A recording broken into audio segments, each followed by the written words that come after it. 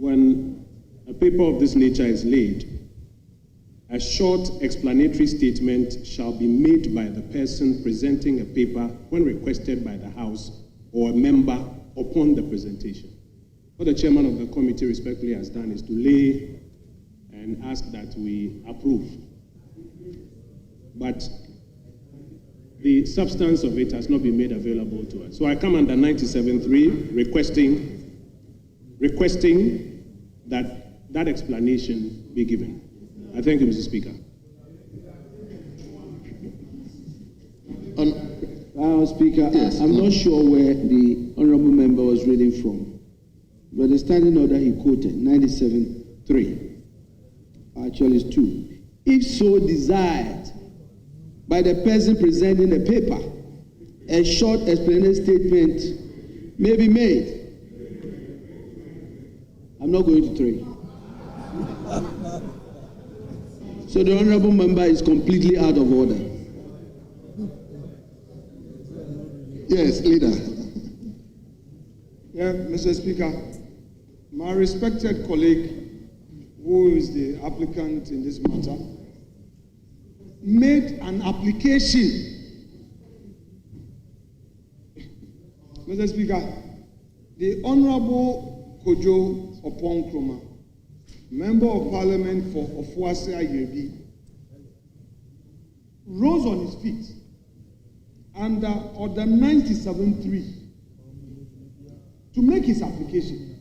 In mounting his application, he relied on Order 97.3. And for the avoidance of doubt, I quote, a short explanatory statement shall be made by the person presenting a paper when requested by the House or a member upon presentation. So he has requested. He has requested. He rose on his feet to make an application. Mr. Speaker. Leader. Thank you very much. But at this juncture, I'll turn down the application. Kojo, let me turn your application down based on 2, that if so desired by the person presenting the paper. So if the person decided not to give. Honorable Kojo. Honorable Kojo.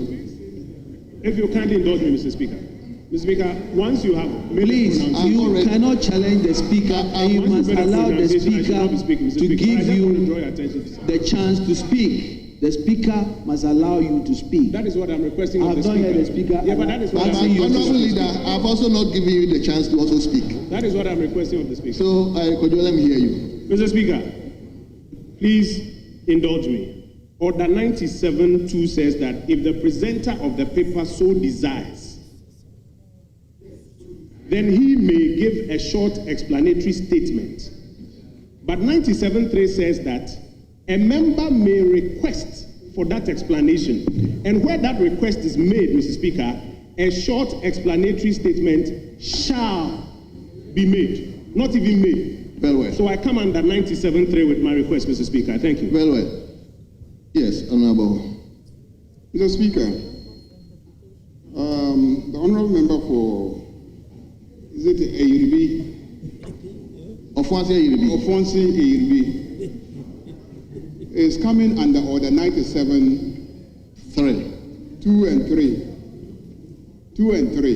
He didn't come 2 and 3. He said Order 97.3. 97.3. But Mr. Speaker, we have passed the stage of Order 97. Order 97 is talking about the presentation of a paper. What he has done is not to present a paper. What he has done is to move for the adoption of a report. Is to move for the adoption of a report. He is not presenting a paper. I presented the paper.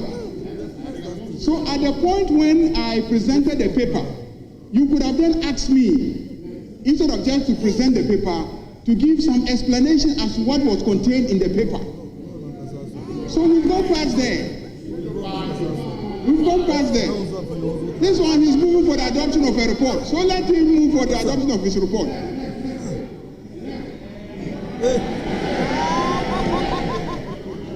Yes. Yes, minority leader. Mr. Speaker, the literalist interpretation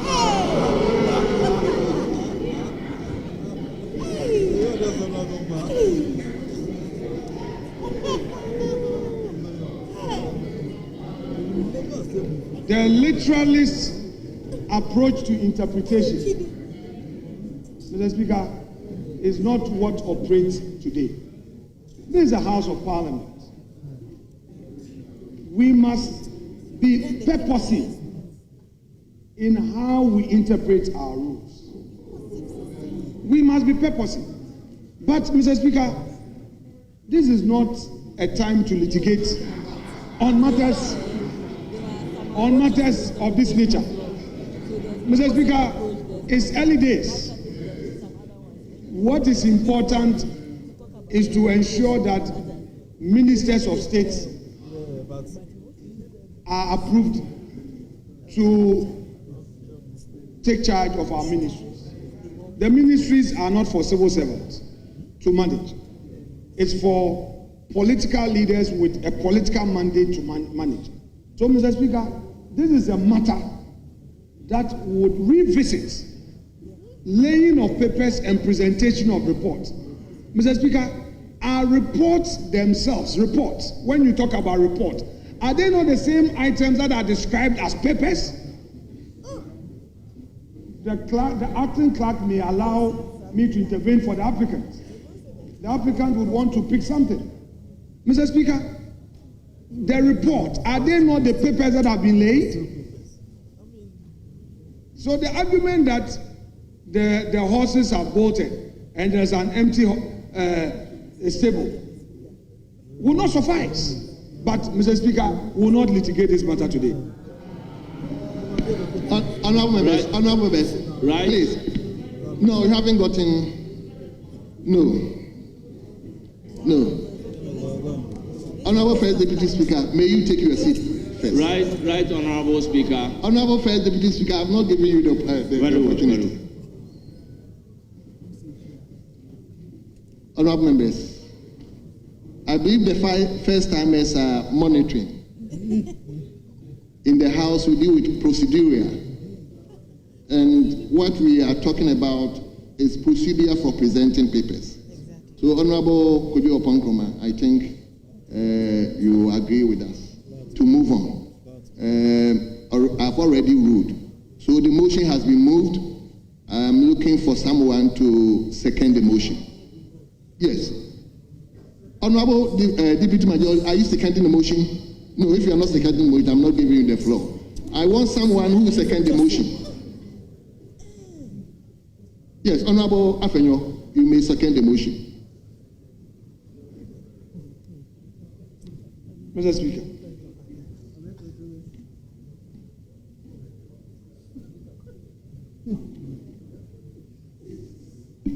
Honorable Minority Leader, please address the chair. Mr. Speaker, I rise to second the motion moved by the chair of the committee. Mr. Speaker, indeed, the Right Honorable Speaker read to us this communication from His Excellency the President.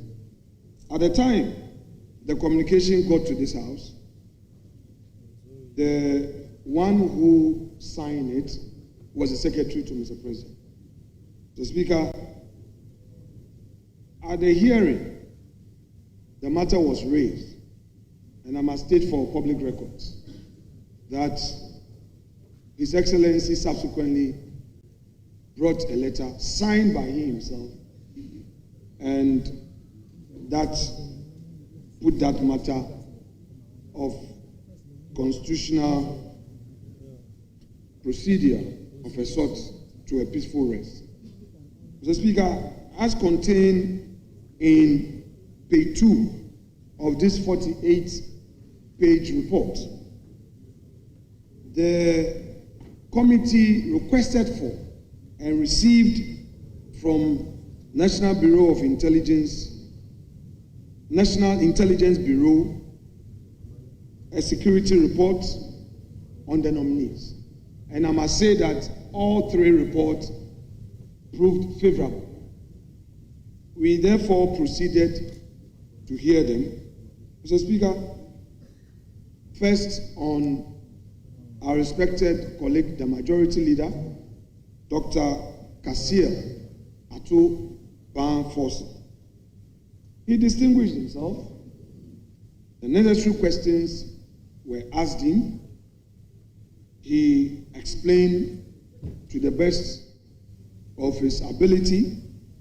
Of course, there were clear commitments that our side, the minority, expected from him regarding some promises that his party made in its manifesto.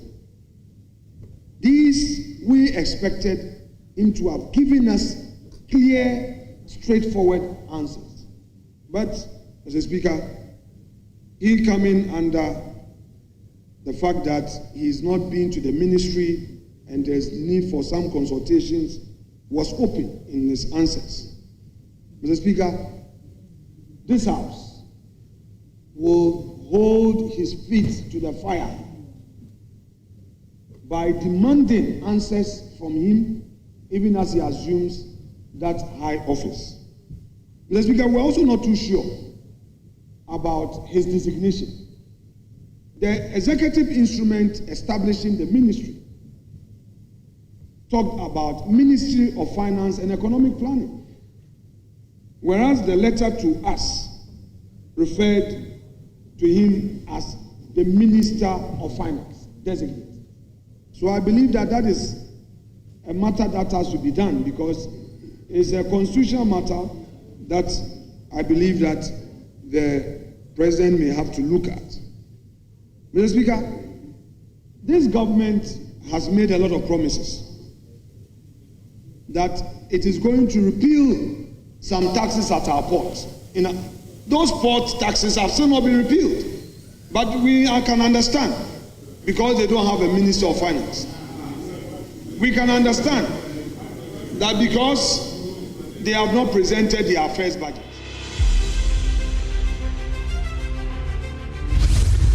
By profession, and I teach at Sumamai Senior High School in the German district. I'm in the Department of Business Education in the district, and then I am the founder of the German Students Union and the initiator of the German Technology Center, and at the same time the project manager of the German Technology Center in the German district and then in the Brun region. It is my vision that you promise them great reliefs. Those importers are expectant. Mr. Speaker, the all-important support for the private sector initiative, the 1D1F, we asked the minister why in opposition he did not support the 1D1F. His views were to the effect that these exemptions, when given, are often abused. But Mr. Speaker, merely saying that exemptions are abused is not enough.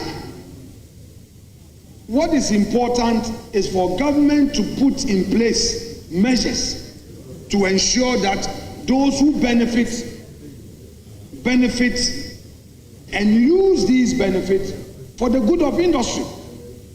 Again, it appears that in opposition, he acted perhaps merely for the sake of politics. We still believe that the only way for this government to survive is to ensure a thriving private sector. Giving or granting exemption to the private sector is something that must happen. It must be done. You can't continue to tax the private sector. I spoke about tax waivers yesterday. I will speak about tax waivers today, and I'll speak about it tomorrow. Mr. Speaker, they are talking about their so-called big push. The so-called big push was again re-echoed by my respected colleague Artis Verton. Again, we are holding him to the commitment he's made. Mr. Speaker, for the first time, he defined the 24-hour economy. All these months that they were talking about 24-hour economy, there was total confusion. He now says that the 24-hour economy is only going to look at the real sector of our economy. So we are looking at the manufacturing sector, the mining sector. He said so for the record, and he's been captured. If you read page 9 of the report, I have the 48-page report. I have it with me. And that is what he referred to, that the 24-hour economy is going to concentrate on the real sector. I am sure that if this concentration is done, yes, it's here. Funding government machinery. He said the implementation of it. He's talked about it generally. Mr. Speaker, if they really implement the 24-hour economy, we will not be seeing desperate youths on our streets. We will not be seeing desperate youths invading people's company premises. We will not be seeing violence. We will not be seeing unemployment at high levels. So, Mr. Speaker, we look forward to the resetting agenda that my respected colleague talked about. But, Mr. Speaker, he's a member of this House, a fourth termer. He's distinguished himself, a fifth termer, sorry, Honorable Amakofiwa, thank you. No, my senior. Yes, he's my senior, that's correct. Though we agreed to enter this chamber the same year, I was not fortunate. I lost my primaries by a single vote, and I had to go back to the assembly to go and contest again as an assemblyman and to become a presiding member and to catapult myself into the chamber 4 years after. So I agree. Atu is my senior in this chamber. That's fine. Mr. Speaker, I have absolute confidence in him that being a young man, he's 46. He served as a deputy minister. But what he told me during the inauguration, here was a young man who came into the chamber and was seated behind the pillar. Nobody saw him. Nobody recognized him. He didn't even qualify for leadership of committee. By the grace of God, industry and patience, he's gotten to where he's gotten to. I believe that Atu's rise to that high office should be an inspiration. And I tell him that he should not forget about that. If he falls, it will be the fall of the Ghanaian youth. Going to manage an economy is no joke. We can only pray for him, wish him well, pray that he works with a team there, consult more, and be firm in his own approach to things. It's not a very popular position to take in government. His party people will come after him. Other government ministers will be on him because everybody would be anxious to have a bite at the national cake. So he should be minded of the challenge ahead of him. Mr. Speaker, the next person, our own respected colleague, John Abdullahi Jinapo, who is going to the Energy Ministry. Mr. Speaker, I will rest my case on him, as there are some more aspects in that area that I would not attempt to go there. There are people who are well versed in those energy-related issues, and I know that they are very anxious to make a meaningful contribution in that area. So I will skip him. Suffice to state that he is such an affable fellow. If we look at his family, his brother is with us. He distinguished himself. He is on the other side. And Ghanaians should watch this, that the politics we do should not divide a family.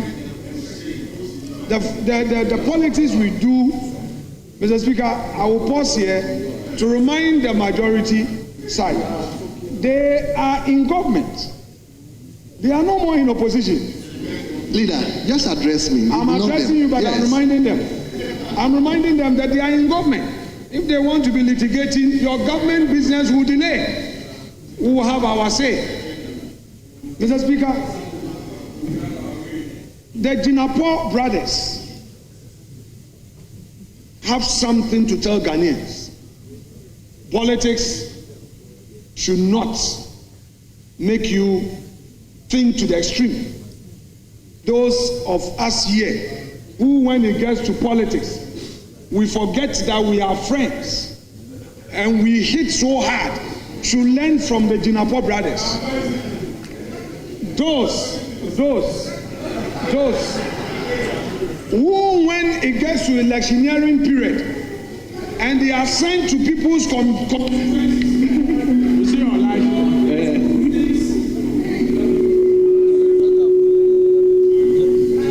unacceptable, and they proceed, and when they finish they will come and pretend like they are brothers. Those who go to polling stations, collation centers to misconduct themselves, forgetting that we are in this together, learn from the Jinapo brothers.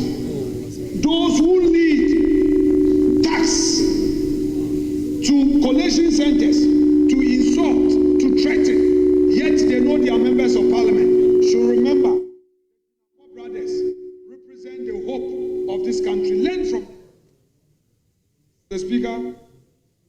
That said, I shall rest my submissions by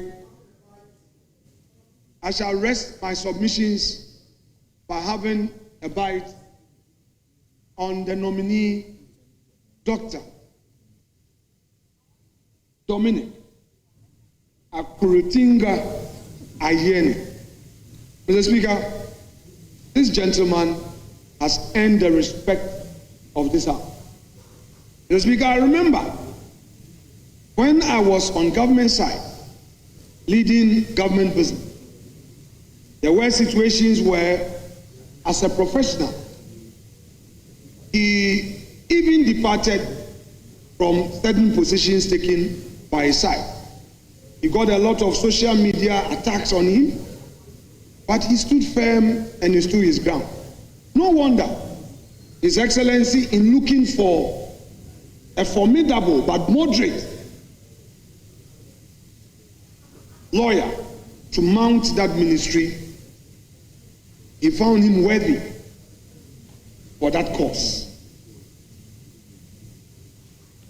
He's made his name in the academia. In my early days of practice, there was one case I relied on to make my bail applications and to defend my client, the famous Tagore versus the Republic. Mr. Speaker, the Tagore case was a case that no lawyer wanted to venture. Tagore was jailed with others, and lawyers felt that it was a radioactive substance. This was a man who took the judgment of the High Court, read through it, and took up the appeal. I would encourage young lawyers and law student to go and read what Apau J, as he then was, said of Dr. Ayeni, where my Lord Apesera said of Dr. Ayeni. He distinguished the law and set us on a new era of criminal jurisprudence. And that has enriched the law in the area of criminal justice. All these go to his credit. Mr. Speaker, when I was practicing in the area of financial crime, there were a lot of times that we clashed at the Supreme Court, but the beauty of the relationship was that when we left court, he, as Deputy Attorney General, came to me to even encourage me that I should continue. And that is the beauty of the game. Mr. Speaker, I want to remind him that going into that important ministry, we on this side of the house are watching him closely and keenly. There would be extremists, hardliners, who will be looking for the people's justice. He should remind them that Ghana is a country of rule of law. He should remind those extremists that due process is the only means to achieve an end. He should not allow people to be pushing him here and there. Mr. Speaker, let Hansard testify to this point I want to make. Once upon a time, Nana Addo Dankwa Akufo-Addo, President of the Republic of Ghana, was confronted with a situation where, indeed, those supposed culprits or suspects had really not done any wrong, but some omissions resulted in they having done some wrong against the state. I'm referring to the double salary situation. Nana Addo Dankwa Akufo-Addo decided to pursue a path to bring down the temperature of the country. Many were those extremists in the MPP administration pushing the Akufo-Addo government to pursue the double salary and even jail them. I remember, as a member of his government, President Akufo-Addo said, to what would he gain if all these members of parliament are sent to court and are jailed? What will become of the politics of the country? This is my word of caution to my respected senior and the law professor. Pursue those who have committed a criminal wrong. No problem at all. But don't pursue political opponents. If somebody has wronged the state, has committed a crime, there's no problem. But do not allow anybody to push you to attack your political opponent. Mr. Speaker, 2013-2014, I was on this side. Some of us, the lawyers, I remember myself and 3 other lawyers who were always doing our cases, were being chased. Today, file your tax. And they were having issues. They would send us to Yoko. I remember it took Dr. Ayeni to tell those adventurists, to tell those extremists, that these are MPs who are lawyers, don't invade their offices. I remember. There are always extremists. There are always extremists who will be chasing you, the Attorney General. Go after your opponent. Let us make getting into government attractive and getting out of government also attractive. Yes. Don't let us create an impression that we get into office only to focus on so-called political opponents. I'm coming to Ora. Mr. Speaker, that so-called committee claiming to be going after loot must be cautioned that that committee is unconstitutional and illegal. And I pray that my respected colleague, Dr. Ayeni, after taking office, will review the activities of this illegal, unconstitutional body, bring things to order, and allow the state institutions clothed with the mandate to investigate, to follow due process, investigate, and prosecute if necessary. The way this aura is going, it will not help the cause of our democracy. Today you are in government, tomorrow you will be in opposition. Do unto others as in all situations you wish them do unto you. If MPP side in government made some mistakes, you know you don't have to continue that path. So leave above board and pursue justice for all Ghanaians. Mr. Speaker, on that note, I shall thank you for indulging me and rest my case and encourage members to support this report, which is by consensus. Thank you so much indeed. Honorable members, the motion has been moved and it has been seconded. It is now before the House for consideration. Honorable members, please be snappy with our contributions. I believe we agreed at the pre-sitting that we are going to have 5 members from each side. Right now, Speaker. Honorable Leader, I'm speaking. Please. Before we proceed, I think that it has been agreed. We'll not argue about that, but we need to talk about it. Going forward, I think we need to revisit this number of people who speak. We have 187, including independent candidates, and quite frankly, 88 members. And so when it comes to debates, it must be proportional. And I think it's fair. I am not arguing about the agreement. I'm not arguing about the agreement. But I'm saying that going forward,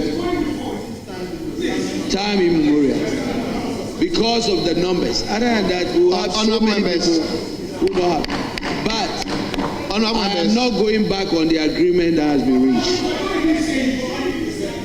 I think it's very important that we say it. Honorable members, please, let's have an order.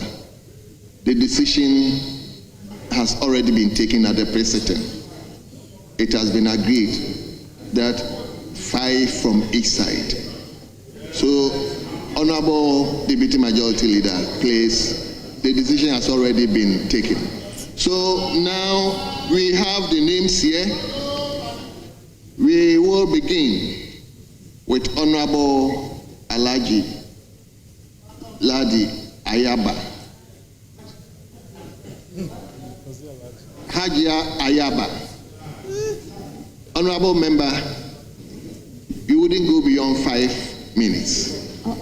Just indulge me so that we can have this report concluded and attend to other business. Thank you, Mr. Speaker, but the title should come as Hajia.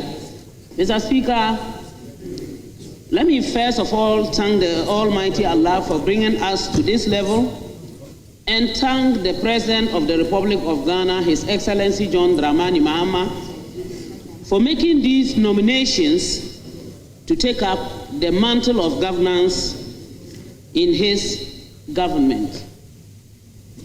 Mr. Speaker, the first 3 people who have come to table are individuals whom I have known for at least not less than 12 years each, some of them more. Mr. Speaker, let me start with the person of Honorable Atuforsen. This is a person who has been so forceful in all his activities. he has never taken the issue of his personality to be something that he feels he may feel big or think that he is above others. His demeanor has been so encouraging. His knowledge of the subject matter is not questionable. He was the Deputy Minister of Finance, and he worked to the best of his knowledge. He did so well that we all saw the kinds of things that he did until the NDC then left government in 2016. I became so happy with Honorable Atuforsen and continued to watch him as we sat on your left side, Mr. Speaker, when he had this issue of being dragged to court. I had more confidence in him when one day I said, "Leader, this issue," he said, "Hajia, don't worry, it shall be well." And I said, "Inshallah, it shall be well." And it has been well. Mr. Speaker, this is the same man who has been nominated in the vetting committee. His responses left no stone unturned. He did so well. I just sat and watched him, and there was nothing I could say or think about than to wish him well, because I know he has that good knowledge, and I know he will deliver. All we need is for us to work and work well and ensure that he delivers for the good of the people of Ghana. Mr. Speaker, from what I have said, you realize that his capability is not questionable. Scrapping of taxes, people have spoken and said time again, especially about the almighty e-levy. The e-levy doesn't only affect those that we think it's affecting, whereby maybe we those here do not care, but I can assure you that it affects us because there is time that your own constituents, in sending monies to their children or relatives, would complain to you about these taxes, which are, I will describe, a nuisance tax. It has been a big worry, and I'm so happy that he mentioned it and has reaffirmed the president's position that that tax will be scrapped. And I think that is a kudos to us of the NDC for thinking so well about the good of Ghanaians. Mr. Speaker, tax exemptions came to the table time and again. Many a times we have to go through the exemptions and ensure that we took out some of the items that were locally manufactured and yet were being brought and put amongst items that needed to be exempted. And that was very, very worrying. Most of the taxes we need to relook at and ensure that items, especially those that can be gotten locally, should never be part of any exemptions. Mr. Speaker, I will not be done on the issue of Honorable Atuforsen coming up to support and lead when it came to these exemptions, when we had taxes that needed to be exempted, when even those factories were already in existence. We ensured that it never happened. And I believe that he is going to continue in that dimension. Mr. Speaker, I wouldn't like to talk so much because I know you have already spoken about time, and there are many others who are yet to come. Honorable Atuforsen, I wish you the best in your office, and I hope and pray that you are able to work and work as you have always been to the benefit of us all. Not only NDC, not only MPP, to all Ghanaians and to the world at large. Mr. Speaker, Honorable John Abdullahi Jinapo who has been presented as the Minister Designate for the Ministry of Energy, is one anybody at all would like to interact with. He is so highly sociable, very lively, outgoing, a person who is always ready to share knowledge, always ready to listen. And he is so good in his area of study, such that when he gets up, when we were in opposition to talk about the energy sector, you had nothing else to do than to listen and listen carefully to him and learn from him. Mr. Speaker, during the vetting, you could hear the truth and nothing but the truth that he had to say. He knows it for himself that it is a sector that he shouldn't play with, and which he did.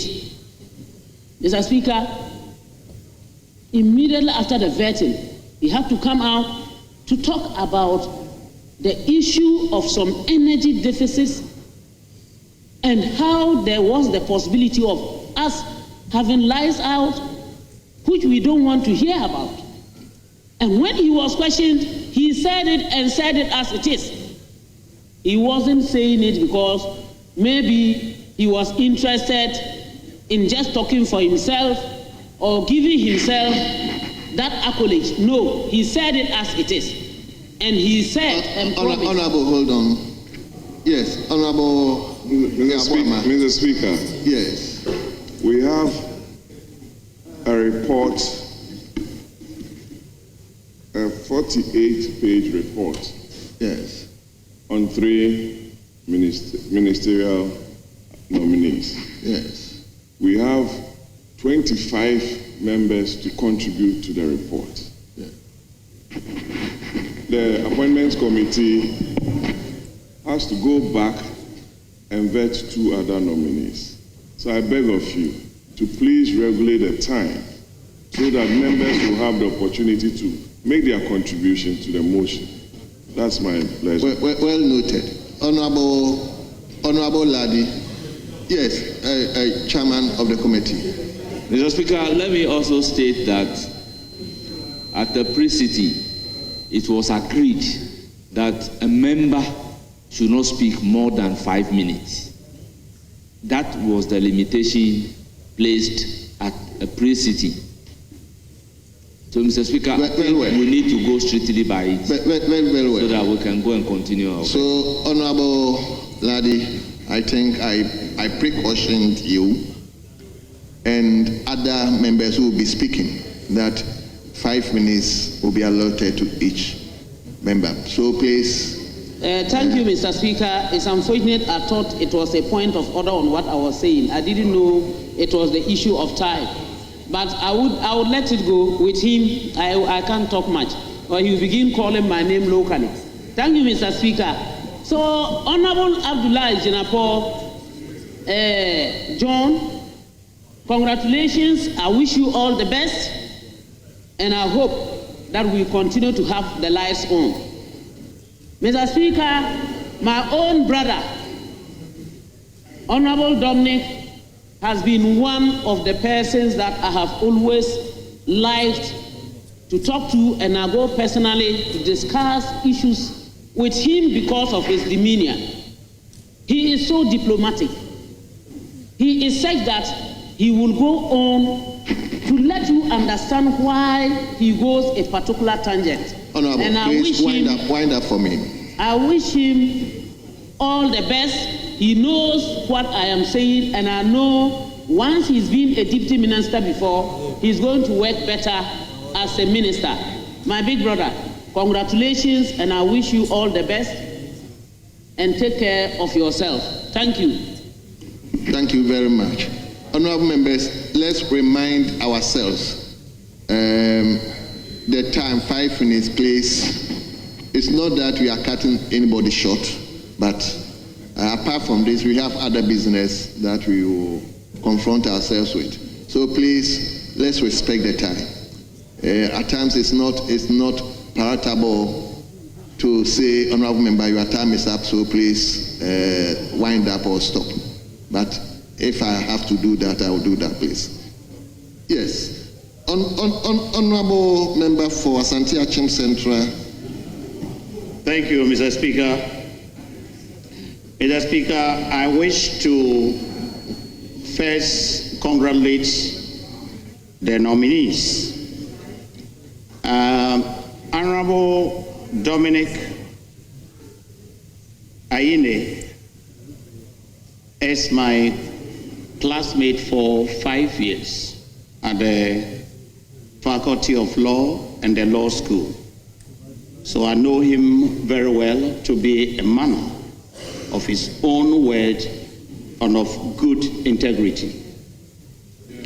Mr. Speaker, he is a very hard-working gentleman and a very brilliant young man. He's worked very hard to be where he is. When we came into politics, I thought he was not interested, but later he joined us, and he has been a good politician, having served at the ministry as a deputy minister before Ghanaians decided that he should go and rest. Mr. Speaker, I have worked with Honorable Jinapo, whom we call JJ, on Finance Committee, and I've always admired him as a young man for his background and the knowledge that he has in steering the affairs of the committee. Though sometimes mischievous, but we play with those things. And then finally, I would want to also congratulate specially Honorable Kesolato Forsin. He's a fine gentleman. He has taught us a lot of things at the Finance Committee, and he has always lived by his word. Mr. Speaker, I have no doubt that these three gentlemen that the President had selected, I have so much confidence in them. I can only say and advise that they should not disappoint us. They should live up to the confidence that we have in them in order that Ghanaians would benefit from the nominations that the President had made. With this, Mr. Speaker, I would want to again wish them all the best if they are given the nod in their new career. Thank you. Thank you very much. I believe we can all take cue with the time. Very snappy, and he was able to touch all the three. Indeed, he was a teacher. So it is now the turn for a member for Cape Coast South. Honorable members have been given a list, so I'm just going by the list. How will you know? Yes, Honorable Rickett. Yeah. Thank you very much, Mr. Speaker, for the opportunity to contribute to the motion, item 10.3 on the other paper. Mr. Speaker, in doing so, I would like to first of all congratulate the three gentlemen, Honorable Dr. Kesolato Forsin, who is a minister designate for the Ministry of Finance, Honorable John Jinapo, who is going to the Ministry of Energy, and Dr. Honorable Dominic Ayine, who is a minister designate for the Attorney General and the Ministry of Justice. Mr. Speaker, I think at the vetting, Honorable Atuforsen distinguished himself very well. He said all that he needed to say as a minister who is yet about to go to the ministry. And he did promise to deliver the promises that His Excellency the President had made in terms of tax that we hope to repeal. Mr. Speaker, Honorable Atuforsen was at the Ministry of Finance as a deputy minister with myself over 8 years ago. He's been a ranking member of the Finance Committee for, I think, 6 or 7 years. So he's basically been following the Finance Ministry for at least over a decade. I have no doubt in my mind his ability to perform his duties as a minister in the times that we are in. And I wish him all the best, and I know that he will do well. We are all here to support him to make sure that he succeed in this difficult economic climate that this country is seeing at the moment. Mr. Speaker, I'll move on to Honorable John Jinapo, a fine gentleman who is passionate about matters that involve energy. And I think he's followed energy matters for a very long time. I have no doubt in my mind that he is the right person to go to the ministry in these difficult times. With Dr. Dominic Ayini, my good friend, congratulations. The interesting thing is that all three gentlemen here have previously been deputy ministers of the ministries that they are going. So it shows clearly the succession plan that the NDC has in terms of promotion of people to positions. So the places they are going are not new to them. And I know that they will do well. We pray and hope that we all support them to succeed.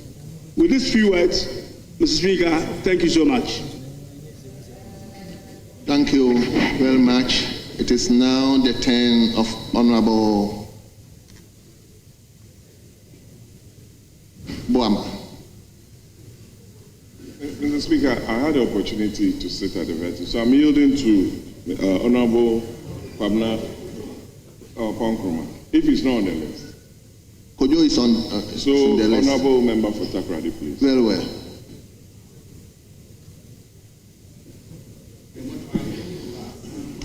Yes. Thank you, Mr. Speaker.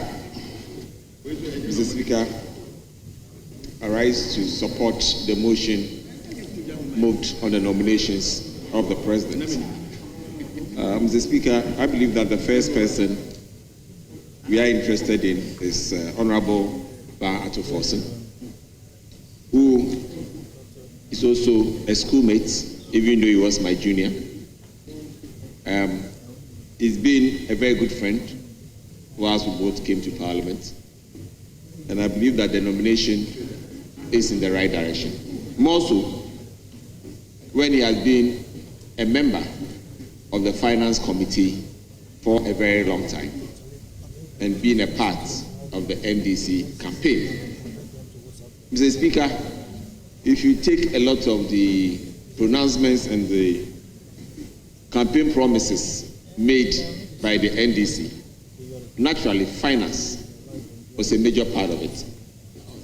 It is therefore unfortunate when nominees like my friend Ato and others are asked direct questions on the promises. They tend to tell you that wait for them to show us their next budget. They tell us wait, let's go to the ministry before we get the full view of the data. So the question I ask myself is that not downgrading our politics? That kind of attitude, is that not downgrading our politics? I believe that it's time that we politicians start making promises that we are sure about the data and how effectively we are going to implement it for the benefit of Ghanaians. Mr. Speaker, another area Honorable Atoforsen had made some suggestions which I believe are good and we need to encourage is the use of the taxes or some part of the taxes paid by the informal sector being used as pensions for themselves. I believe that is one area he has mentioned, and I implore him that as he gets the nod, you make sure that the implementation of these ideas are effected immediately so that we can formalize the informal sector. Mr. Speaker, the other area you had also mentioned had to do with the issue of value for money, the issues of investor confidence, issues of employment and entrepreneurship in particular. Mr. Speaker, on the issue of value for money, I believe that is one area we need to quickly look at in a very big way, especially the processes at the Ministry of Finance. In situations where loans are approved in Parliament, and sometimes it takes over 1 year before projects are implemented, goes a long way to affect the real value we deliver or get out of these projects. Mr. Speaker, we've had challenges in this country where we continue to do roads projects that are too expensive, and the value we get out of it over a period of time diminishes, are some of the issues I believe that they should also be looking at. On entrepreneurship, Mr. Speaker, one of the biggest challenges we have in this country is the concept of all young people believing and thinking that after school, government will employ them. Mr. Speaker, that is one major difficulty that we've had as politicians. And I believe that investment in the area of private sector, small businesses, medium-scale businesses that Ghanaians can manage for the long term should be one area that government should be investing a lot of public funds starting from now to make sure that we can expand that area, use that to generate employment, also use that to generate taxes for the country. On the issue of the nominee for Attorney General, Mr. Speaker, I've worked with Dr. Ayini on the subsidiary committee for the last 4 years, and he has shown to be a moderate. He has shown to believe in consensus, and he has always stood his grounds and admitted his mistake. And I believe that is one person that, quite frankly, we are all happy he's gotten this nomination. I believe that the House would also support and make sure that he becomes the next Attorney General to be able to do the work for Ghana. Last but not least, I'll talk about John Jinapor, JJ. I had worked with him on the transition at Energy Ministry, and I believe that since he has a lot of information and he has worked in that sector, all we are praying is that Dumso do not come back. All we are praying is that the fuel will flow as that happened in the last 7 years. Thank you. And with these few words, Mr. Speaker, thank you very much. I support this nomination to go to so I can start with. Thank you very much. Thank you very much. Let's now turn to Honorable Xavier Sosu. Thank you very much, Right Honorable Speaker, for giving me this opportunity to contribute to the motion ably moved for the approval of the 3 nominees of His Excellency John Dramani Mahama. Mr. Speaker, Dr. Atuforsen has shown extreme leadership in this House and shown in-depth knowledge in finance and national economy, which I believe makes his nomination one of the finest and one of the best. Mr. Speaker, it is often said that true leadership is revealed by adversity. Mr. Speaker, he would bear testimony to the fact that Dr. Atuforsen was one of the people who was politically targeted, and throughout last year, 2 years ago, he had to endure all manner of attack on his personality. He had to endure going to court while serving as a very, very firm voice of the opposition on the Finance Committee. And Mr. Speaker, Honorable Member for Medina, hold on. Very, Mr. Speaker. Yes. Mr. Speaker, I must sound a caution. My friend said that Honorable Ato Forson was politically targeted.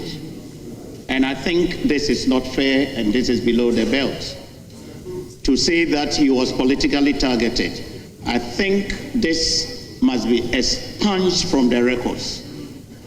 And because if he's asked to justify why he was politically or the circumstances of political target, I'm not sure the honorable member will be able to justify this.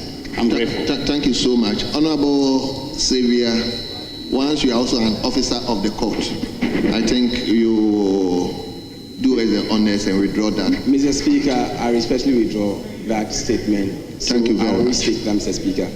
Mr. Speaker, Dr. Ato Forson was one of the members of Parliament last year that underwent all kinds of struggles, let me put it that way, in the face of delivering his work before this very House. But Mr. Speaker, you will agree with me that he distinguished himself. He was firm, he was principled, he stood his grounds to defend his position when it comes to matters of the economy. You recall how he led our side to fight fiercely against the e-levy. And Mr. Speaker, what is good about Dr. Ato Forson is the fact that even now at the vetting committee, he stood his position to say that definitely the NDC government is going to honor its promise by scraping off the e-levy and other taxes that he's always stood by. Mr. Speaker, Ato Forson represents some inspiration to young people because he's in his 40s and yet he's already distinguished himself, rising through the ranks to the highest pinnacle of becoming a finance minister. And Mr. Speaker, that is an inspiration to all of us, and I believe that he is definitely going to carry the people of Ghana through and honor all the promises that the NDC has made in its manifesto, particularly when it comes to youth employment. Mr. Speaker, our brother and friend John Jinakbo has also distinguished himself as a member of Parliament and also shown very excellent knowledge when it comes to the energy sector. And I believe that he's also going to do very well and be an answer to the energy challenges that we were plunged into by the former administration. Mr. Speaker, finally, Dr. Ayine was my lecturer and has been an inspiration to me in various ways. And Mr. Speaker, I must say that in the last Parliament, when I led some private bills like the abolition of the death penalty, Dr. Ayine played a key role in ensuring that we achieve that goal of abolishing the death penalty, criminalizing witchcraft accusation.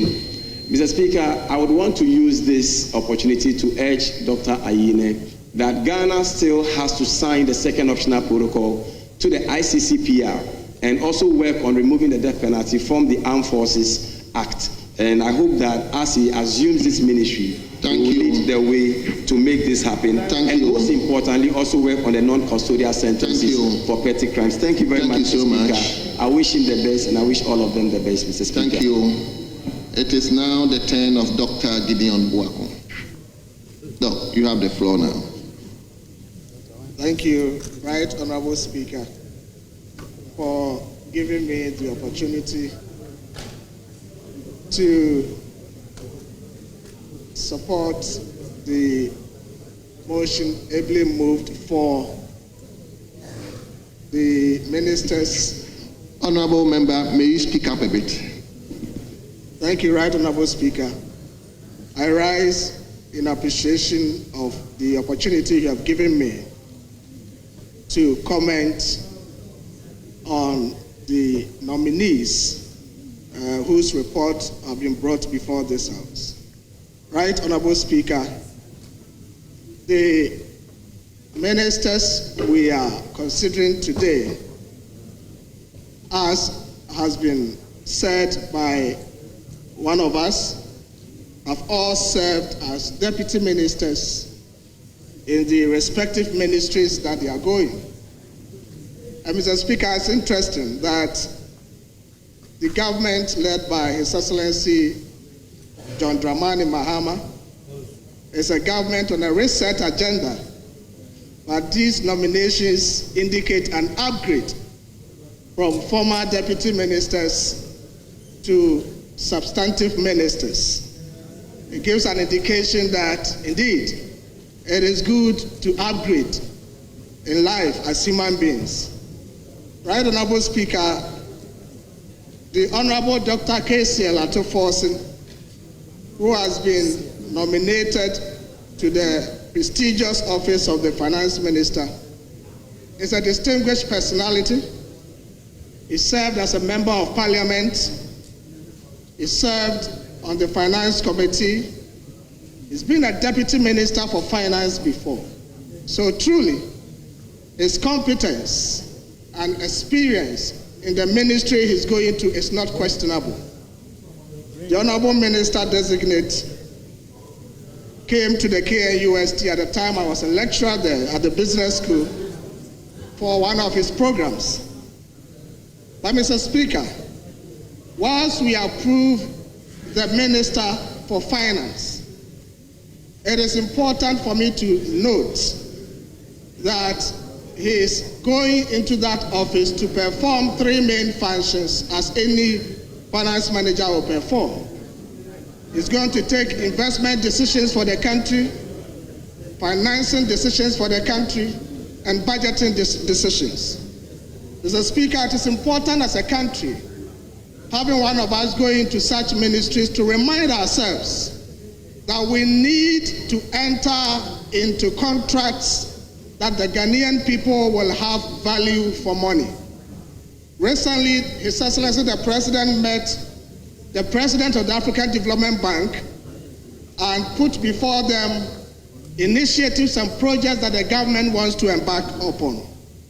Mr. Speaker, we have been on this curve before, and Ghana in the past have procured some loans for infrastructure projects, and most of these loans have come at exorbitant prices to the Ghanaian people. Mr. Speaker, if you indulge me, I should like to remind the minister going for the finance minister that in the year 2015, the government of Ghana, through the African Development Bank, took a loan for the Terminal 3 project. That loan came with an interest of 8.5%, so high for the Ghanaian people. It took the government of President Nana Addo Dankwa Akufo-Addo to renegotiate that interest down to 5%. Also, the initial loan agreement for the Temako-Sombo standard gauge railway project that was contracted by the NDC government that the Honorable Atoforsen was the deputy minister came with an interest of 6-month LIBOR plus 1.75%. Mr. Speaker, this was so high, and it took the government of the NPP to renegotiate this down to 6-month LIBOR plus 1.5%. Then again, Mr. Speaker, Honorable, if you look at the Pokuase interchange. Honorable Member, I believe you'll get time for you to debate some of these issues. Thank you, Mr. Speaker. Just begin to wind up for me. Thank you, Mr. Speaker. Mr. Speaker, the point I am making is that as the minister heads to the ministry to take financing decisions for the country, we must ensure that if we are going for loans, we go for cheaper loans. If we are procuring financing, we must ensure that the financing we are procuring are not coming at exorbitant prices to the Ghanaian people. Mr. Speaker, in winding up, I want to comment briefly on the Honorable Minister for Energy, John Jinapor. Permit me, Mr. Speaker. I give you 1 minute, please. Thank you, Mr. Speaker. Mr. Speaker, something that is of utmost interest to the Ghanaian people today is electricity tariffs. I wish to remind the minister that Ghanaian people will be very appreciative if he's able to work to reduce prices or the tariffs of electricity. And Mr. Speaker, just to support what I'm saying with this data, Ghanaians have gone through a lot. In 2009, there was no increase in electricity tariffs. Honorable member. Mr. Speaker, in 2010, Ghanaians paid 10%. In 2011, 8.9%. In 2012, 7.4%. In 2013, 58%. In 2014, 28%. Mr. Speaker, in the heat of doomsday, we were paying 90%. Honorable member, thank you so much. You get the opportunity. If you just oppose this. Honorable member. Thank you, Mr. Speaker. Honorable member, you get the opportunity one day. Thank you, Mr. Speaker. So that you can give up your. Thank you very much. Honorable member, please. Right, Honorable Speaker. Honorable leader, he's a first timer. I want to advise. I just want to advise my colleague. I understand that this is a very exciting time for you, and that's why we were indulging you. But please, when the speaker asks you to wind up, please do so. It's very, very important. We work towards the speaker, and so when he tells you to wind up, please do so. Thank you very much. It is now the turn of Honorable Ampimnyako Asujaman. Please. Thank you. Work around 5 minutes for me. Mr. Speaker, I'll try to do less than 5 minutes. No. I'm grateful, Mr. Speaker. Mr. Speaker, the announcement of the nomination of these 3 honorable members, Honorable Dr. Ato Forsen, Honorable John Jinapo, and Honorable Ayeni, was greeted by Ghanaians with a lot of excitement and approval. And in fact, it tells all of us that President Mahama has started getting things right. Mr. Speaker, Mr. Speaker, there is one thing that is common about all these nominees, and it is the fact that they are all being nominated to ministries that they previously worked as deputy ministers. In fact, Dr. Ato Forsen was Deputy Minister for Finance, John Jinapo was Deputy Minister for Energy, and Dr. Ayeni was Deputy Attorney General. And this tells us something, that if you are given an opportunity and you work hard, one day you will be recognized. Oh, Mr. Speaker, Honorable Opal-Kroma is harassing me. One day you will be recognized and you will be elevated to higher heights. And so this is a lesson to everybody, that any opportunity that you get, no matter how small it is, work hard and one day you will be rewarded. Mr. Speaker, their responses showed clearly that they are ready for the work and they appreciate fully the task ahead of them. In fact, Dr. Ato Forsen stated clearly that he is going to walk the talk. President Mahama intends to walk the talk and to deliver on all the promises that he made to Ghanaians. I was so excited hearing him give assurance to the committee, through the committee to all Ghanaians, that in the next budget, Ghanaians will see the repeal of those taxes that we spoke against when we were in opposition. That e-levy will be abolished, that betting tax will be abolished, and others. Mr. Speaker, Dr. Ato Forsen made rather an ambitious promise that he aims to work hard to bring inflation down to 8% plus or minus 2. Knowing that inflation had risen to over 50% under the previous administration, it is quite refreshing to note that that is one of his targets, that he will bring down inflation to a single digit. We know that inflation came down to around 20-something%, but if that is one of the targets of Dr. Atuforsen at the ministry, then it is very encouraging, and I believe all of us will work hard to support for the realization of this. Mr. Speaker, he explained the 24-hour economy, and contrary to what the leader said, that he said he's going to be only about the real sector, that was not his response. He said we will focus on the real sector. In fact, we, the NDC, have stated clearly that selected public institutions with large customers like DVLA, like the Harbour, like Passport Office, will all be under the 24-hour economy, and it will help create a lot of jobs for us. Mr. Speaker, Dr. Ayeni has demonstrated to the admiration of all of us in this House that he knows the subject, he knows law, and that when he worked at the Attorney General's office, he really learned, and he's going to bring that to bear in the execution of his duty. I admire Dr. Ayeni for one thing, that he is a very principled man. In fact, he took certain positions that were unpopular to those of us in his party, but he stood by them and said that with my background and everything, this is what I believe should be done. This is the man that is going to the Attorney General's department. And so when the minority leader was appealing that he shouldn't go and persecute political opponents and all that, I can assure him that the man going to this office is principled, and he will do his work very well. Finally, on Honorable Jinapo, he's my friend. If I don't mention him, it will be fair. Mr. Speaker, Honorable Jinapo, someone I have worked with on the Finance Committee, has also demonstrated that he is ready to help us solve the energy challenges.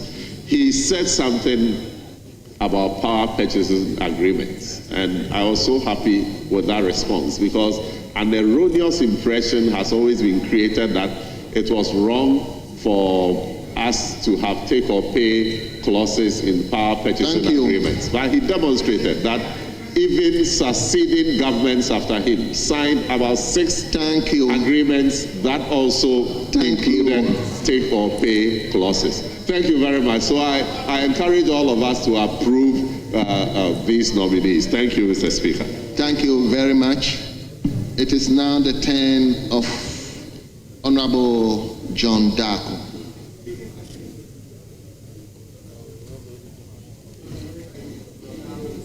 Mr. Speaker, I thank you for the opportunity given to me to support the motion for the approval of the 3 nominees in the persons of Dr. Dominic Ayeni and Honorable Kesel Atuforsen and Honorable John Jinapo. In the case of Honorable John Jinapo and Dr. Ayeni, I had the opportunity to put some few questions to them during the vetting, and I believe their answers to the questions are out there. I believe the jury is still out there on whether their answers were satisfactory or not. But Mr. Speaker, I did not get a chance to ask the Finance Minister nominee 1 or 2 questions that I had, and I want to bring that to the fore. Mr. Speaker, when the Finance Minister nominee, Honorable Dr. Atuforsen, appeared before the committee, he presented a CV which I went through. Mr. Speaker, when I went through the CV, I saw that the Honorable Finance Minister nominee has stated that he was once a director of a company called Protect Integrated Services Limited in the UK. Mr. Speaker, when I tried to search on the company, I realized that honorable nominee's dates in which he claimed he was a director showed that he said he was a director from 2003 to 2005. The search at the UK's company registry, which is on the internet, shows that that company was actually set up in February 2005. I also realized that when you go through the company's record, Honorable Minister nominee's name wasn't there as a director, contrary to what he has stated on his CV. And then a search also showed that that company was liquidated sometime in 2009. I mean, this is going to be a minister of finance for the country. And I was wondering how somebody who is going to run our country will become a director, is going to run our finance ministry, was once a director of a company which has been folded up. And then the fact that the date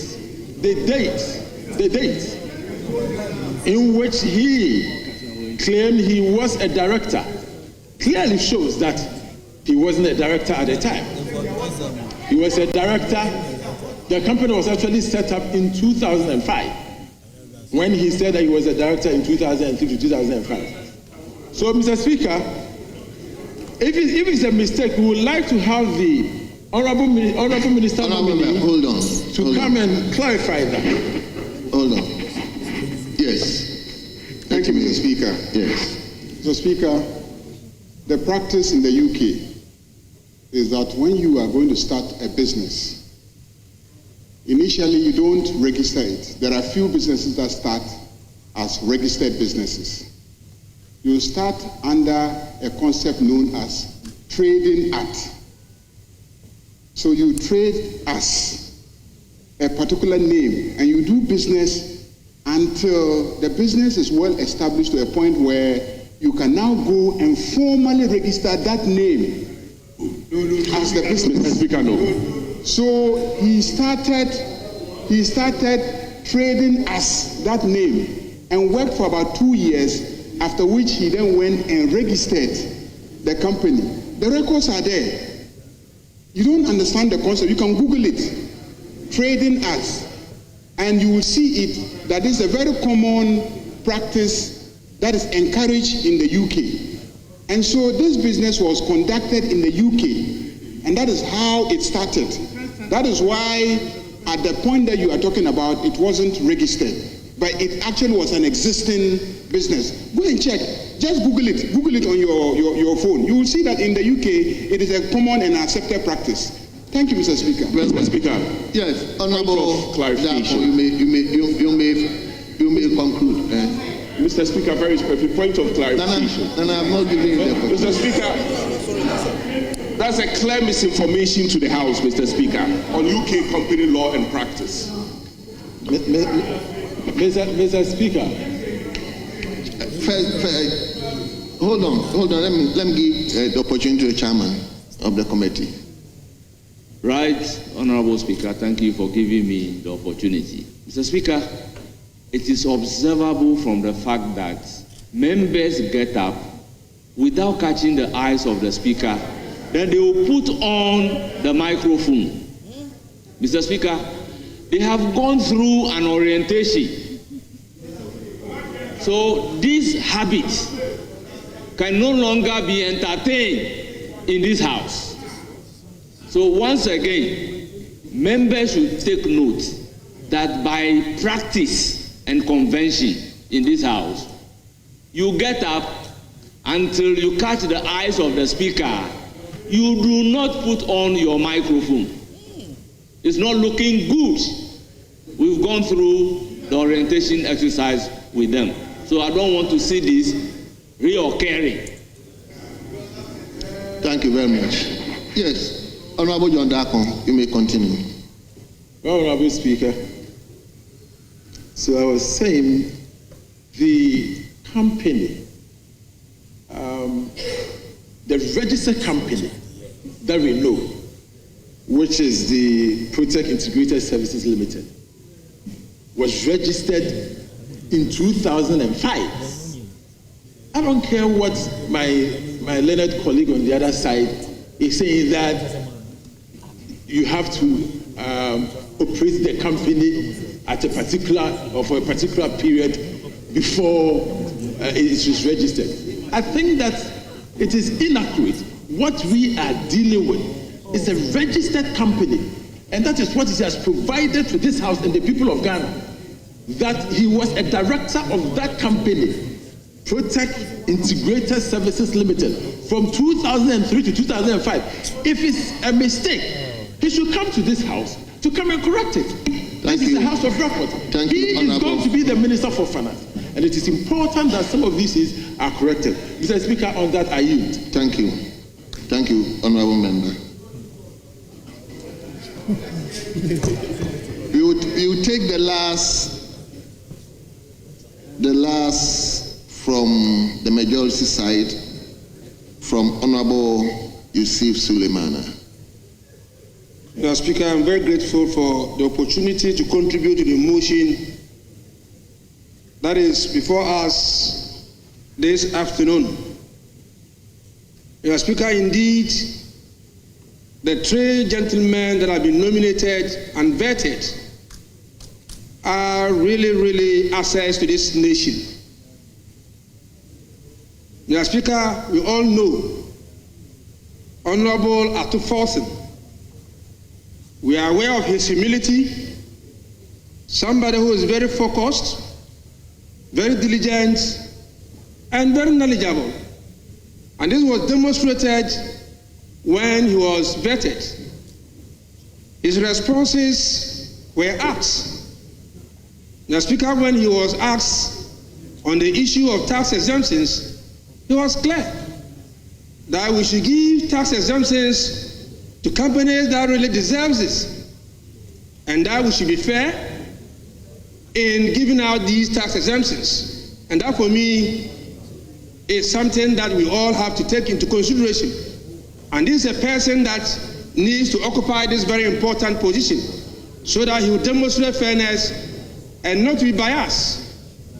Mr. Speaker, let me also touch on my own brother, my younger brother, Honorable John Abdullahi Jinapo, a young man with vision, a young man who has demonstrated competence, a young man very knowledgeable when it comes to energy and finance, a young man who is able to give us assurance that Dumso will be a thing of the past.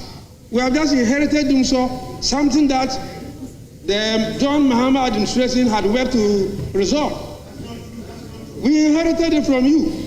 And this young gentleman gave us the hope that Dumso will not resurface in this country. And he has taken pragmatic steps to ensure that we don't sleep in darkness. You don't sleep in darkness. And so you should begin clapping for him.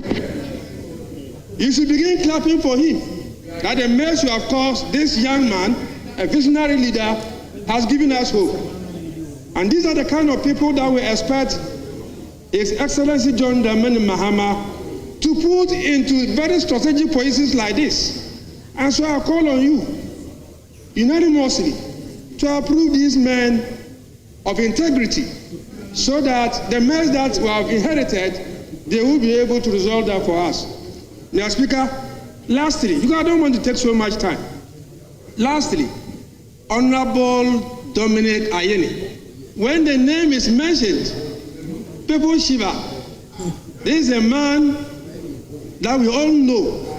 His credibility level is high. You can compare him to other outgoing Attorney General and what have you. You can compare them and you see the difference. Mr. Speaker, Honorable Dominic Ayeni, a lecturer, an experienced lawyer, but some of us seated here are even his students. I can see some of them seated there and listening. This is a man who taught you, and you know his worth. And that's the man who's now coming to lead you when it comes to issues of law and issues of courts in this country. I think you should be clapping for Mama for giving you such a respected person that even in the international front, when he speaks, he brings credibility to Ghana. And so once again, I want to call on you. Thank you. To rise up and give a unanimous approval to this young man to save us from the position that we have inherited. Thank you. God bless you all. Mr. Speaker, I'm very grateful. Thank you. Lastly, we will listen to Honorable Kojo Nkrumah. Thank you, Mr. Speaker. Mr. Speaker, it appears that the NDC has a knack for three wise men. When President Mills was in power, he had his three wise men. And President Mahama appears to have started off with his three wise men, our brothers who have been nominated and who have performed creditably when they appeared before the Appointments Committee. Dr. Ayine was Deputy Attorney General. When I was called to the bar, he actually handed me my qualified certificate of law. His track record is well known and well respected. We wish him well. He's not only going to be Attorney General, he's also going to be Minister responsible for justice.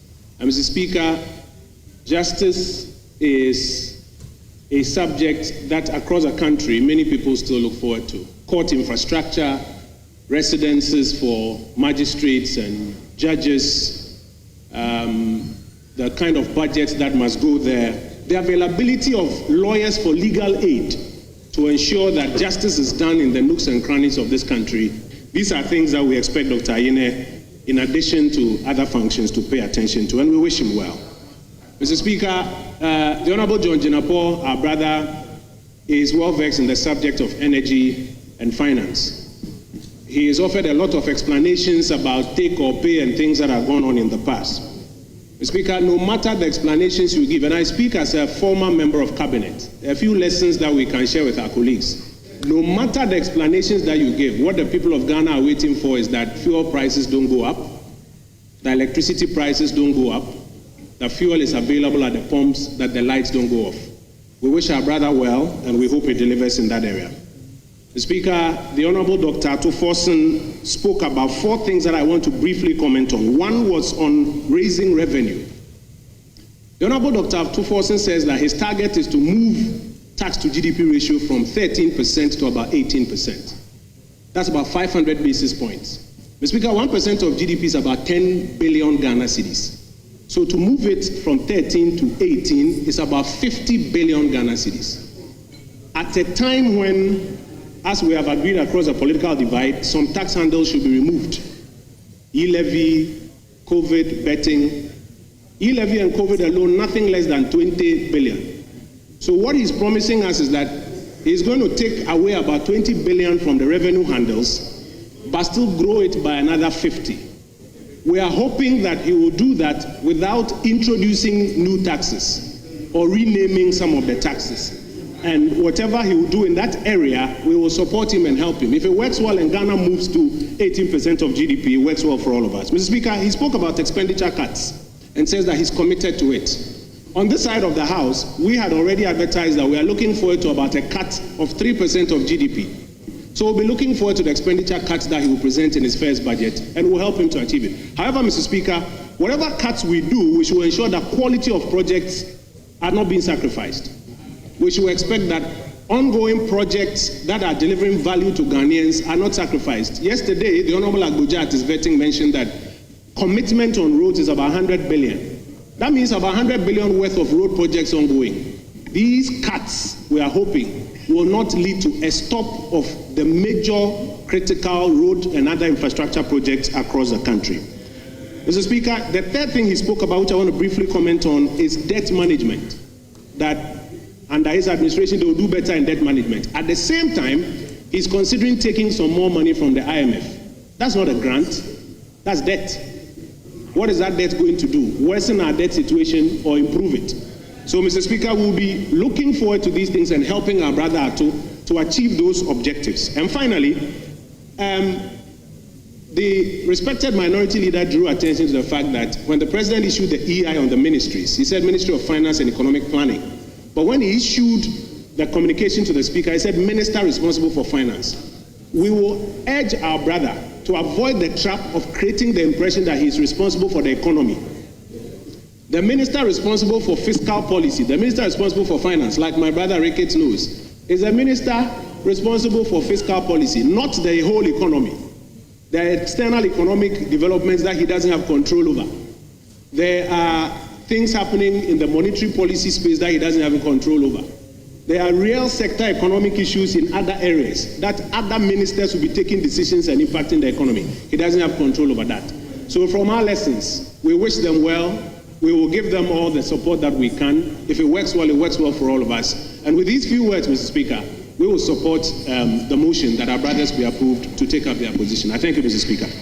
Thank you very much.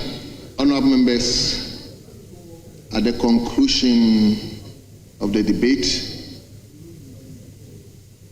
the question is, as many as are in favor of the motion listed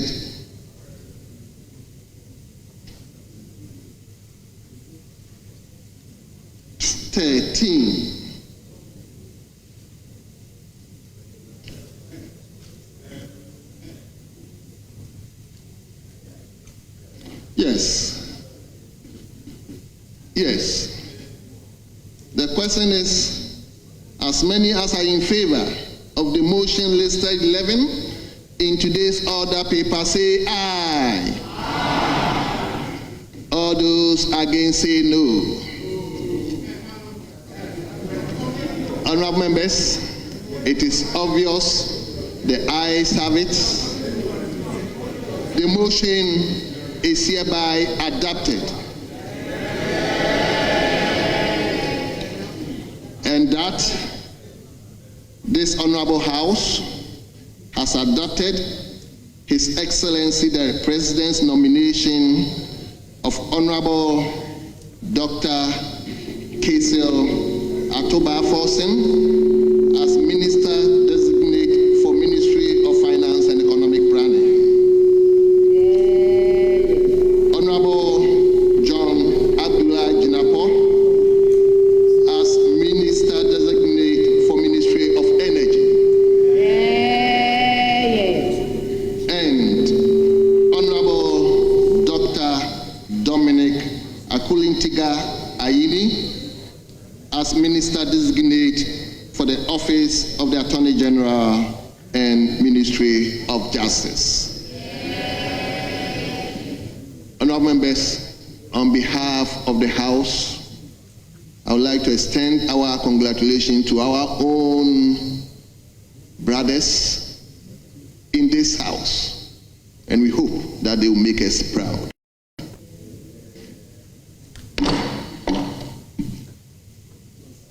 Yes.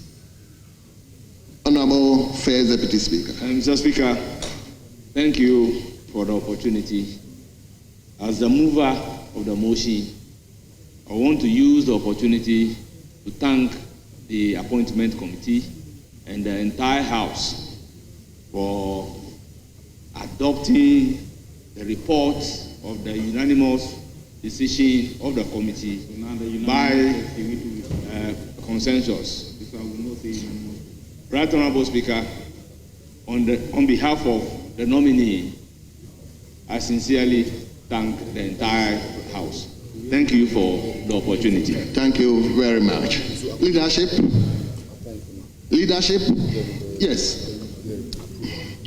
Madam Speaker, we intend to go and continue the vetting of the president nominees. And I think on that note, we will ask that you suspend the House for us to allow the Appointment Committee to do that work, and then we can come back with the second report.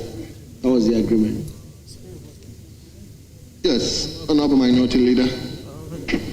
But are the reports not ready?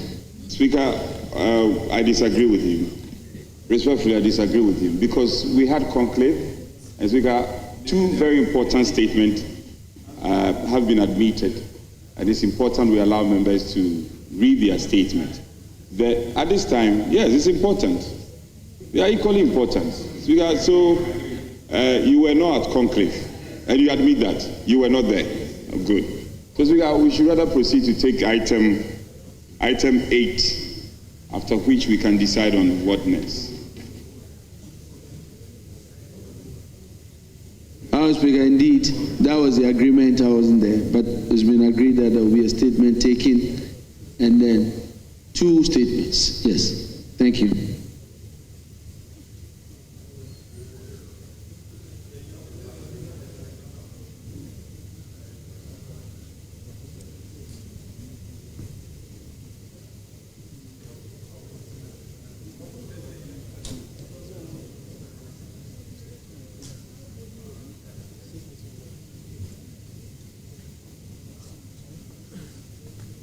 Well, honourable members, let's turn to page 2. Page 2 in today's order paper. Page 2. Item listed 8, statement.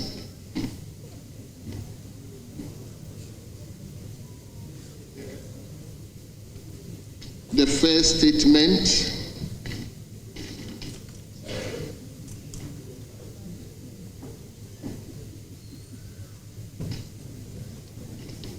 is from our colleague from Suhum, Honorable Bequin Frank Asiedu.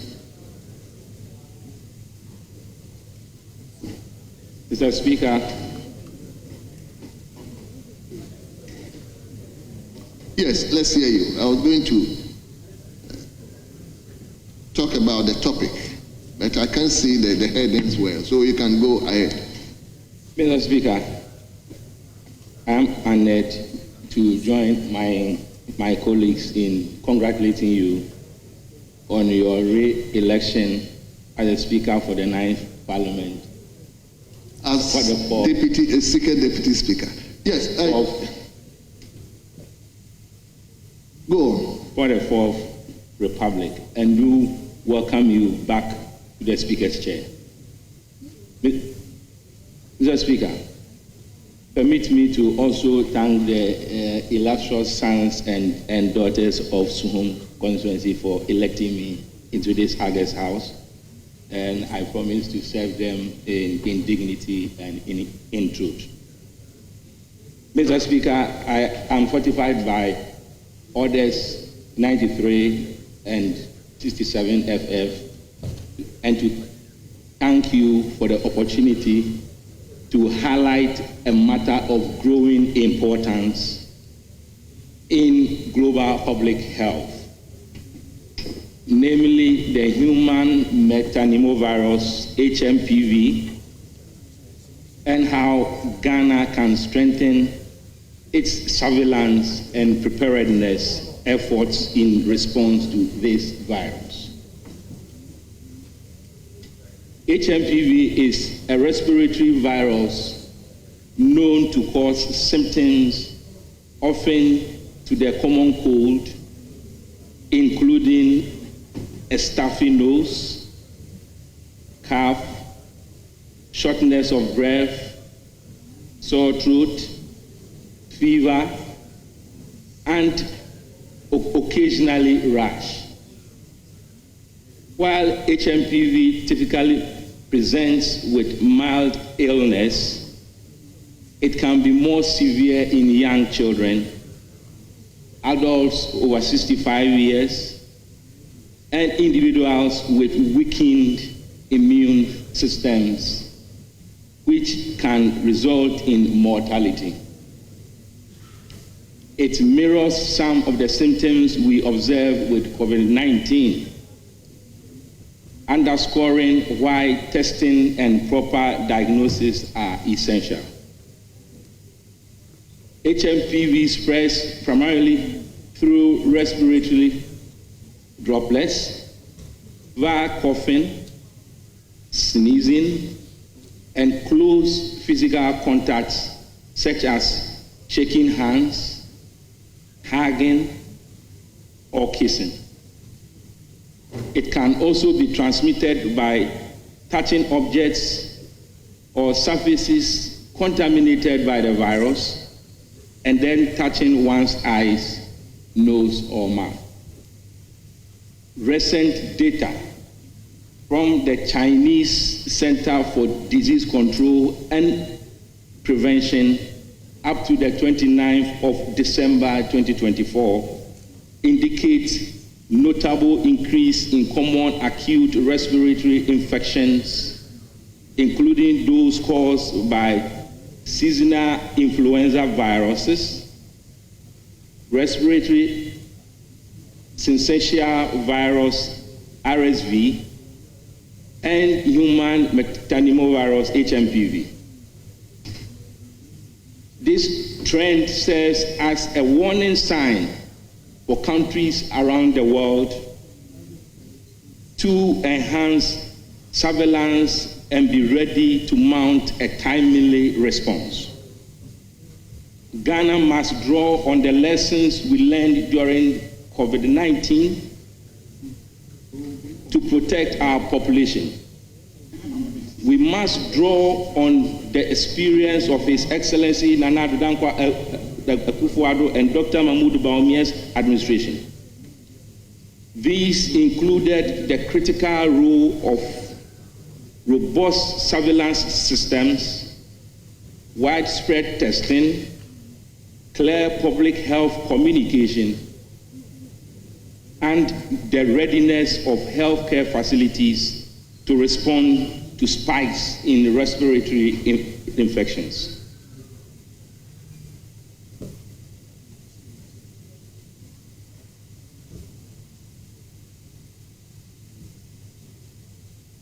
The Ghana Health Service and all relevant public health authorities should work in tandem to strengthen surveillance, enhance public awareness campaigns, promote preventive measures, and maintain readiness of healthcare facilities. Mr. Speaker, I commend the Ghana Health Service for coming out on this matter. I therefore draw the government's attention to this and to further advise it to give these state institutions the needed support to be able to handle the situation. Mr. Speaker, our collective experience with COVID-19 underscores the critical importance of vigilance, preparedness, and swift response. HMPV's similar symptoms to other respiratory infections means that our surveillance efforts must be comprehensive and well coordinated. By investing in robust public health infrastructure, we can safeguard our citizens, preserve their health, and sustain productivity. Mr. Speaker, it is incumbent upon us to assure the Ghanaian public that we stand ready to address any emerging threats to our nation's health with appropriate planning, clear communication, and collaboration across sectors. We can effectively manage HMPV and any future respiratory viruses as we think globally and act locally.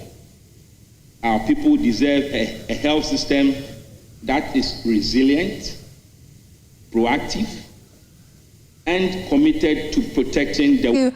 That indeed Parliament has approved the appointment of 3 different ministers, Dr. Cassiel Atu-Forson, the Finance Minister, John Jinapor, the Energy Minister, and the Attorney General Minister for Justice, Dominic Ayeni. Well, currently, the majority is addressing a press conference. Dr. Cassiel Atu-Forson is there to speak on behalf of the team. Let's take you there live and listen to. After sustaining various degrees of injuries, is most regrettable. President John Dramani Mahama has already ordered a full-scale investigation into the incident.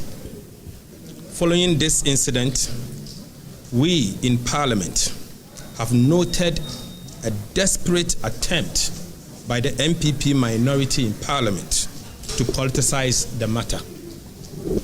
The MPP falsely claims that there is a so-called upsurge in political violence in the country. They also created a misleading impression that the unfortunate demise of the miners is as a result of political violence. The NDC Majority Caucus in Parliament condemns the desperate attempt by the MPP Minority Caucus to politicize the unfortunate development in Obuasi. Instead of sympathizing with the bereaved families and applauding government proactiveness, the NPP minority is dabbling in cheap politics. Ladies and gentlemen, it is obvious that NPP is yet to recover from the shock of its monumental defeat, and as such, they are engaging in cheap politicking. We urge them to come to terms with the resounding defeat that they suffered in the last election and allow the 2 weeks old government to steer the affairs of state in line with the mandate of the people of Ghana. Finally, we wish to assure the people of Ghana that pursuant to the directive of His Excellency the President, impartial, timely, and efficient investigation would be carried out in due course in the matter that has just happened at Obuasi. And the NDC does not subscribe to violence. We want to assure the people of Ghana once again that the NDC Majority Caucus stand ready to work with the MPP if they so desire to work with us, in ensuring that whatever we do, we will together help the people of Ghana recover from the massive economic shackles that they've left behind. Thank you very much. I heard the minority leader on the floor saying that at least you should have incorporated the ongoing integrity and the killing of illegal miners at once in the business committee deliberations. But I hear you now that they are politicizing the whole incident. But what I felt was he was urging you to call for a bipartisan committee to look into the matter. Because you as representative of the people, you are the best placed to consider the whole incident to come up with recommendations. Thank you very much. First, His Excellency the President has ordered a full-scale investigation into the matter. Second, the minority leader himself was not at the business committee for him to make that suggestion. I'm only the chair of the business committee, of which he is the ranking member. And so at any point in time, he can recommend a business for us to discuss. You have to ask yourself, why did he absent himself from the business committee? One. You also have to ask yourself once again that even though he sent a representative, why is it that the representative did not table before us to discuss the matter if he so desires that is so critical? So clearly you can deduce from his conduct that he just wants to politicize the matter. The matter before us is a matter of homicide. The police, the military, and all others concerned will have to come together and investigate it. His Excellency the President has already ordered for that. So I don't think there is the need for us to open another investigation in Parliament. This will mean duplication of government function. And government, remember, is made up of both the executive, the legislature, and the judiciary. So all of us come together as the three organs of government to manage the country. And the fact that one has started an investigation, there's no need for us to open another investigation. But be it as it may, I was open for discussion, yet he failed to discuss it at the business committee. We programmed the business committee for this week with the input of the MPP Minority Caucus. So why is it that he's trying to ambush all of us by introducing something that was not discussed at the business committee? Obviously, he just wants to politicize the matter. But you see, people's life and people's life matters. And so you cannot hide behind politics to remind people of their loss. Let's be very sensitive and allow the bereaved family to actually go through their pain. It's most unfortunate to see or hear the majority leader go through this line. I think it's most unfortunate. They don't have to politicize the matter. Let us come together as a country, find out what actually resulted into these killings, and ensure that in future this does not happen again.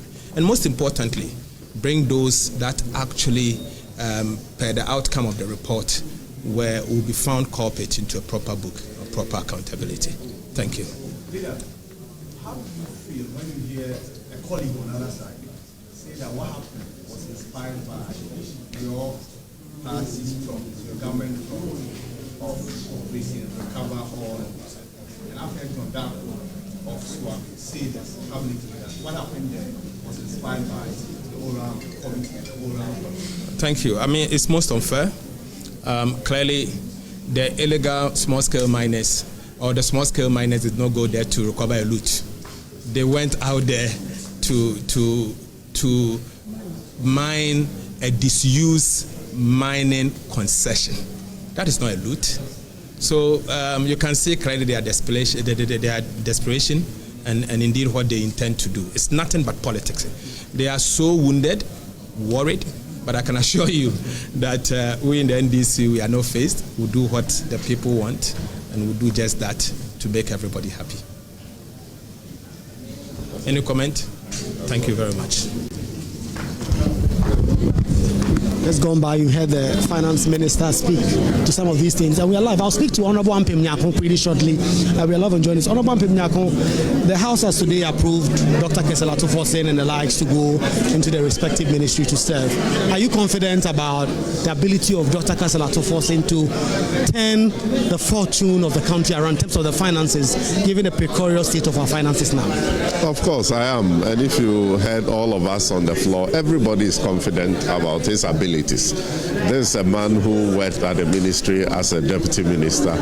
For 6 years, he was the ranking member on finance before he was elevated to become the leader of the minority in the House. And so throughout, for over a decade, he's been working in relation with finances of this country.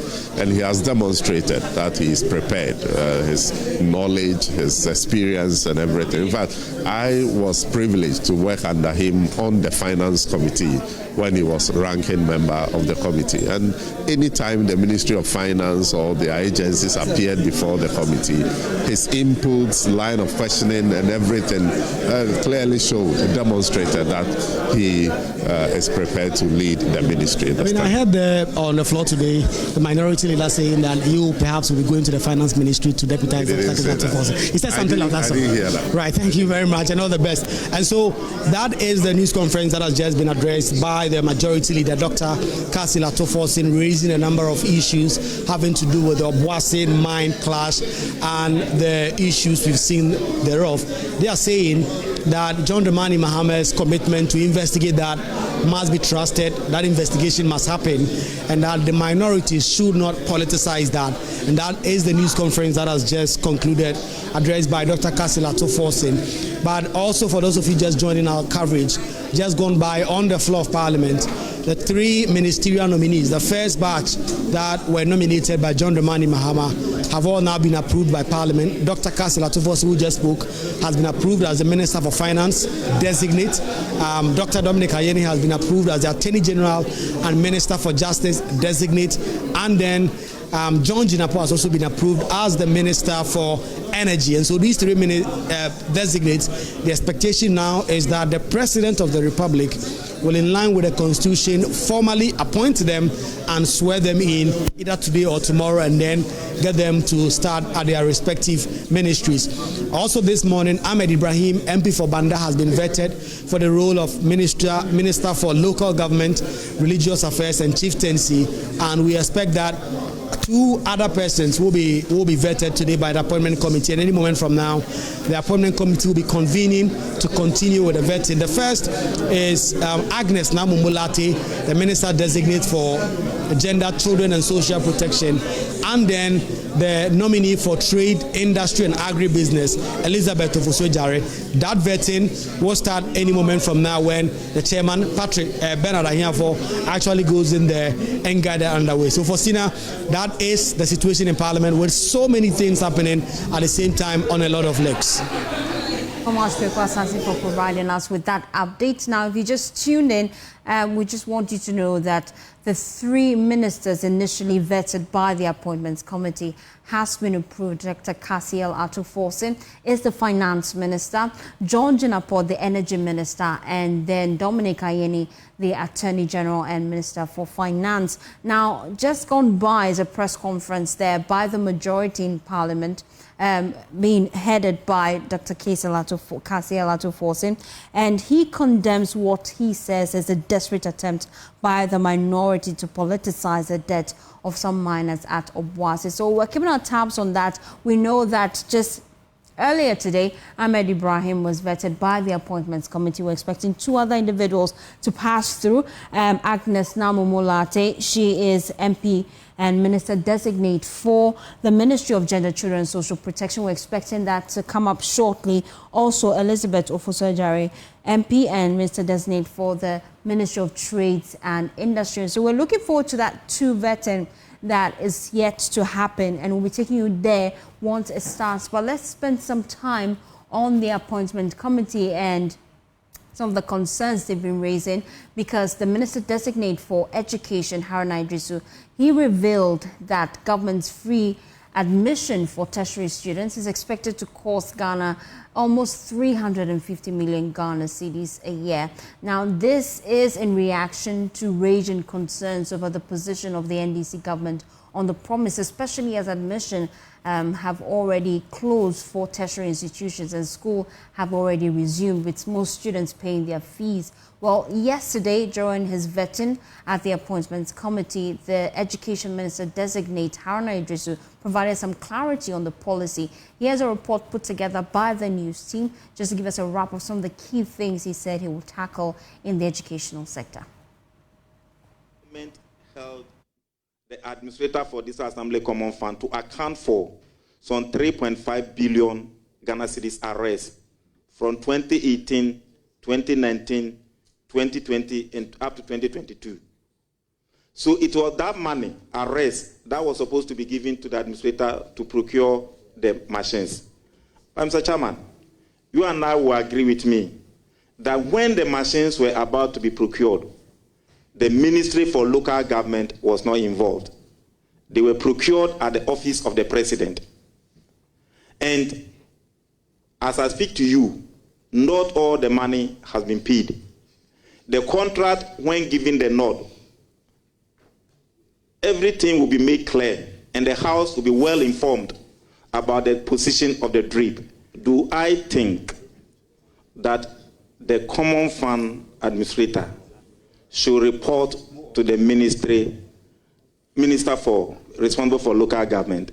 And I answered in the affirmative. But the question was not in reference to the position of law.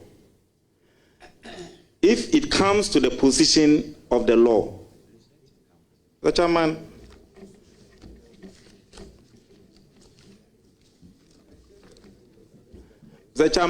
this is the Local Governance Act 2016. It was Parliament previously, the Local Governance Act 455, made the administrator for this Assembly Common Fund to report to the minister responsible for local government. In 2016, Parliament changed the law and made it that Section 129, that the minister, the District Assembly Common Fund Administrator, should report to Parliament and the office of the President. And that is what brought a turf war between the two. And since then, Mr. Chairman, there have been practical implementation challenges. And if a law was passed in 2016 and you've encountered practical implementation challenges, I think the law must be revisited, the defect must be corrected, and it was in that background that when the issue came, I stood with the law. And I told the minister responsible for local governance at that time, you brought the law and amended it. If you now think that the law is giving practical or implementation challenges, let's go back to Parliament and amend the law.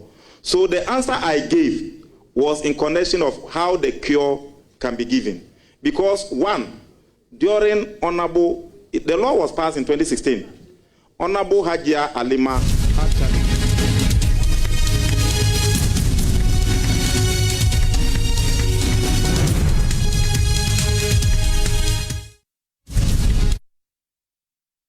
Well, let's take you now back to Parliament because the chairman of the Appointments Committee, Benedict Hafo, has laid before the House the report for the vetting they had yesterday. If you recall, yesterday the Appointments Committee vetted 3 different ministers designate Haruna Iddrisu for the Education Minister, as well as Governor Kwame Agboja and then Eric Opoku. So they're laying that before the House. The House is supposed to debate on that. Let's take you there live.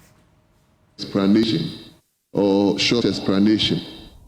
But I think the reports are self-explanatory. Yes, Chairman, what do you want to say? Right, Honorable Speaker. It is for a stated reason that I said I'm rising on Order 97-2. Mr. Speaker, Order 97-2 that I have read to the House means that the person presenting the report, if he so desires, can give a short explanation to the report being presented. Mr. Speaker, that is what exactly I have done. Mr. Speaker, let me use the opportunity to say that fresh members of Parliament should hasten slowly. Mr. Speaker, it is in the absence of the member giving a short explanation to the report and the reference that 3 can be invoked. Mr. Speaker, once the member has given the explanation based on the member's own desire, then 97.3 is no longer applicable. Because 97.3 states that a short explanatory statement shall be made by the person presenting a paper where requested by the House or a member upon presentation. In this case, by my own volition, I have offered under 97.2 to give that particular explanation. So it shouldn't be the case that 97.3 should again apply. Because once I've exercised my discretion to voluntarily give a short explanation, then 97.3 can no longer state that when a procedure is set down for a right to be exercised, it accords with common sense and reason that it is only that procedure that will have to be exercised in doing so. Mr. Speaker, let me also state that I have been in this House for some time, and I was a member of the Standing Orders Committee, and we drafted the Standing Orders of this House. Mr. Speaker, I thank you very much for giving me the opportunity. Yes, Honourable Member for Menchia South. Mr. Speaker, very respectfully, this is a matter that accords with interpretation of the rules. I once upon a time went to a lecturer of mine, an English lecturer, and I sought his interpretation of a poem that he had written. Mr. Speaker, his simple response was that when a poem is written, it is not for the author to interpret the poem, but it is for the world to interpret the poem. It is so with statutes, Mr. Speaker. When a statute is written, it doesn't matter who was part in the authoring of the statute. It is for the people to interpret the statute, very respectfully. So the position taken by the learned First Deputy Speaker, very respectfully, is clearly misconceived. Mr. Speaker, on the true and proper interpretation of Order 97-3, on the true and proper interpretation of Order 97-3, only three circumstances arise.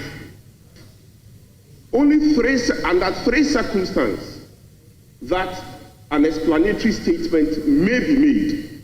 Mr. Speaker, one is where the person very respectfully presenting the paper so desires. In the absence of that, a member may make a request and the House may also make a request. Otherwise, 97.3 would have said, 97.2 would have said, 97.3 would have said, subject to,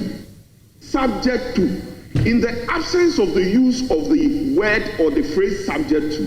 Mr. Speaker, very respectfully, 97.3 is not subservient to 97.2. They are independent provisions of the standing orders. And so even in the absence of your personal desire, very respectfully, Mr. Speaker, the personal desire of a member may require that you give that explanatory statement. The desire of the House may also require that you give that explanatory statement. Very respectfully. So the statement by the first Deputy Speaker is clearly misconceived, Mr. Speaker. Honourable members. And it doesn't matter whether or not a person is a first termer. Mr. Speaker, with all due respect, it is trite learning that when interpreting a provision, the provision must be read as a whole. Mr. Speaker, reading Order 97 as a whole, there is an option for the presenter of the paper to give a short explanation. There is also an option that in the absence of a voluntary explanation, short explanation, the House or a member may request the presenter to give a short explanation. That is what Order 97, 2, and 3 is talking about. And Mr. Speaker, in this case, on my own volition, I have decided to give a short explanation after presenting my report. Having done that, it doesn't also presenting my paper. Having done that, it doesn't lie in the ambit of the House to call on me to give a short explanation that I have already given on my own volition. Mr. Speaker, this is the meaning that we can place on Standing Order 97. Mr. Speaker, I'm sorry to say that my friend should take his time and study the standing orders. To say that I am misconceived the clear explanation of the standing order that I am giving is misconceived. Mr. Speaker, the least said about it, the better. Mr. Speaker, I will resist the temptation of descending into certain arenas. Mr. Speaker, I have been in this House for a long time, and I think I should put up a conduct that is worthy and deserve to be emulated, particularly by the fresh members of Parliament. Mr. Speaker, I thank you so much for giving me the opportunity. Yes, Honourable First Deputy Speaker, I think you've given the explanation, only that the tail end of it was a bit. You have already given a short explanation, as we've said. He was also coming from the point of view that a member so desire can request for explanation if you refuse to do that. But like you said, you've already done that. My only problem with where it was the last aspect of it. You've been here, we all came to meet you. But it doesn't matter that a first timer may also have his view. So I think we can move on. You have already given explanation to the statement. But please, I'm speaking.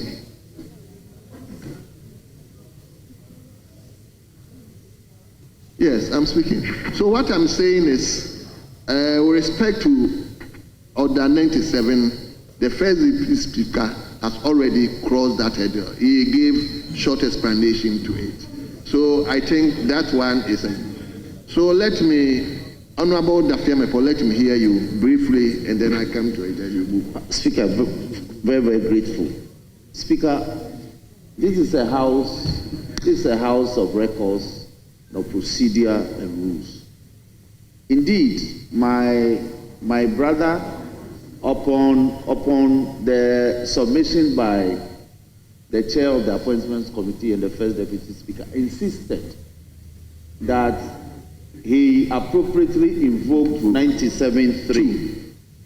And the issue is that I was hoping he would have submitted forcefully that there's no evidence of that brief explanatory memorandum being given. I was hoping that he would have insisted that there's no such evidence before the House. But the chairman of the committee insisted that in invoking 97.2, he elected to give that short explanatory, explanation in respect of the memorandum. So I think the issue is about what will constitute that brief explanation or short explanation. It's up to this House to decide.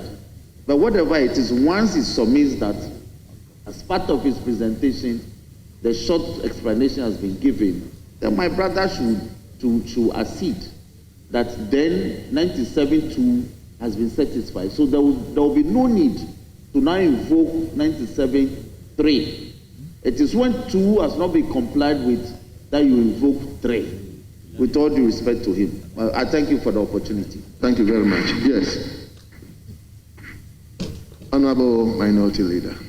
Mr. Speaker, I have followed the discussions on the floor.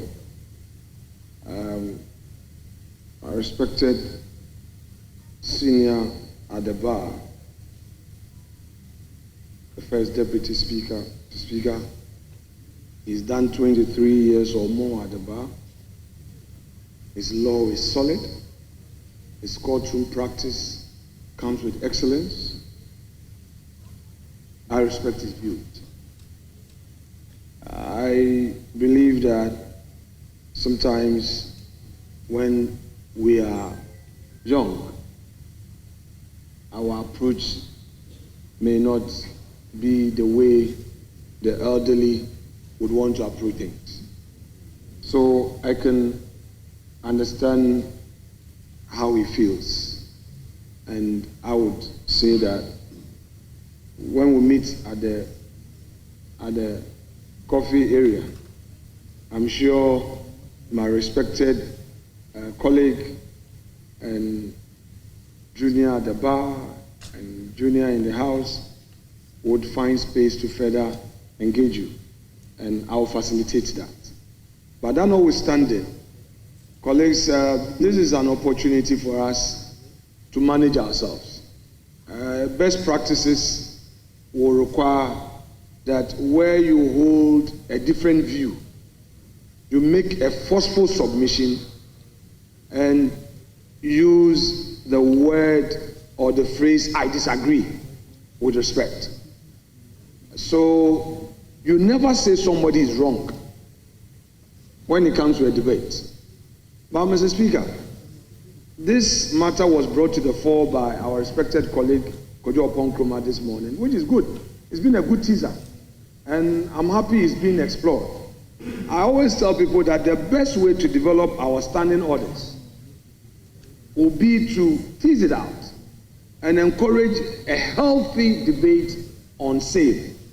So it's good that today, or the 97 has come to the fore. In fact, the respected Honorable Ayariga, who sooner than later will assume the black seat, actually took us through some intellectual debate. And I nicely chickened out when I realized that my arguments were very weak, and I found a way to invoke jurisprudence, Mr. Speaker. You know how we survive when things are difficult. So I was going around and all. But anyway, that's the beauty of democracy. So I'm sure Honorable Ahiafo, our respected colleague, Bafo, has taken a cue. Please, it's good you didn't take the matter too serious, but I'm sure in future he would find a better way of disagreeing with you and take it as it is. Forgive and forget. Is that okay? Yes. So you take it that it's misconceived, it's withdrawn. And in its place, the appropriate phrase is that he disagrees with you. Mr. Speaker, I shall... Thank you very much. Honorable members, I hope the reports have been distributed. Have the reports been distributed? Very well. If the reports are yet to be distributed, honorable members,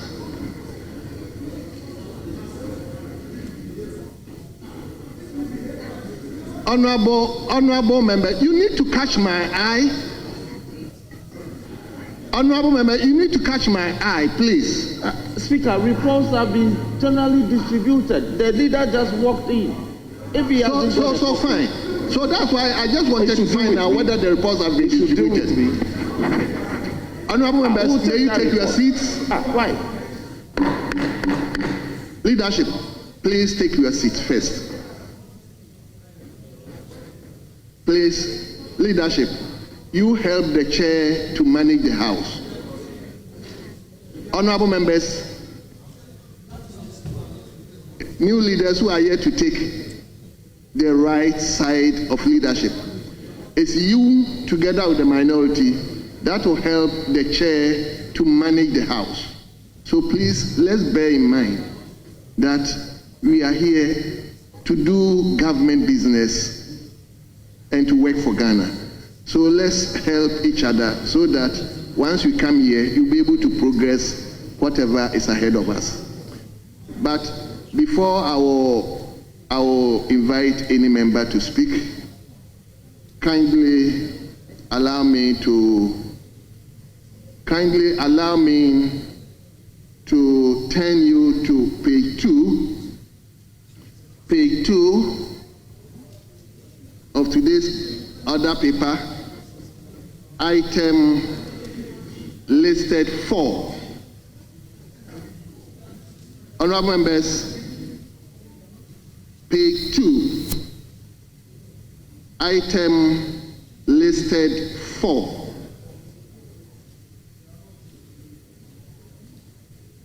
Message from the President. We have received a message from the Presidency, of which message I'm going to read to the House. Nomination of ministers for parliamentary approval. In accordance with Article 78(1) and 2561 of the Constitution of the Republic of Ghana, 1992, I submit through you, Mr. Speaker, to Parliament for your prior approval the names of persons attached hereto I intend to appoint as ministers. The nominees' credentials and records of service demonstrate their competence to support the government's agenda and serve the people of Ghana effectively. Attached are their curriculum vitae and supporting documents for vetting. I trust that Parliament will expedite the approval process in accordance with constitutional requirements. Accept, Mr. Speaker, the assurance of my highest consideration. Signed, John Dramani Mahama, the President of the Republic of Ghana. And it was addressed to the Speaker of Parliament, and the names are regional ministers: Pozin Charles Ruanga for Upper West Region, Joseph Ade Akwabua for Bono Region, Francis Owusu Entry for Bono East Region. For the Ministers of States, we have Dr. Edward Kofi Omane Boama for Ministry of Defense, Honorable Samuel Nati George, MP, for Ministry of Communication, Digital Technology and Innovations. Honorable Emmanuel Ama Kufibua, MP, Ministry of Lands and Natural Resources. Honorable Kofi Idie Adams, MP, Ministry of Sports and Recreation. Honorable Abdul Rashid H. Pelpo, MP, Ministry of Labor, Jobs and Employment. Honorable Kwabena Minta Akando, MP, Ministry of Health. Honorable Ibrahim Mutala Muhammad, MP, Ministry of Environment, Science and Technology. Honorable Joseph Bukali Nipe, MP, Ministry of Transport. Honorable Muntaka Muhammad Mubarak, MP, Ministry of Interior.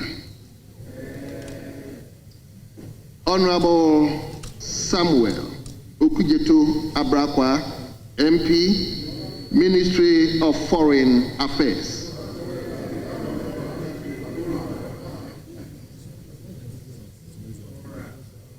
Mr. A.J. Kenneth Gilbert, Ministry of Works, Housing and Water Resources.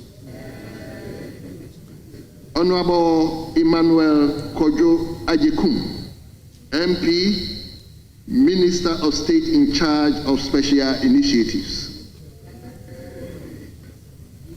Honorable Ferris Kwache Ofusu, MP, Minister of State, Government Communications. And finally, Mr. Isifu Seidu, Minister of State, Climate Change and Sustainability. The list is accordingly referred to the Appointment Committee for consideration and report. Yes, Minority Leader. Thank you, Mr. Speaker. Mr. Speaker,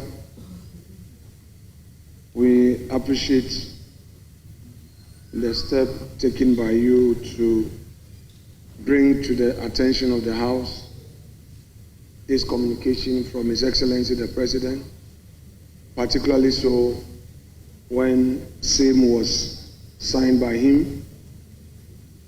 We note that quite a number of the appointees, the nominees, are from Parliament, and we therefore appreciate the work of this chamber. On our side, we want to signal the government that we will treat the nominees on case-by-case basis. For those who disrespect rule of law and encourage violence, we will have to make a case for them to know that violence cannot be used to enjoy democracy. Mr. Speaker, we also disappointed in the choice of the President there are a lot of women on his side. We've had over 30 women being elected to Parliament from the NDC majority side. In view of the affirmative action posture of the country, we have passed the affirmative action law, and of all these hard-working women, only a few of them have so far been given substantive ministerial appointments. Is it the case that they are matching them for deputy ministerial appointments? That is not right. Our women cannot be second-class appointees. Mr. President must demonstrate his belief in the capacity, the capability, and the competences of our women. And he must demonstrate that. The Nana Akufo-Addo government demonstrated that women have equal capacity as men, and he demonstrated that. He did that in all his appointments, and the records are out there for all to see. Mr. Speaker, this is Greater Accra. This is Greater Accra. A government should have a representation of all shades of opinion. All stakeholders must find space in a government. In this government, we are not seeing indigenous guns in this government. Yes, we are not seeing. We are not seeing sufficient indigenous gun adangwes in this government. Oh, very well, Mr. Speaker. On a point of order. Yeah. Okay. Speaker. Yes. Arise on a point of order that the minority leader, I'm an authority on the rules of parliament. Okay, Honorable Dafiamabo. Mr. Speaker. Honorable Dafiamabo. If you are the authority, then give us the order. Mr. Speaker, with all due respect. I was just overlooking with all due respect, what this side was saying. But if you say you are arise on a point of order in terms of misinformation. No, the point Mr. is. Speaker, the point is. Mr. Speaker. Nelson. On the matter Nelson. On the matter, Mr. Speaker. Honorable Nelson. Mr. Speaker, on the matter that the minority leader is taking, it's a very dangerous one. Honorable leader. You rise and you speak about tribalism. Honorable Mr. Speaker.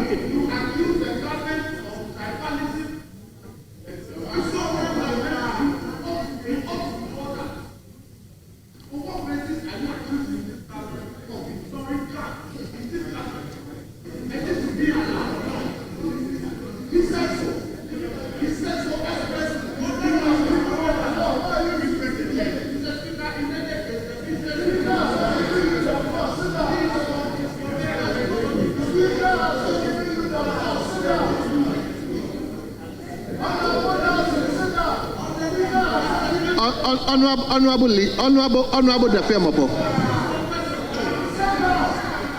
Honorable Dafiamabo, please. I said earlier on. Honorable Dafiamabo, I said earlier on that it is the leadership that will help the chair to manage the House.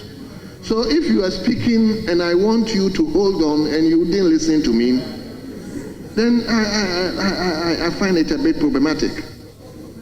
Because minority leader was speaking, you rose up. I just saw you. I asked him to stop. So if you're also speaking, and for whatever reason I'm asking you to hold on, you should also respect the chair.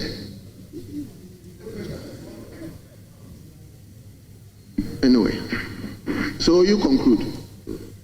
Speaker, with all due respect to the minority leader, the tangent that he's taking is very dangerous.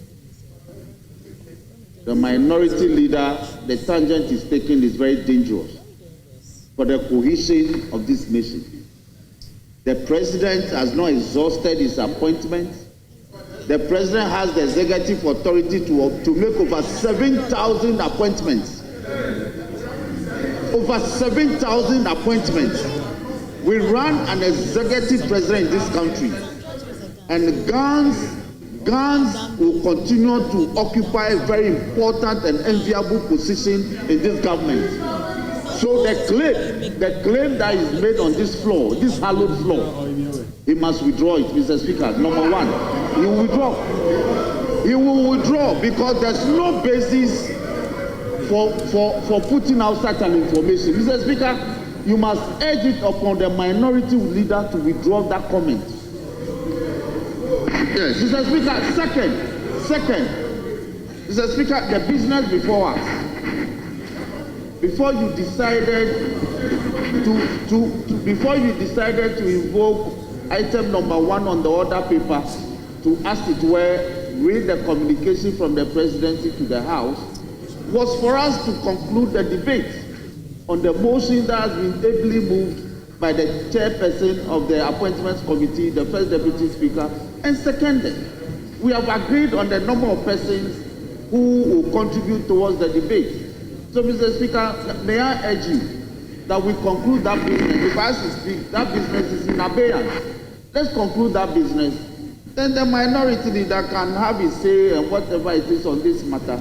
Then we can bring finality. But may I urge you, may I plead with you that we conclude the business in respect of the motion that is presently pending before the House. I humbly submit. Thank you very much. Well. Yes. Honorable Majority Leader, Minority Leader, I still keep up. No, I want Honorable Afenyo to be on his feet. I want him to conclude what he was saying so that we... No, Honorable Afenyo... Honorable Member... And besides the point, Speaker, is he available leader or is a whip? I don't know which is which. Is he the available leader or is the majority whip? You should rather take a cue and communicate same to His Excellency the President. Honorable, what is it? Madina, sit down.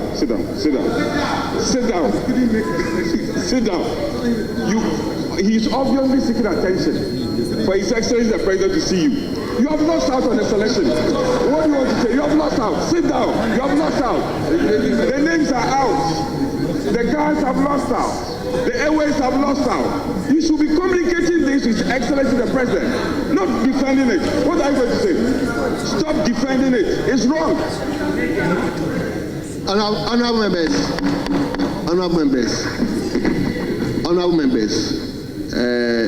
we can take things lightly.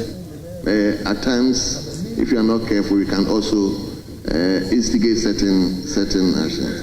I think it is the prerogative of the president to nominate and I know the Constitution also enjoins him to at least be guided with the regional balance. I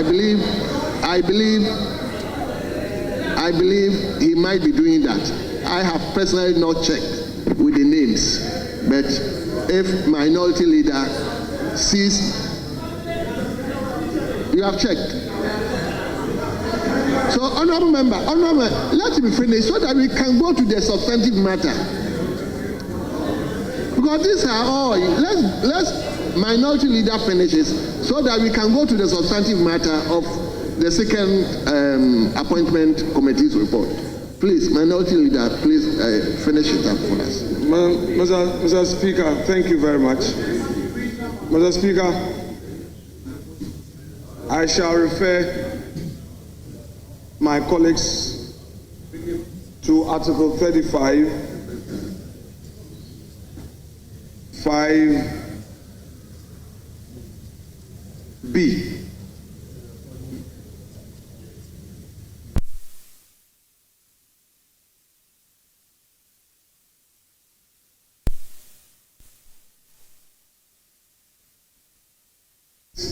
6B of the Constitution, 35 6B. Quote, towards the achievement of the objectives stated in clause 5 of this article, the state shall take appropriate measures to achieve reasonable regional and gender balance in recruitment and appointment of public officers. The state and its government is headed by the president, who alone has executive powers of state. If you read Article 58 of the Constitution,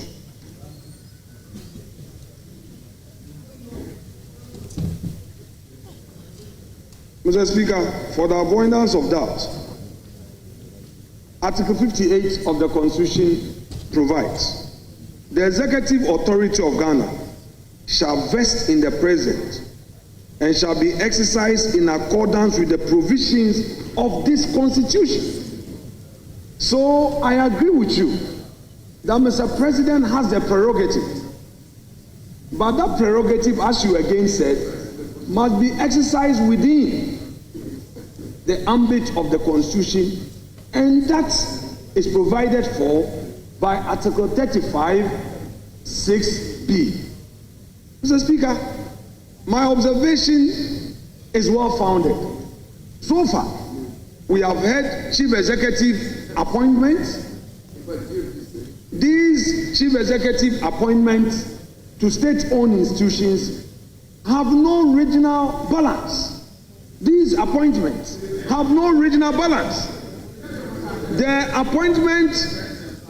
appointment to ministerial office thus far cannot be said to have a fair representation. I've already argued the gender imbalance.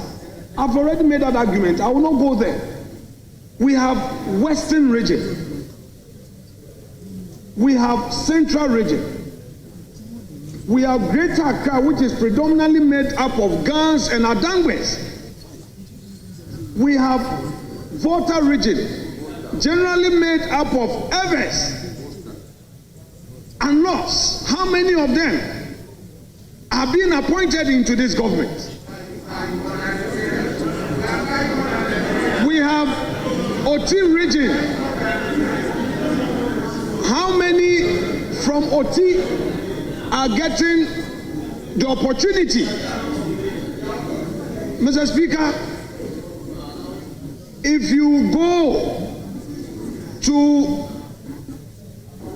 Upper West, Northeast, Mr. Speaker, in the Northeast, they are predominantly Mamprushis. Yes, it's a fact. Yes, it's a fact. Are we seeing a representation of them? This is a constitutional requirement. It is in the Constitution. Mr. Speaker, all we are saying is, Mr. President, check the Constitution. Mr. Speaker, maybe I should walk my colleagues through memory lane. When President Kufuor, listen, please, colleagues, we are not just talking.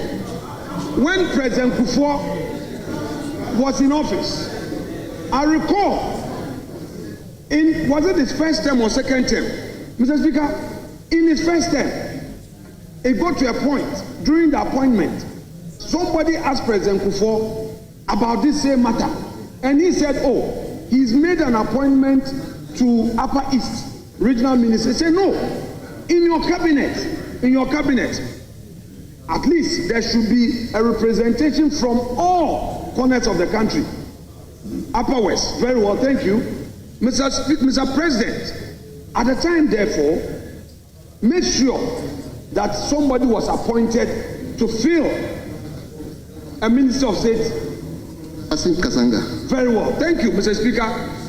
Professor Kasim Kasanga, therefore, came in to fill the Lands Ministry. Our friends should listen. You have come into government. Any useful comment you oppose, you are behaving as though you are in opposition. Please listen to us. At least when you first made that first mistake, of letting a secretary to cabinet, secretary to president write to us, and we corrected. Now today, Mr. President himself is writing. Mr. Speaker, I would plead with my colleagues that when we make comments, they should convey to the presidency.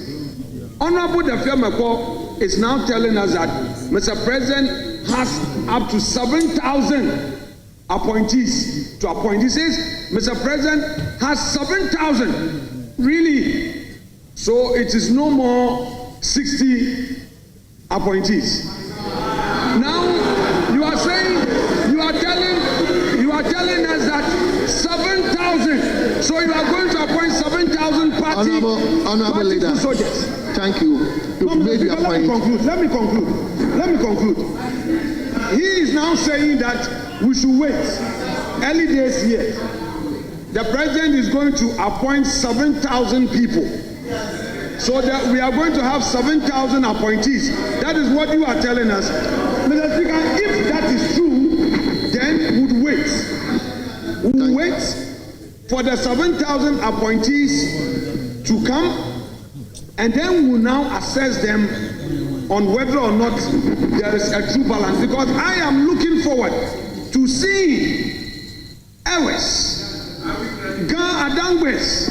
I am looking forward to seeing more Kusasis and Mampusis, Konjes, Dagombes in this government. I want to see more of them. We don't want one-way appointments. Thank you, leader. It should be constitutional. Thank you so much, sir. Well. Let me give it to Comfort. Do you? Thank you, Mr. Speaker, for the opportunity. Mr. Speaker, we have government business to do, but I will respond to this gender and Gadangme issue. Because when it comes to gender, His Excellency John Dramani Mahama is the best that you can craft for. Because when he was starting, he started with a woman as his vice president. And the woman is there to fight for women and hold the door for women to pass through. Mr. Speaker, His Excellency John Dramani Mahama promised 60 ministers, and he's supposed to take 50% of the ministers from this chamber. More than 50%. More than 50 from this chamber. Yes. And we have 16 regions. So if even one region is giving two, it will be 32. So if every region is giving 2, and he has given Greater Accra 2, he has not finished with his appointment yet. What is the big deal? Because Honorable Sam George is Dangbe. Honorable Namomo is a Gan.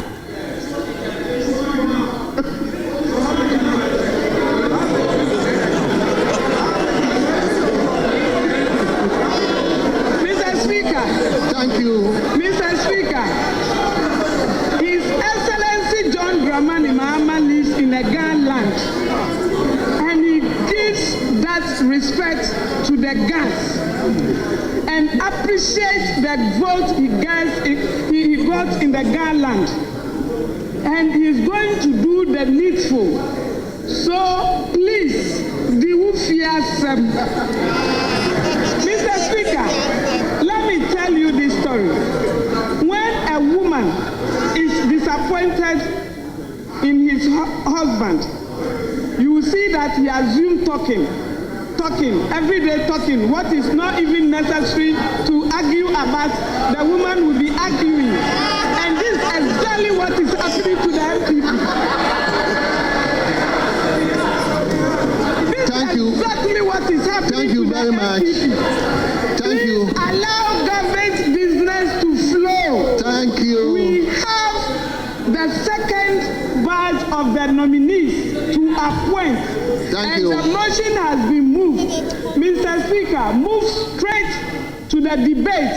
2 year, one leader, making 3-3. Finish. So that President Mahama will get the the right people to manage this economy for us. We are ready to reset Ghana, and we are in a hurry to save Ghana from the mess they created. So their plenty talk will not do us anything but sabotage the work of government business. We are pleading with them. They have already exhausted their time, and Ghanaians are not happy, and they voted for us to come and work. So they should allow us to work. Mr. Speaker, second issue. Any first deputy speaker, second deputy speaker, we carry them along in this chamber. Mr. First Deputy Speaker, who is Honorable Ahiafo, has been in this house for the past 12 years, has helped the MPP government with their laws, their bills, and he has done a lot to support them. And all this while, we have been carrying all their first deputy, second deputy speakers along. If he has been well trained and respects each and everyone in this chamber, doesn't mean we should take his respectful for granted. Mr. Speaker, they should respect his leadership. They should respect his leadership. Today, I'm not happy at all because ever since he became the first deputy speaker, all their plans is they will take advantage of his respectfulness, and then yes, that's exactly what they are doing. If he has been well trained, doesn't mean they should take advantage of that and disrespect him. That's what I think. Thank you, Mr. Speaker. Leader, I think the first deputy speaker is fortified enough to go through this. It's part of the game. They should stop harassing him. They always want to harass him. They should stop it. The harassment is for all of us. Will not take it.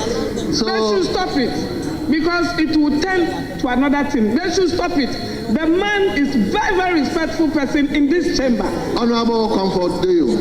Like I'm saying, Honorable Bernard Ahiafo, he has what it takes to go through this. So, I mean, he's fortified enough to, so, I mean, let's take this as part of the game. Yes, Honorable Member for Asante Achem Central. Mr. Speaker, I'm grateful. Mr. Speaker, accept that I rise to ask from the chair for direction. Mr. Speaker, I know there was communication from the president, and the leader got up to make a comment on that. So, Speaker, I'm realizing that we are doing a debate on this, and I'll be very grateful if the chair will direct where we are. This should not generate into a heated debate, and I think the comment that was made should not be, and in my view, should not be a harmful comment, and it wasn't harmful indeed, and it has generated into a debate, which should not be. So, Mr. Speaker, it's about time that we curtail this and move on. There are other things that we have to do, and I'll be grateful if we can proceed and end this debate. Thank you. Thank you very, very much. Honorable members, I think Mr. Honorable Anyimedukulu has said the right thing. So we are moving on. Let's turn to page 3, item 12. Item 12. Motion by the chairman of the committee.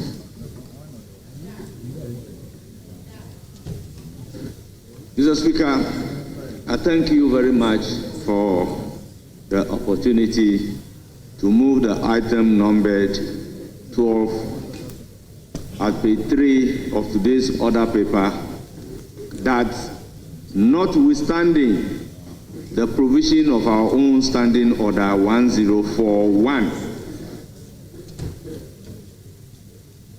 which requires that a motion shall not be debated until at least 2 sitting days have elapsed after the notice to move the motion is given.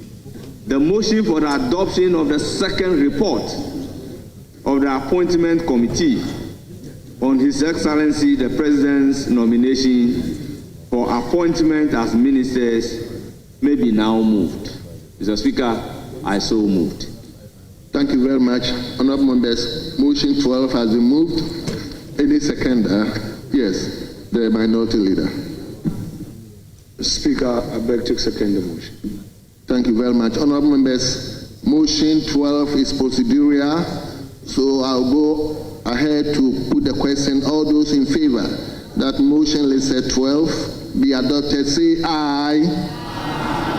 All those against, say no. Honorable members, the ayes have it. The motion is hereby adopted. Now let's take the substantive motion 13. Right Honorable Speaker, I rise to move the motion number 13 at page 3 of today's order paper, that this House adopt the second report of the Appointment Committee on His Excellency the President's nomination for appointment as ministers. And Mr. Speaker, in doing so, I present the committee's report. Right Honorable Speaker,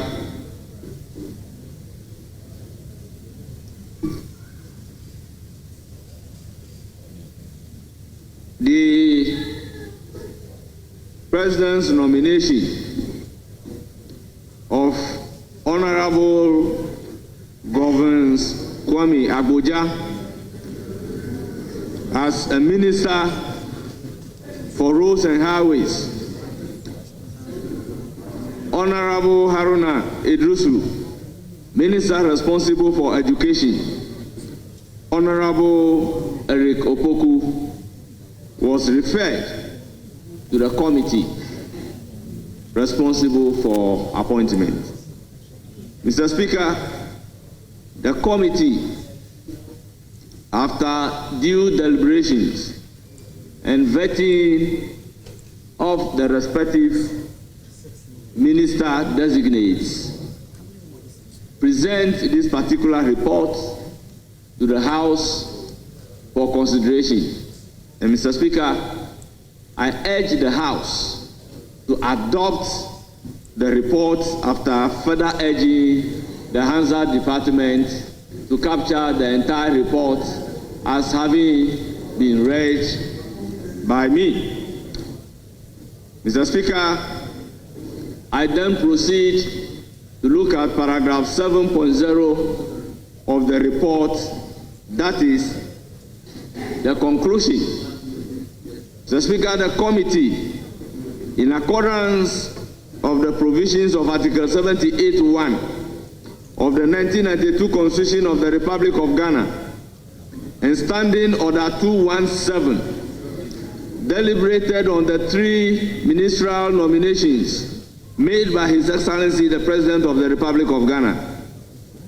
The nominees exhibited competence, extensive knowledge, and exceptional skills in addressing matters relevant to their respective ministries.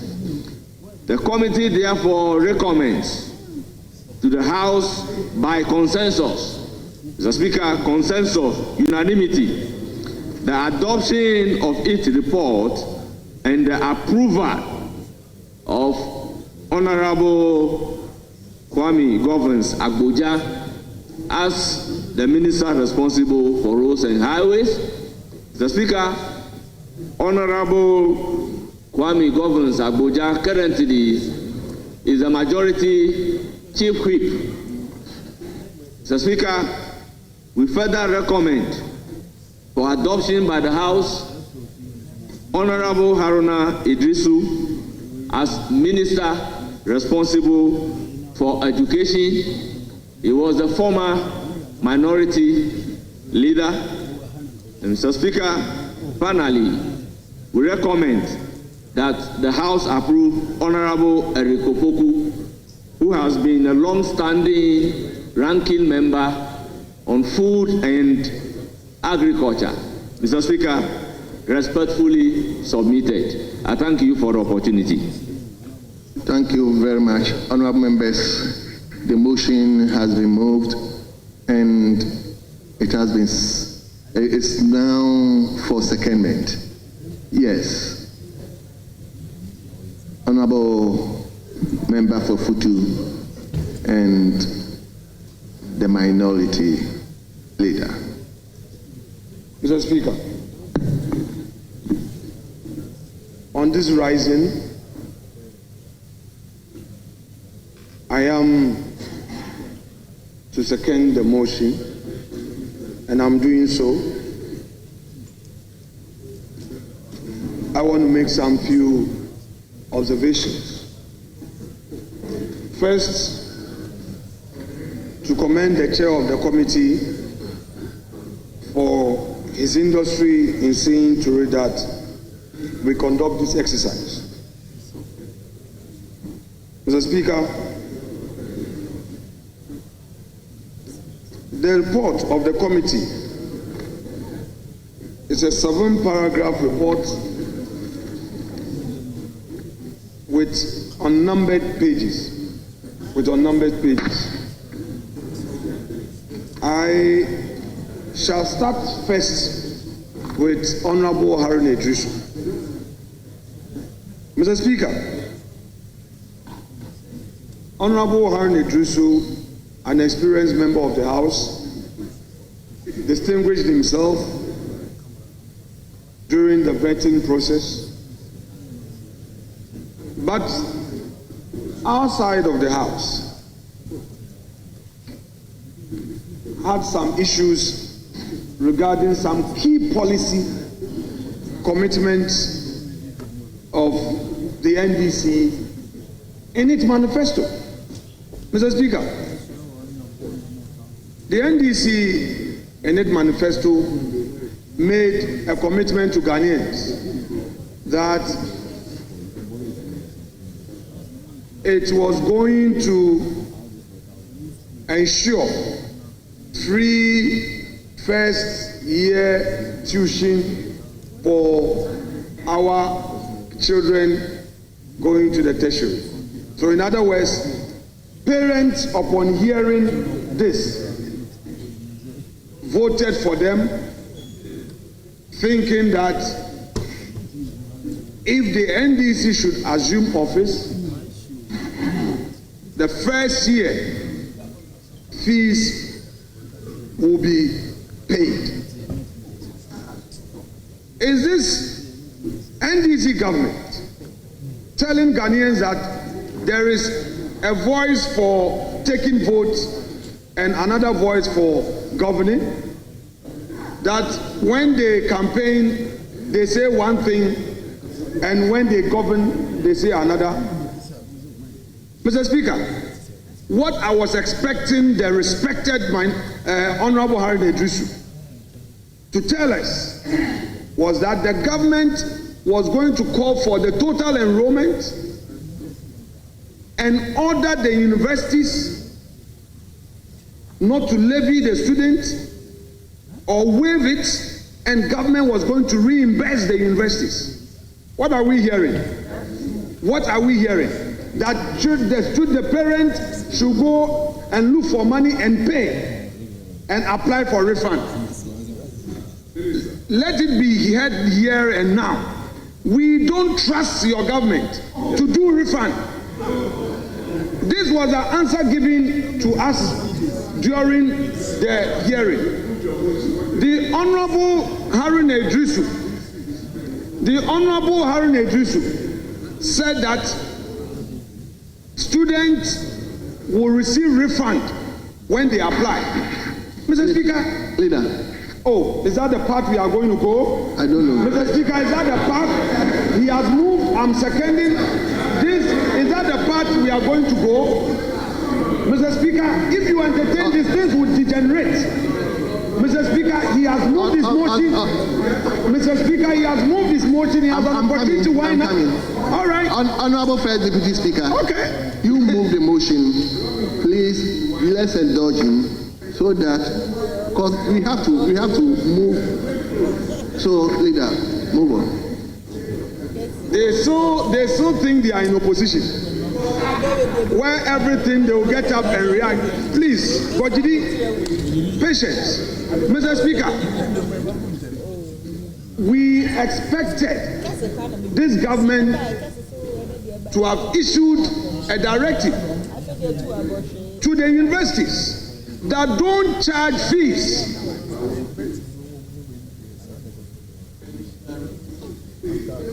Parents, poor parents, have gone for loans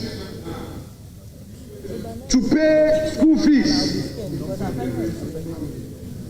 Poor parents are struggling. Some people have their admission letters. There is no money. They cannot go. And you are telling them that you should pay, so we refund. What of those who will not get the means to go? What you are saying is that if they don't go, you won't pay. Mr. Speaker, is this another form of matriculal policy? Mr. Speaker, this is unacceptable. If the NDC government means business, that it is committed to a social intervention program, such as providing free tuition for first-year students, it should do so. And now, Mr. Speaker, the records of Hansard will testify that when the Akufo-Addo government came into office, free SHS policy was not deferred. Indeed, it was implemented there and now, the very academic year. Mr. Speaker, the very academic year. Mr. Speaker, the government of Akufo-Addo did not defer the implementation of free SHS. In spite of the doubts on the policy, the government implemented free SHS in the first academic year that the NPP assumed office. Clearly, the MDC has no such commitment. It is obvious that they misled the people of Ghana into believing that they would enjoy free tuition at the tertiary level for the first year. Mr. Speaker, what is happening is shameful. Parents are in pain. Parents are suffering.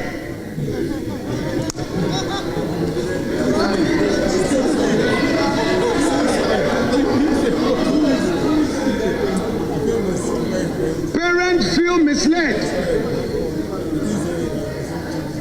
The university, Mr. Speaker, the university academic year started in January.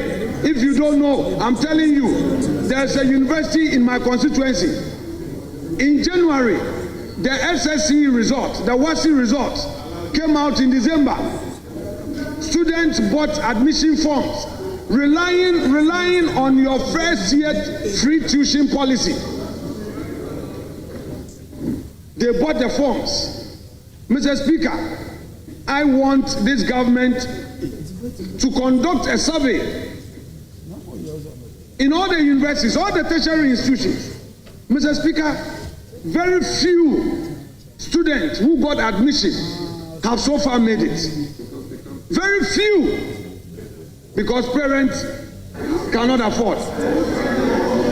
Because parents cannot pay. And instead of just taking the records, all you need to do, Mr. Speaker, all that the government needs to do is to go to all the universities, all the tertiary institutions, take the records of all those who gain admission, and give a directive that allow them in, and we will reimburse you. Why do you tell them that the students should pay and that you are going to refund? Mr. Speaker, what it means practically is that those who are unable to pay, they cannot attend the university.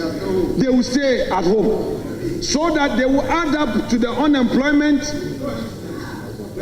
burden, and then these same people eventually will have no hope, and they may get involved in some thuggery in the country. Mr. Speaker, I want the Minister of Education designate to take immediate steps upon assumption of office to issue a directive to all the tertiary institutions to forward the total enrollment to his office for reimbursement. That would be a true commitment that he is walking the talk. We will hold your feet to the fire. You think you just campaign, so you've gotten it on a silver platter. You will see. You say we are micro minority. You will see. You will see.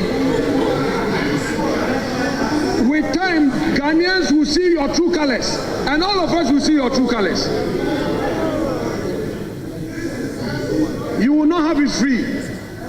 We are going to ensure that we follow every single promise you made. When you were on the campaign platform, promising. Today, you are in government. Mr. Speaker, the second point is feeding at our secondary schools. President John Dramani Mahama promised and said was scripted in their manifesto to the effect that they were now going to release money to the head teachers to buy the food items. We are looking forward to that. The nominee gave some answers. We don't want to see anything less. The president said the issue about buffer stock purchasing food items and distributing them to our schools, that policy was not helpful. So he would give the money directly so that they can buy the agbelema, they can buy the gari, they can buy the tuna and all. So, Honorable Education Minister nominee, if they swear you in tonight, tomorrow we expect you to be at the Ministry of Education. And we expect you again to implement this policy. No bend, no curve. You cannot move backwards on this matter. The head teachers are expectant. And then also, Mr. Speaker, the nominee promised that the many day schools will be converted into boarding facilities. He committed to that. We expect that you immediately take steps to address all of these. Mr. Speaker, that is that for the Education Minister. I shall now move on to my respected colleague, Kwame Agboja Governs. Mr. Speaker, Governs Kwame Agboja told the whole country, and this morning I saw that graphic. I captured him on a good front page about the indebtedness at the road sector. What Kwame failed to tell Ghanaians was that yes, there was indebtedness, but many more roads have been constructed.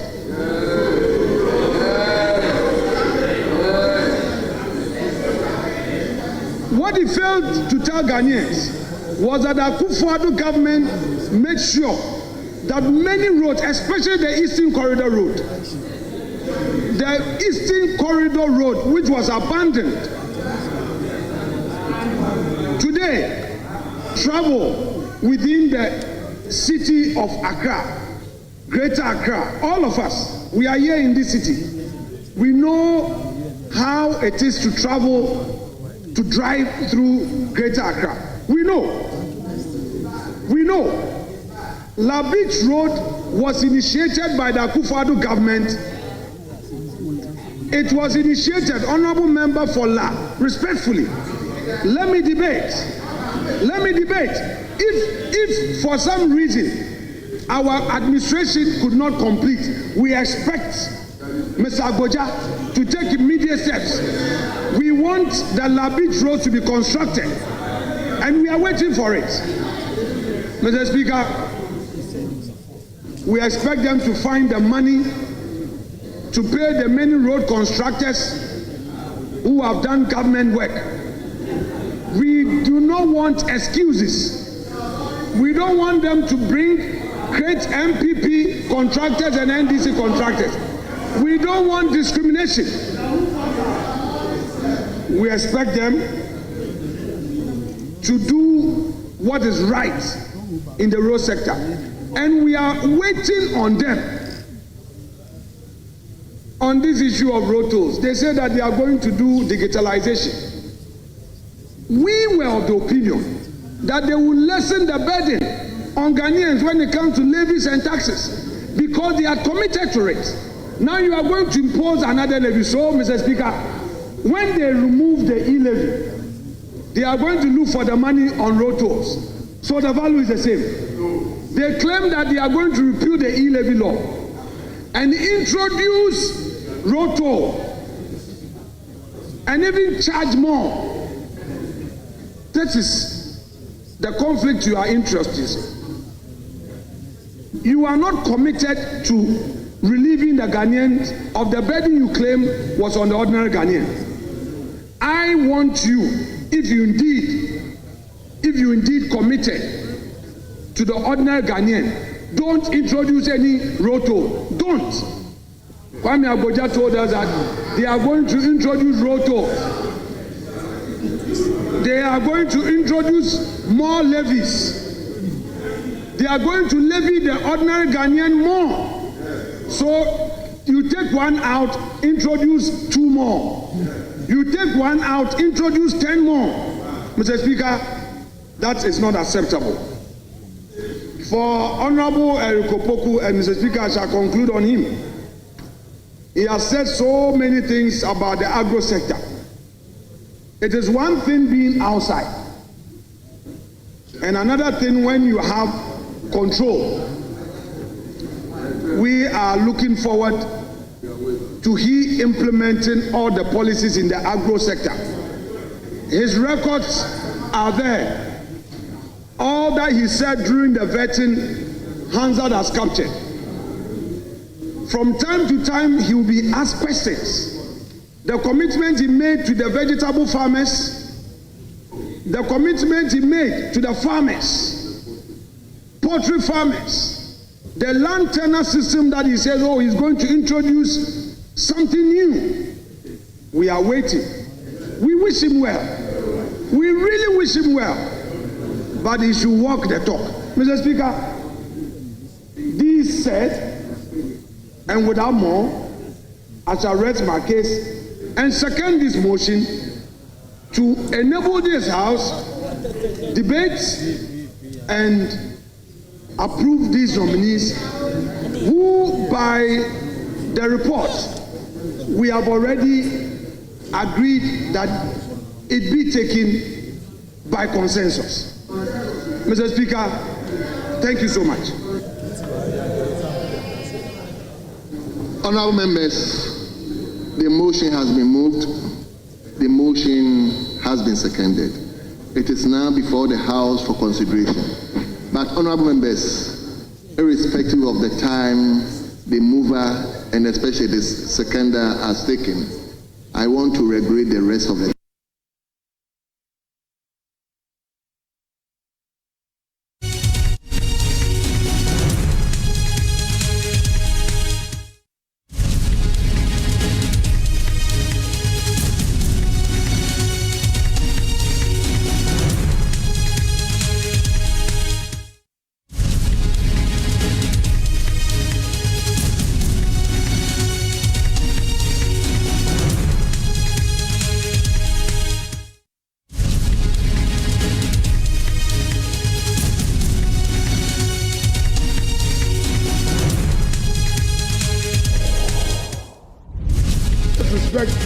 If we do that, it helps all of us. We agreed 5-5 in conclave. Let's go by it. Nothing will change. Well. Please, don't worry. I will take it. 5-5. But nobody should speak more than 5 minutes. Please indulge me. Because I understand the appointment committee, you have a nominee to even. So please, 5-5. 5 minutes. So let me have the list so that I will start from Honorable Member for Boko Central. Please, 5 minutes. Help me so that we all work around this. Thank you very much, Mr. Speaker.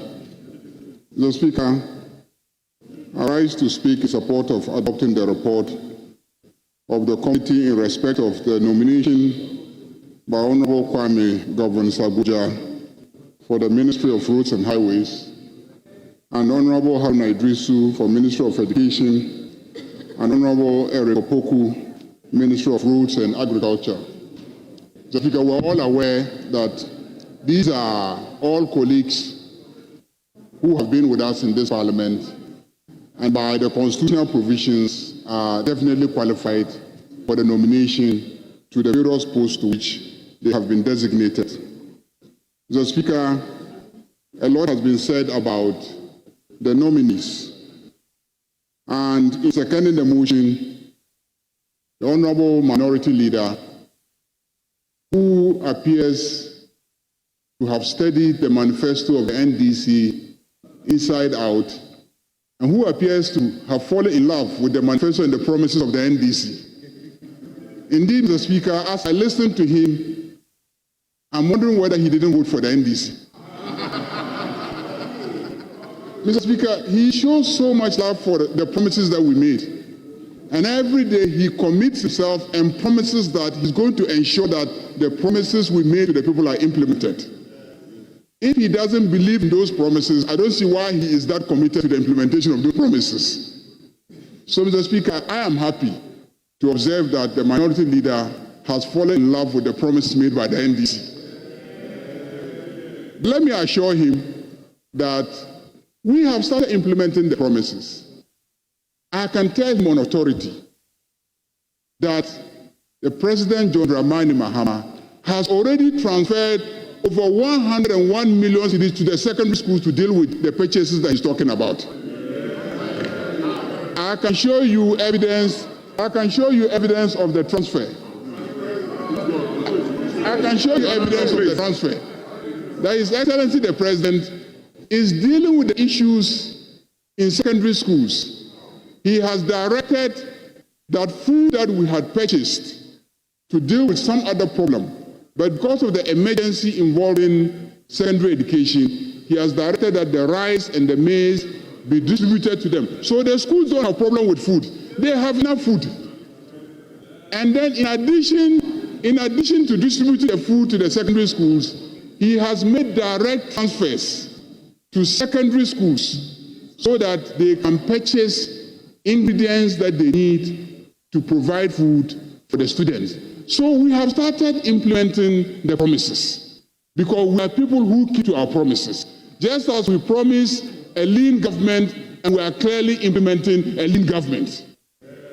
We are promising equity in the distribution of appointments, and we are implementing equity in the distribution of appointments. Thank you. Begin to wind up for me. So, Mr. Speaker, we are not reneging on any of our promises. The Minister Designate for Education is needed at post to deal with the problem of the payment of fees by first-year tertiary education students.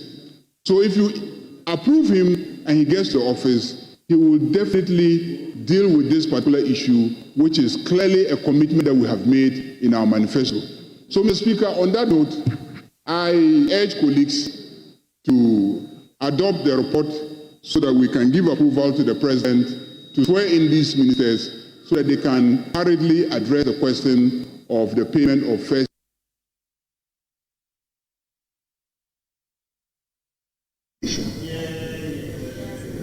Mr. Speaker, thank you for the opportunity. Mr. Speaker, beginning with the Minister for Agric, a distinguished member of this House. I want to wish him well as he proceeds to solve the various challenges that he has outlined and the promise to the cocoa farmers, the vegetable farmers, and all the other farmers. As my deputy the minority leader has said, we are waiting and we are watching. Mr. Speaker, Rose, our minister designate, Honorable Abuja is a distinguished member of this House. From the veteran, there are many things that he brought out that he was going to do, and I think it's a question of monitoring to make sure the promises made will be promises kept. Mr. Speaker, moving on to education, the minister designate said many things, of course, outlined his party's manifesto and pledging that the manifesto commitments will be delivered. Mr. Speaker, the issue of the fees for tertiary students, I think we've heard a lot about it. Look forward to a situation where universities will at least be encouraged to allow those students who applied to them with a hope that they will not have to pay the fees for the first year. Allow them to come in and not sit at home. Because if they don't, they're going to lose their spot. And I think if this commitment is there, it's much, much easier on the parents if the government was to speak to the universities, asking them to give them grace and allow them to enter, and that their fees will be paid. I think it's a better option than closing admissions, shutting the door in the faces of those who thought it was going to be free and therefore applied, and telling them that go and look for money, and if you can look for money to pay, then we'll reimburse you and reimburse your parent. Mr. Speaker, in many, reading the manifesto of the NDC, private schools participation in free secondary education, I'm waiting to see the fine details. Waiting to see the fine details as to how you abolish double track and keep Presec going. Abolish double track right now. All first year students of Presec will have to be sent back home. First year students of Pokua will have to go back home. So I'm looking forward to the details of the proposal. But Mr. Speaker, having said all that, I have confidence in the expertise and the policy grasp of the minister designate, and I hope they will be able to implement all the policies that ensure that we continue to march forward in the area of education. So much has been done, and I would hate to see us take a step back instead of taking a step forward. So I look forward and expect that public school transformation will continue, that the middle class of Ghana, who are working so hard to find money to pay the fees of their children in private schools, that burden will be eased by creating quality public schools. We began a journey, and I hope that journey will be continued for the benefit of Ghanaians, to ensure that in our villages, leaking roofs will be replaced, and that will be able to create better learning environment for all children.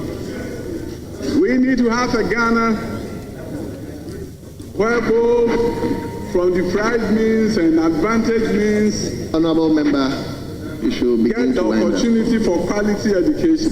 Thank you, Mr. Speaker, for the opportunity. Thank you very much, Honorable Member. So let's turn to Honorable Eric Edemabana.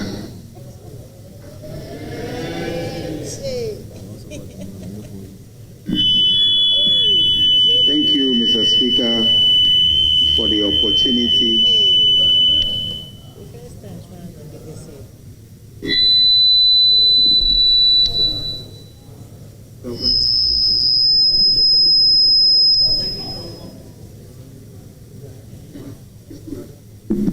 Thank you, Mr. Speaker, for the opportunity to contribute to the second report of the Appointments Committee on His Excellency President's nominations of the 3 senior members of this House for the various ministerial positions. I would want to respectfully begin with the Minister Designate for Roads and Highways. The Honorable Kwame Gavins Agboja, at the vetting yesterday, discharged himself excellently and displayed mastery over the sector. We are confident that given the opportunity as Minister responsible for roads and highways, Ghana's roads infrastructure will see some massive improvement. However, Mr. Speaker, it was quite alarming yesterday to learn that the previous government that boasted of constructing about 11,000 kilometers of roads in 8 years, all of that was nothing.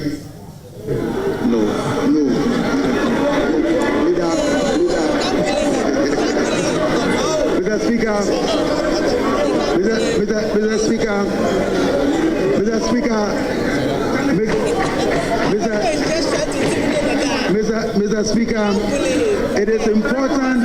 Honorable Eric Edem, I have the floor. Mr. Speaker, I would humbly plead with the minority leader to kindly allow me to continue. Mr. Speaker, the previous government made several claims about road infrastructure and the road networks that they constructed. But at the vetting yesterday, it was revealed that less than 700 kilometers of roads were actually constructed. And I think it is important for us to place these matters on record. I am confident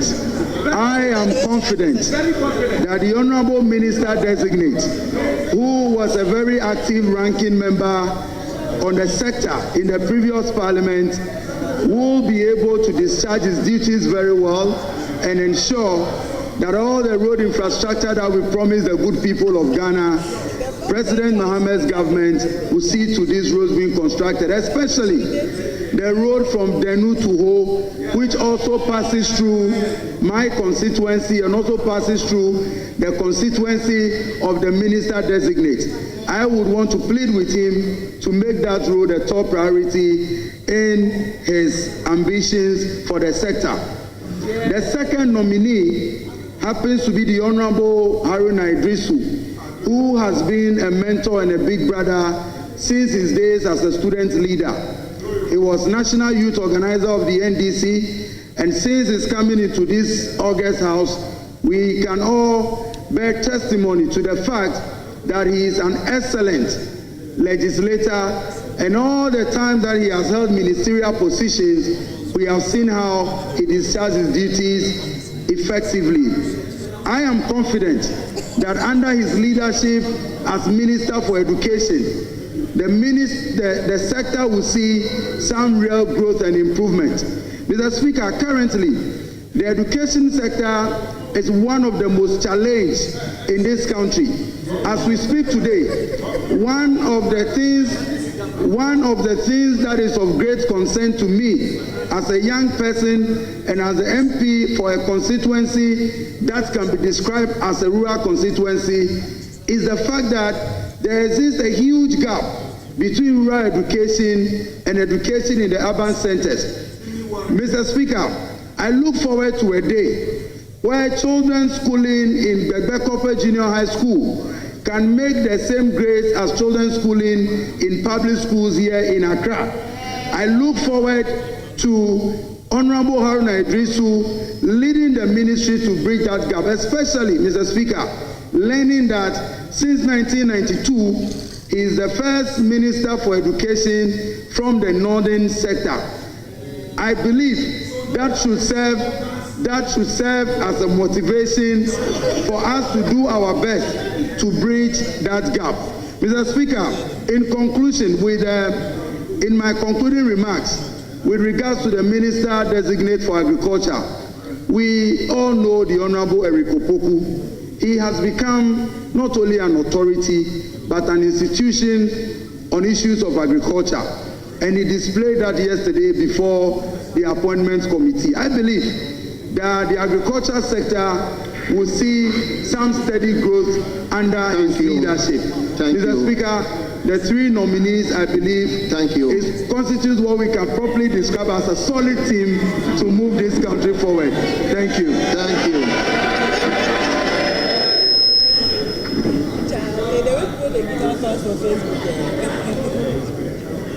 Let him now turn to Honorable Reverend Intim Fojo.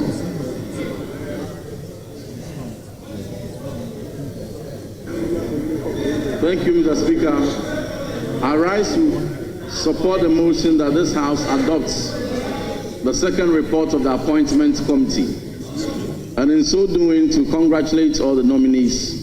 I have every confidence in their ability to deliver, and they can rest assured on our support. In respect of the nominee for the Agri Ministry, it is our expectation that he will keep true to his commitment, that all the brilliant initiatives that he enumerated to the committee will actually translate to the reduction in food inflation.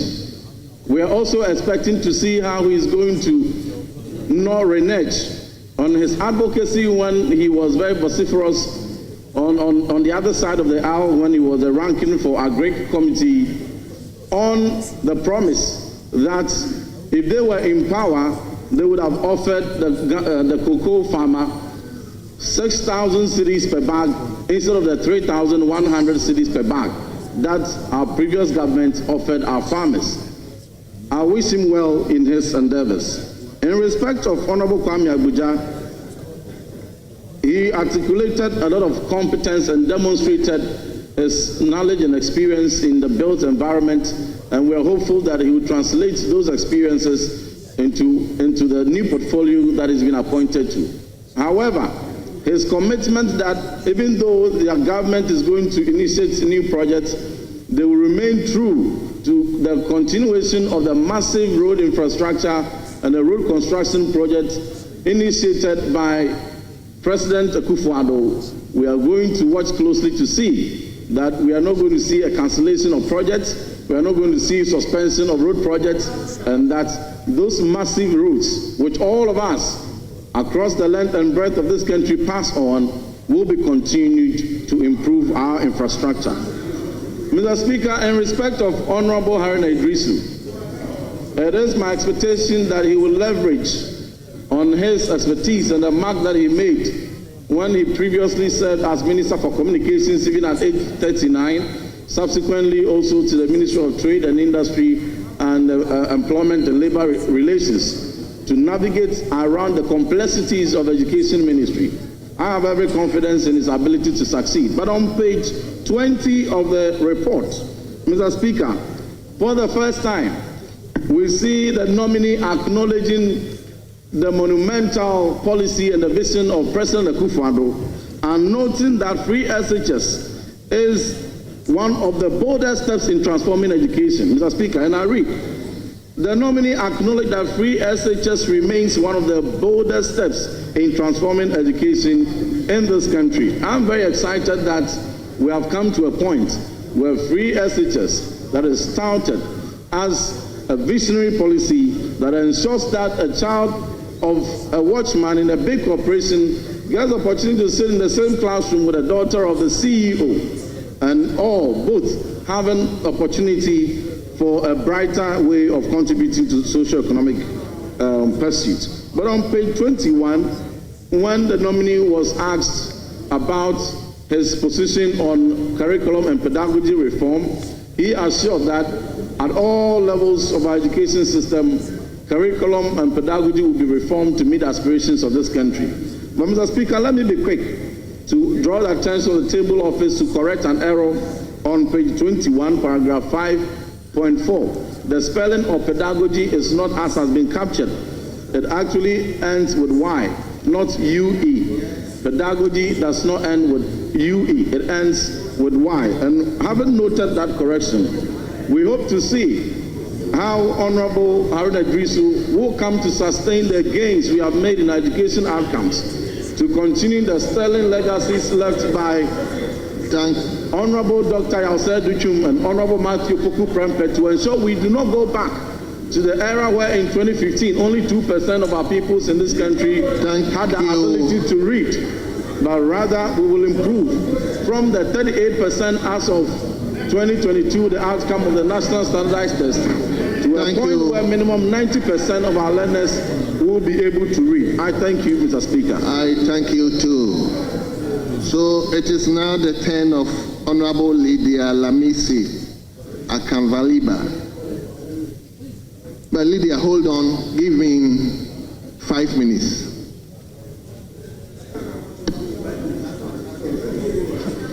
Thank you, Right Honorable Speaker.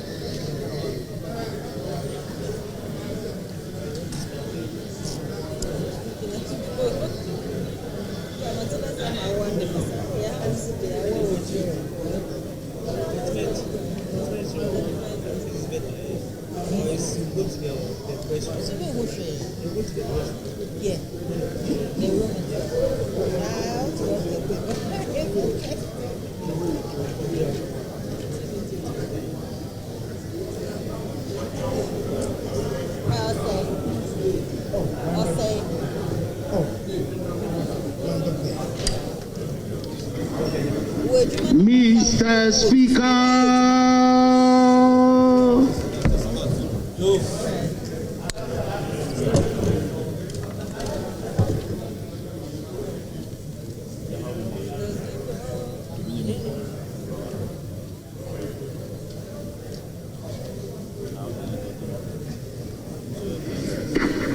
Thank you very much for indulging me. Minority leadership, the front bench.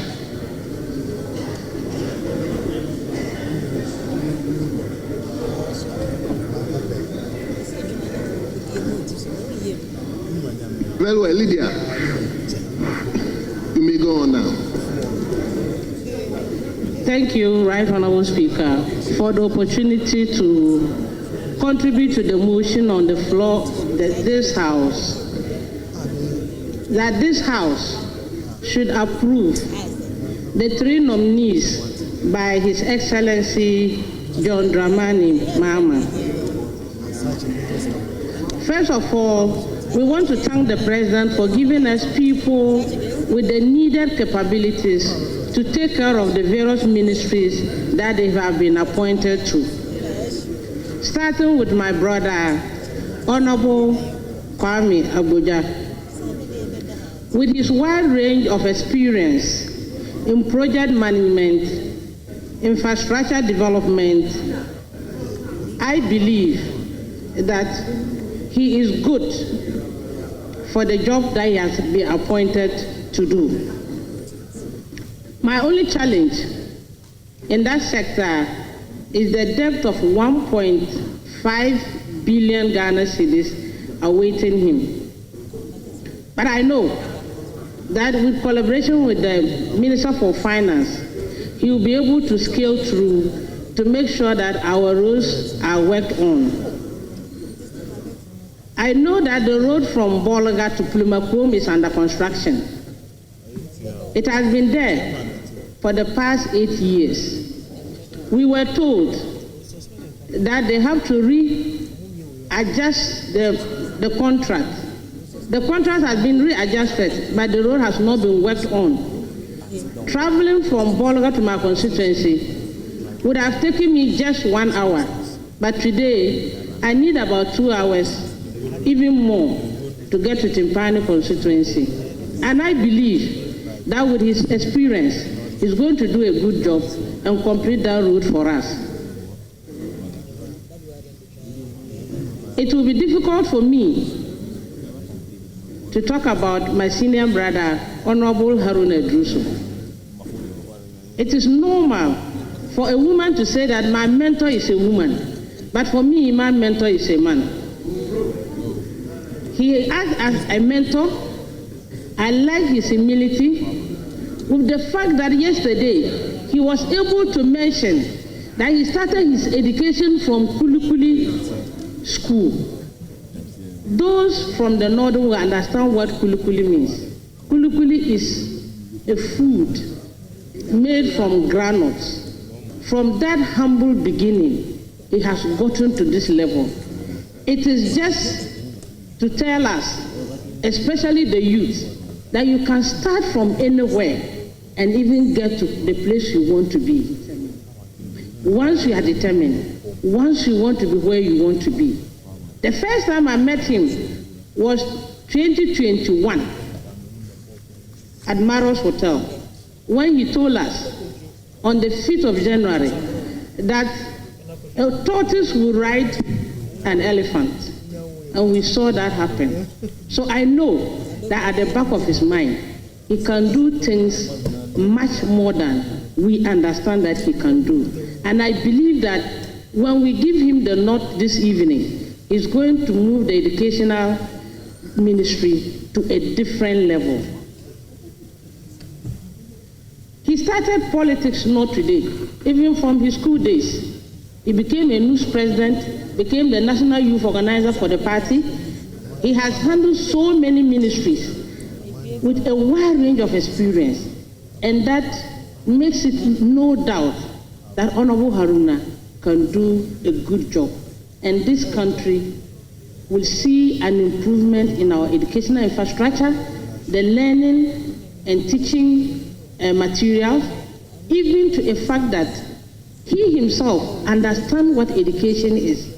I know that by the end of the 4 years, Ghana Education Service or Ghana, the Minister of Education, will be a different matter as we speak today. Right Honorable Speaker, I can't end without mentioning Honorable Eriko Poku. Yesterday, I like the way he answered the question, what is he going to do about marginal people in land acquisition? I believe that in the rural constituency like mine, women have challenges in getting land to farm. What they usually do is that when all the men, when they give the land to the men, a small place under the tree, then they'll say the woman should go and farm her onion, her pepper, or her tomatoes. Right Honorable Speaker, in conclusion, I want to say that the people that has been appointed to this ministry, the President has done a good job, and I urge this House to this evening approve them. Haruna Adrusu will say approve. We approve them. Thank you very much, Teresa. It is now the turn of Honorable Fred Asamoah Chiri. Yes, Honorable. Doc. Thank you, Honorable Speaker. I hope you are titled Doc, eh? Dr. Fred Asamoah Chiri. Yes, please. Yes, let's hear you. Thank you, Honorable Speaker, for the opportunity to contribute to the second report for the appointment of the Minister Designate for Education, Roads and Highways, and the Minister Designate for Food and Agriculture. Yes, I would like to start with the Minister for Roads and Highways.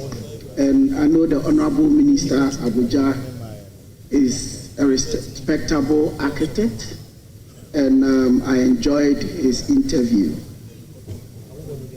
Honorable Minister Designate for Roads and Highways made a statement that it's cheaper to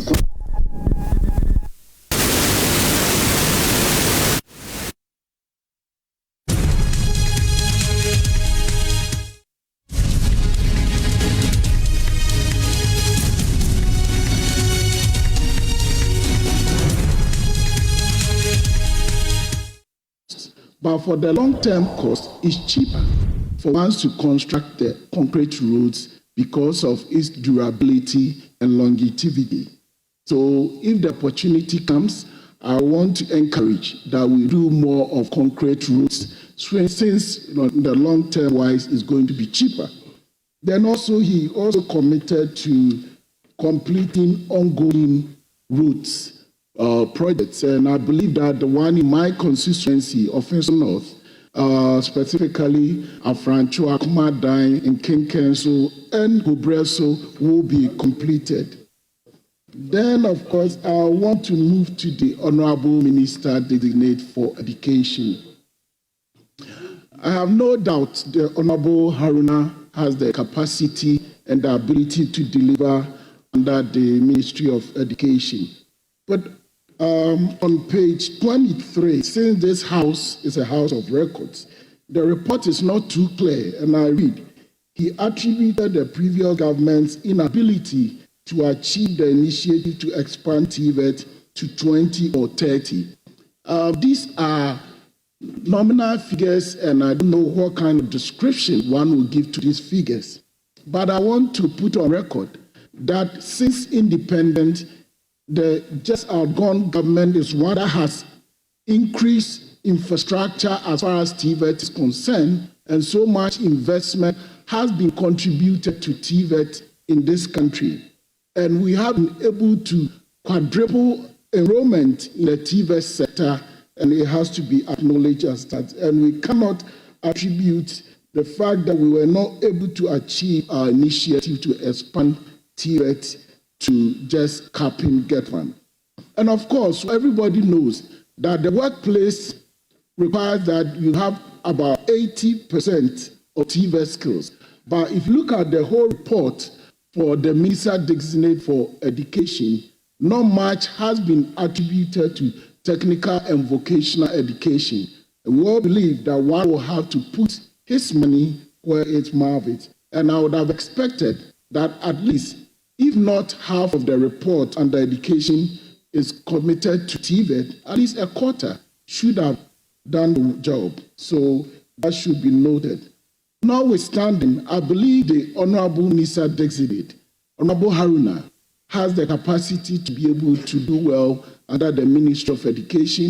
And I also believe that he has a soft spot for technical and vocational education. And as such, more funds will be allocated for technical and vocational education, because that's the surest way one can provide and produce the jobs that our youthful nation needs. Thank you. Thank you very much, Honorable Dr. Samoa. Let's now turn to Honorable Zuara Mohammed.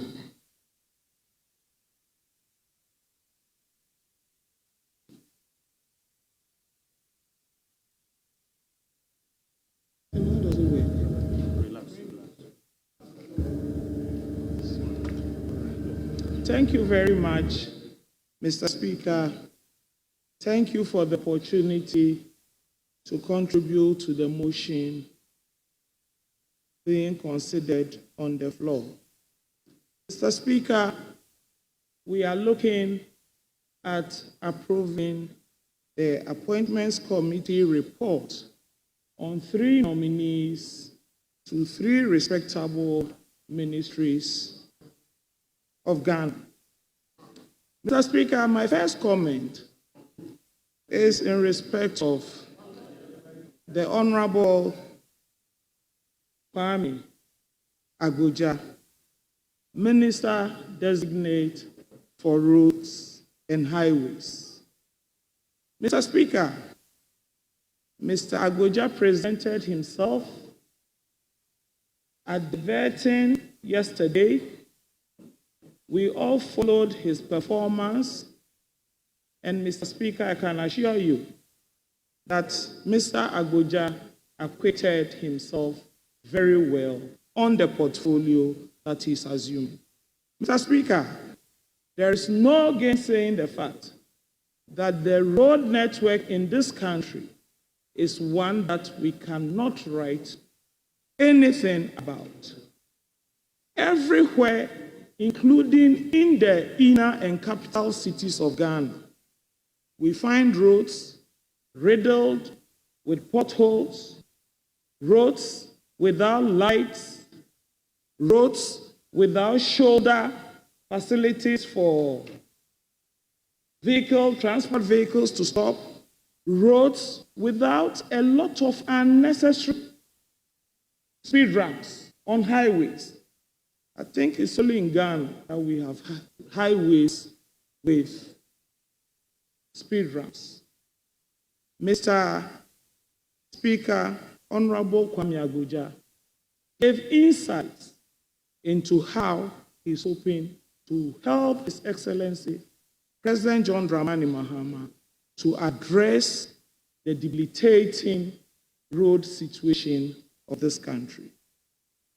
We all identify with him, and we are praying by the grace of Allah, he will be able to discharge his mandate as he has so far promised to the people of this country. In saying this, Mr. Speaker, I want to remind Honorable Kwame Agoja, Minister Designate for Roads and Highways, that on 5th October 2024, I had the singular honor of traveling with now President John Dramani Mahama to some parts of my constituency in the Klo Abromasi area.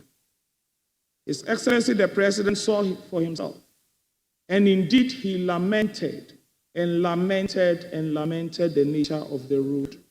He made a promise to the chiefs and people of Klo that when he wins, and Mr. Speaker, he didn't say if he wins. He said, when I win and I become president of this country, my first priority is to see to working on these roads. I want to share this information with Mr. Agoja even before he sits in his office, that I'm going to come there. I'm going to come and remind him about the promise the president made to the people of Klo. Spoke about the Abromasi Road, the Kulpi Road, Pandai, Salaga Pandai Road, Salaga Bimila Road, Amale to Salaga Road, Makango Road, Bunkwa Road, Very interesting development, and I thought I heard one of my colleagues allude to that. This phenomenon of new governments coming into power and either cancelling or frustrating existing road contracts must stop. And I say this with particular reference to my constituency, where the just outgone government stopped a road contract that President Mahama had awarded in 2016, and for political expediency, terminated the contract on 20th August 2020. And as we speak, Mr. Speaker, the contract is at the same stage where it was terminated in 2020. That behavior is not acceptable.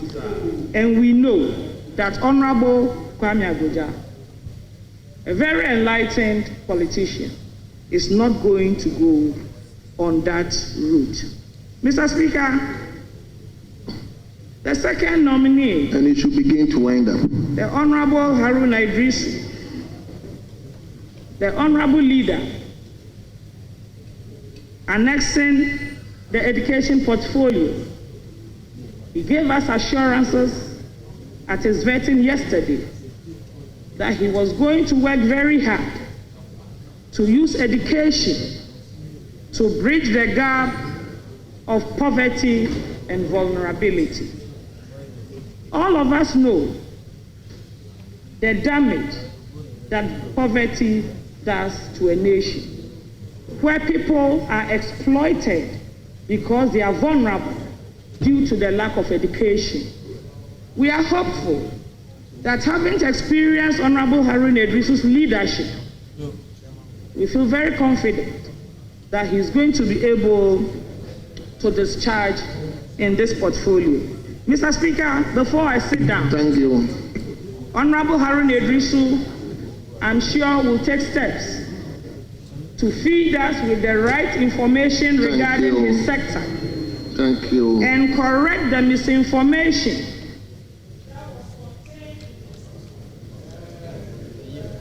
Thank you so much. It is now the turn of Honorable Yindam.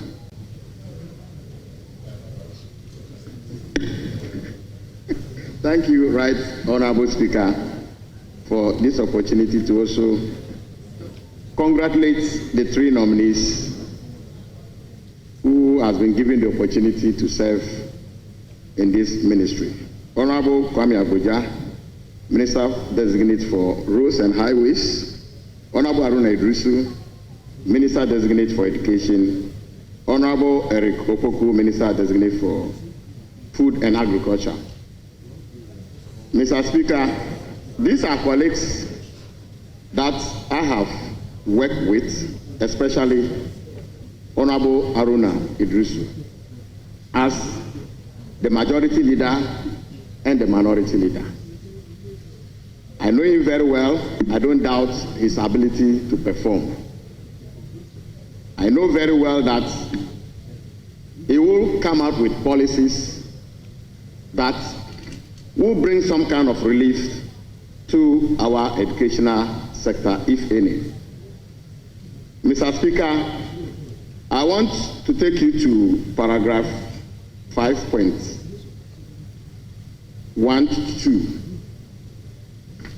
And it has to do with, Mr. Speaker, a question posed to him about the licentiate exams. Mr. Speaker, teaching is a very noble profession.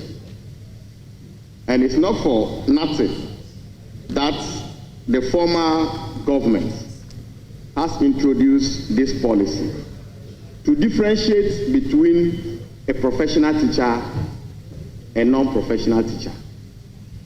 But when a question was asked about his position, he stated clearly that they were going to look at the system, but eventually they think that that policy should not be maintained. I have a different view, because in this country, almost all professions are practicing with licenses. So if you decide to abolish the teacher licentiate exams, what will differentiate a professional teacher from a quack teacher? It is so important, Mr. Speaker. We should not just say that because we've gone out there to promise the people that when we get opportunity, we are going to abolish the licentiate exams. Mr. Speaker, it's for a good reason. I'm not very sure that teachers will be happy that you just box them and there's no difference between a professional teacher and non-professional teacher. It's not a good thing. And I want to urge the minister to look at it very well. That policy is a very good policy. Mr. Speaker, let me talk about Honorable Kwame Abuja, the road minister. He also came out with some policies, especially where he said they are going to introduce the road tolls and they were going to employ the PWCs. Good idea. But Mr. Speaker, I will urge them that these PWCs that they are talking about, we will also follow closely to see the kind of employment they are going to give to these vulnerable individuals. It's a very important point. Now, Mr. Speaker, let me congratulate my brother Eric Opoku.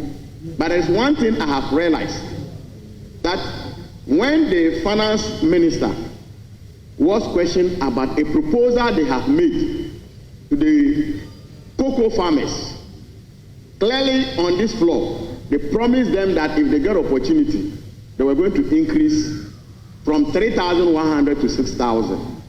When the Minister of Finance was asked, he evaded that question. The same way when my good friend Eric Opoku was also asked, he also invaded that question. I don't know if they can be bold enough to tell the cocoa farmers that they've deceived them. Because it was clear that you promised them that when you get opportunity, you were going to move from 3,100 to 6,000. What is it that is holding you? My brother Mama Ayerga just told us how you have started fulfilling your promises. We expect you to fulfill this particular promise. Else, just be bold enough and let the cocoa farmers know that unfortunately you have come for their votes, but unfortunately you are not able to give them what you have told them. On this note, Mr. Speaker, I want to urge this House to approve these nominees and give them the opportunity to come out with their policies. We, from this side, like we rightly said, we are prepared to support you. Come out with the best and we'll support you. Thank you, Right Honorable Speaker. Thank you very much. I am going to take my last batch of contributors, but there's no way I can overlook my own uncle.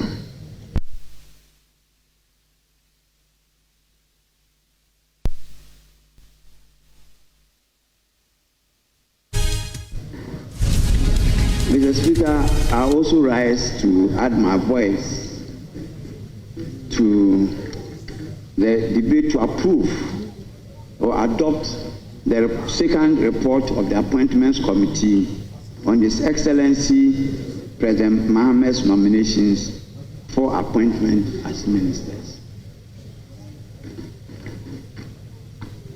Mr. Speaker, we have before us three of our colleagues who have been nominated by President Mahama.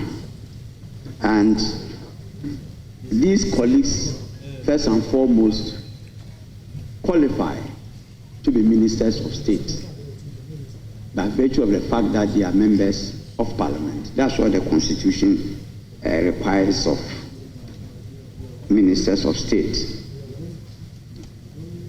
I'll begin with Honorable Abuja. This country is looking for very credible persons to lead ministries in order that they will perform for the benefit of Ghana. And Kwame Abuja, having observed him in this house as a backbencher, rising to become the minority chief whip, has distinguished himself creditably. And I believe it is as a result of his performance that he caught the admiration of President Mahama and therefore nominated him as the Minister for Roads and Highways. I have a very firm conviction that Kwame Abuja will perform in this sector. Under his administration, members will be happy. Members from both sides will see massive road improvement in your constituencies. This is a very hard-working member of the House. And he has Parliament at heart. And having worked as a whip, who was responsible for the welfare of members of Parliament, carrying this sentiment into the ministry, certainly members will benefit from his appointment. Honorable Haruna Idrisu, Mr. Speaker,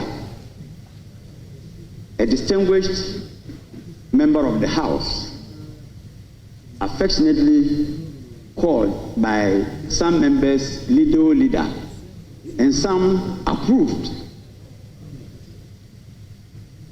is a very hard-working young man. Mr.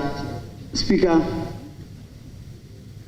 this young man worked to me in the year 2004 in my house when NDC had lost elections. Then a very young person came and disclosed to me his intentions to contest the Tamale South constituency to become a member of parliament. I had a pickup, I remember, and he requested for my pickup to travel to Tamale to announce to his constituency his intention to contest the elections in 2004. I could see victory in his face, and he is full of wisdom, knowledge, and very hard working. So I supported him to go. I am happy today. I feel so fulfilled that today, at this age in Parliament, I have somebody that I supported to rise, becoming the Minister for Education. I have no doubt in my mind that Honorable Haruna Iddrisu will perform. Under him, we will see improvement in quality, in the quality of education in Ghana, and also massive improvement in educational infrastructure in the country. I wish him well. For Honorable Eric Opoku, for those of you who don't know, I taught him in the secondary school.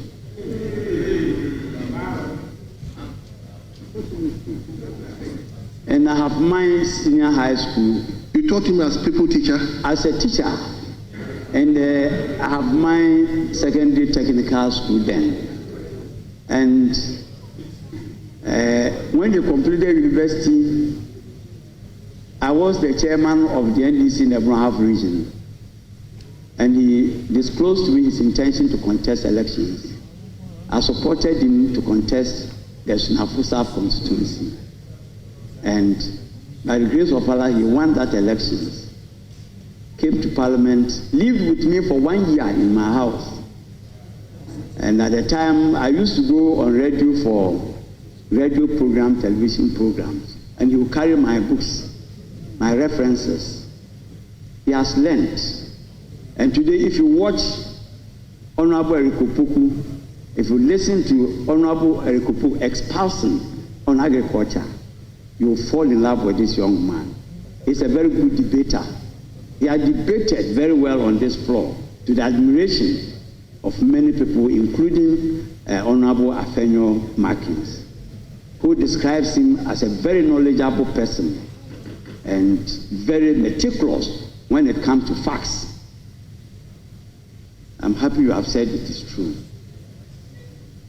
I have no doubt in my mind that those of us who are cocoa farmers, in addition to our political career, will benefit a lot from his knowledge and his performance. I wish to call on all members to support the adoption of this report in order that these young men will start work today. I thank you very much, Mr. Speaker. Thank you very much. Now we will take Honorable Asenso Boache. Comfort, I'll give you 2 minutes, but let me listen to Honorable Asenso Boache, immediate past Minister for Roads and Highways. Yes, Honorable, Thank you very much. But you work around 5 minutes for us. Honorable Speaker, I rise in support of the approval of the 3 nominees before us, most especially the Honorable Ministerial nominee for Roads and Highways, Honorable Kwame Abuja. Mr. Speaker, Honorable Kwame Abuja and I have known each other for many years. In fact, we were contemporaries at the University of Science and Technology. While he studied architecture, I studied urban planning and development at the same faculty of architecture and planning. and we also stayed in the same hall of residence, Independence Hall of KNUST.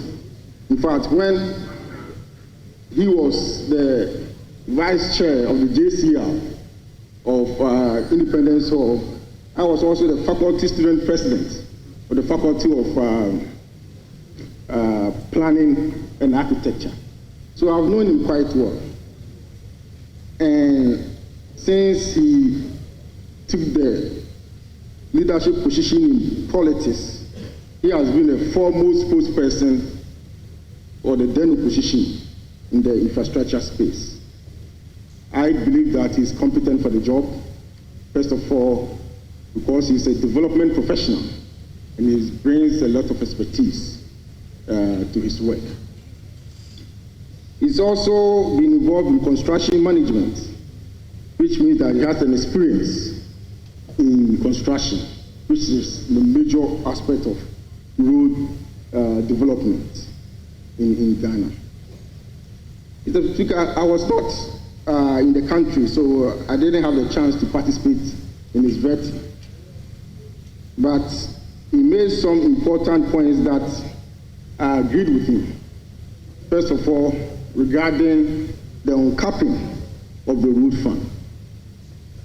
It's important that the funds that we get for road funds is ring-fenced to be given to the Ministry of Roads and Highways to especially undertake the primary assignment it's supposed to do, that is road maintenance.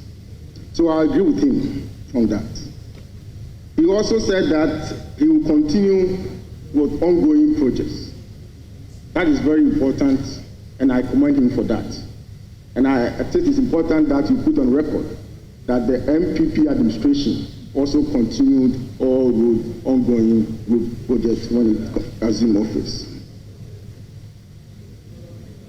He said that he will make sure that he will only implement projects that are budgeted for. He says, Speaker, that is ideal. That is what's supposed to be done. And I wish him well on that. In fact, I wish him good luck on that.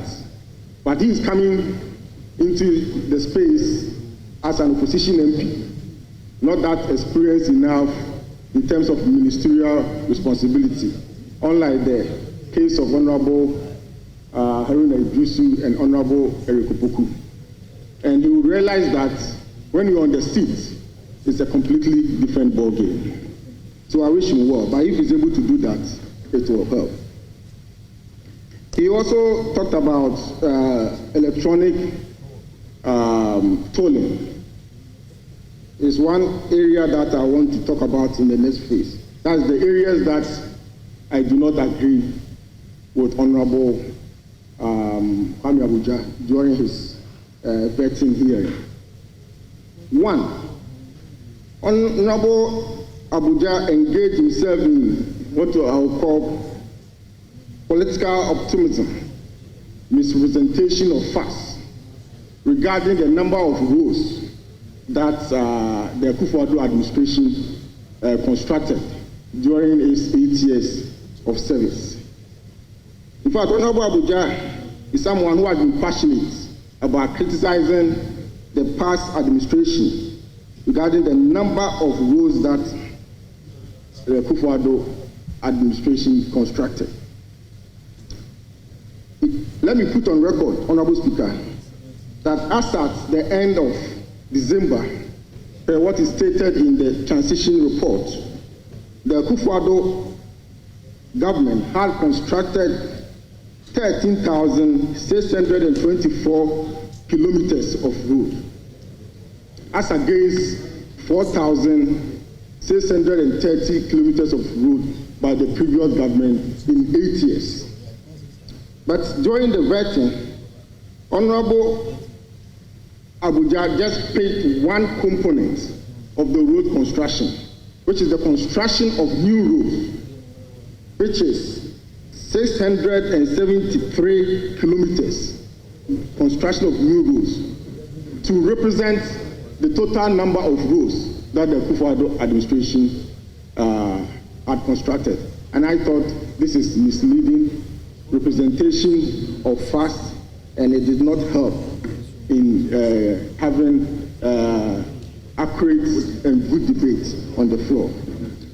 Mr. Speaker, out of the 13,624 roads constructed under the Akufo-Addo administration, asphalt overlay alone is 1,955 kilometers.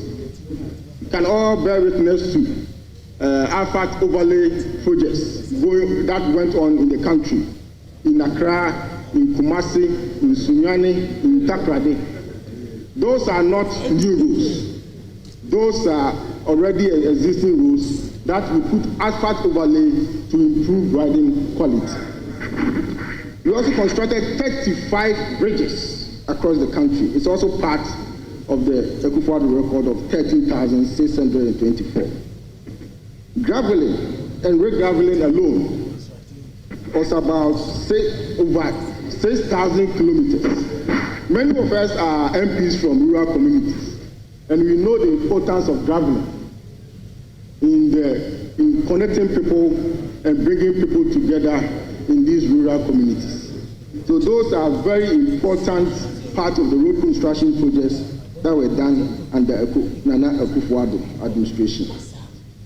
Mr. Speaker, reconstruction and upgrading of roads constituted 1,665 kilometers. Mr. Speaker, today, if you are reporting on construction of new roads, you will not talk about reconstruction and upgrading. Let me give you one example. Currently, the past government initiated the construction of Fanko in Sawam Road. That's about over 20 kilometers of road. That is an existing road, but it will not be. It's classified under upgrading and rehabilitation, so it will not be counted under new roads. But it's a major construction project with major funding. Today, there is Tema motorway reconstruction and upgrading that is going to provide a facelift regarding the transportation network between the harbour city and the capital city. This will not be classified under new rules, but it's a major construction project that we know. And Honorable Abuja is somebody who is very experienced in this, a technical person, and he knows this. So I was very disappointed when he used just new rules to represent the total number of roads constructed under Honorable Minister, I think you will have the opportunity to give us a lot of information regarding to the ministry. So, but for now, I think you've given us enough. Yeah, so but it was important that I put that. No, that is why I've indulged him. I mean, all of the people who have contributed, I gave them 5 minutes, but because I was interested in the formation. But Honorable Speaker, this notwithstanding, I believe that Honorable Abuja is competent and has the capacity to manage the very important Ministry of Roads and Highways. And I recommend that he's approved so that he can go and deliver and produce results. Thank you very much for the opportunity. Thank you so much, Honorable Hassan Sobuache. I'll give you 2 minutes. Honorable Comfordoyo, 2 minutes. Honorable Comfordoyo, 2 minutes.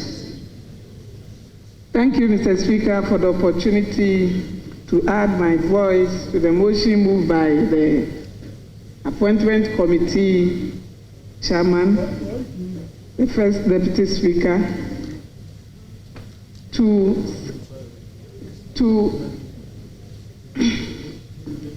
Mr. Speaker, to approve the nominees appointed by His Excellency John Dramani Mahama. Mr. Speaker, when it comes to Honorable Kwame Agboja, that's my immediate boss, he has done all that he needed in this chamber. And that qualifies him more than what we are thinking to occupy that position. When it comes to Haruna Idrisu, that one there is very marvelous. And I know he is going to deliver to the satisfaction of Ghanaians. And when it comes to Eric Opoku, Mr. Speaker, if you look at the lineup, then you realize that we really have the men. If you look at the lineup, the first lineup of His Excellency John Dramani Mahama, then you can know where the research is going to start from, because these are the men that have been in this chamber for years. And being in this chamber for just 1 year is even more than enough. Because this is where from archaeology to zoology passes through. And they have learned a lot from here, apart from what they were taught in school. And that qualifies them to go and work in those ministries. Mr. Speaker, His Excellency John Dramani Mahama is not in a hurry. He is not in a hurry at all to crash this nation. Because 21st February 2017, His Excellency His Excellency Nana Akufo-Addo came to this chamber and told us how he's in a hurry. And he ended up crashing the whole nation. Mr. Speaker, His Excellency Nana Akufo-Addo didn't start his free SHS immediately. Mr. Speaker, we didn't interrupt anybody. We didn't interrupt anybody when they were speaking. Okay. Honorable, I'll give you the opportunity, so let me finish. Mr. Speaker, His Excellency former President Nana Akufo-Addo didn't start the free SHS in January. He started the free SHS in September 2017. So therefore, His Excellency John Dramani Mahama in January cannot give any approval whilst his ministers have not been approved, because budget is yet to be presented in this chamber and ministers are yet to take position. Mr. Speaker, if His Excellency John Dramani Mahama cannot refer a letter to a cabinet session of his First Staff House, how can he refer to students who are yet to even resume? Some of them are yet to resume. And he has not even taken full charge. He's yet to take full charge. How can we say he should go and then speak about those who are now entering the university? He has promised and he will fulfill the promise. With Haruna Idrisu in the seat, we know he is going to deliver when it comes to education. They are going to restructure the free SHS and make it attractive for every Ghanaian student to attend. Mr. Speaker, as Honorable Corinne Dada said, he mentored him. I love people who mentored people. And today he has reached where he is. His first constituency was Gupegu Sabonjida. He did everything he could as a young man and he has reached this level. Mr. Speaker, I know he is going to deliver. Honorable Kwame Agbodza is going to fulfill the promise of His Excellency John Dramani Mahama. Contracts that were abrogated during 2017 all contractors will be moved to site to go and complete those jobs that were left for the good 8 years. From Kase to Adam for good 8 years. Contractor was being investigated, so now it's still the same, and nobody has touched that road. Mr. Speaker, we have not seen a bitumen for the old 8 years in Adam, and the cocoa rows that were abrogated that affected the farmers, and they couldn't bring their farm product from the farms to the market, and that has escalated the prices of the farm products. My brother Agboja is going to work on them, and we will see the massive improvement in this government. Mr. Speaker, please let me speak about Eric Opoku, because he is going to perform the magic when it comes to agriculture. So, Mr. Speaker, we have the men, and they are going to deliver, and they are going to make sure we move Ghana to the next level. Thank you, Mr. Speaker, for the opportunity. Honorable Ahmed, will you say something? Mr. Speaker, I thought that the language that was used by my sister, that Nana Akufo-Addo had crushed the nation, was too high. And I didn't want him to continue on that tangent. Let us be decorous and use a decent language. Thank you, Mr. Speaker. Thank you very much, Honorable Senior Member. Yes. Speaker, I rise certainly to speak in support of the motion. And let me start off by saying that all three nominees performed fairly well. I listened to them in detail. Honorable Kwame Agboja, my good friend.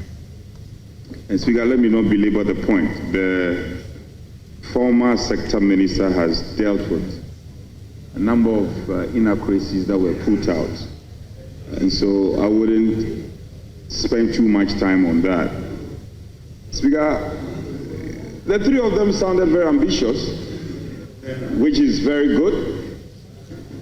We on this side of the house will be watching.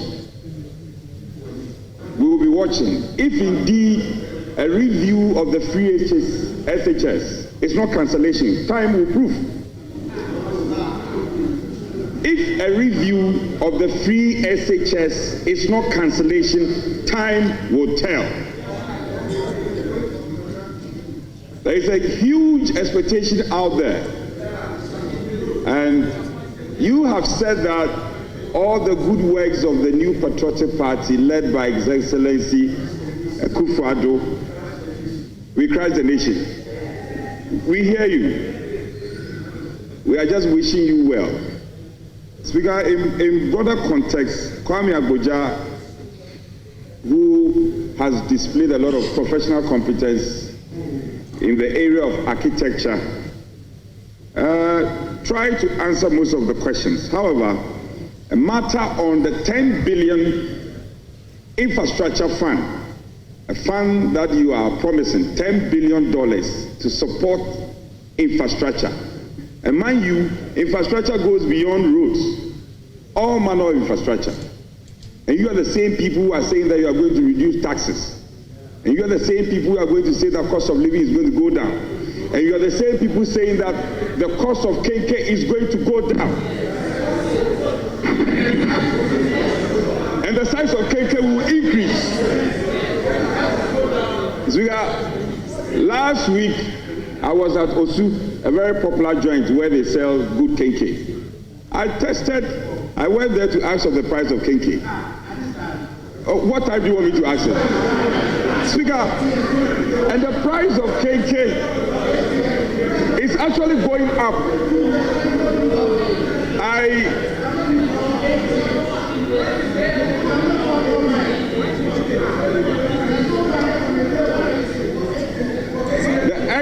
The export price of petrol and diesel is also going up.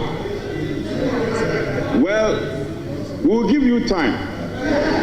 We'll give you time to form your government, and I know time will reveal your true colors.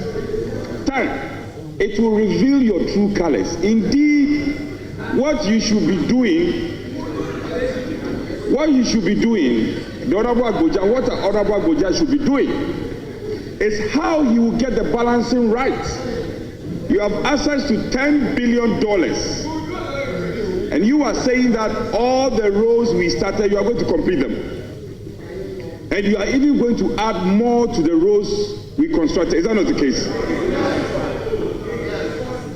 We'll be watching. Now, you know that in this fourth Republican Constitution, under this fourth Republican Constitution, it is only the MPP, the New Patriotic Party government, that has implemented the free SHS successfully. MPP. Under the fourth Republican Constitution, it is the New Patriotic Party that has successfully implemented the free SHS. True or false? True or false? We know your review certainly means cancellation. Your review certainly means cancellation. We will just be watching. If indeed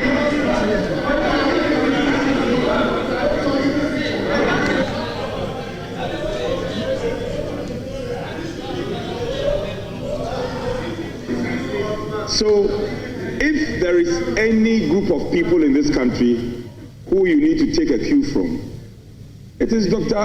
Educhum and the MPP. Dr. Educhum and the MPP. I will rather advise you that you should humble yourself, seek understanding how we did it, and I'm sure that if you do that, you will be able to chalk some success.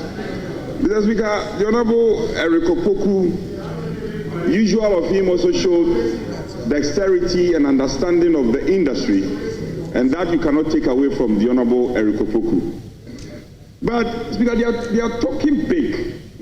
Our colleagues are talking very big.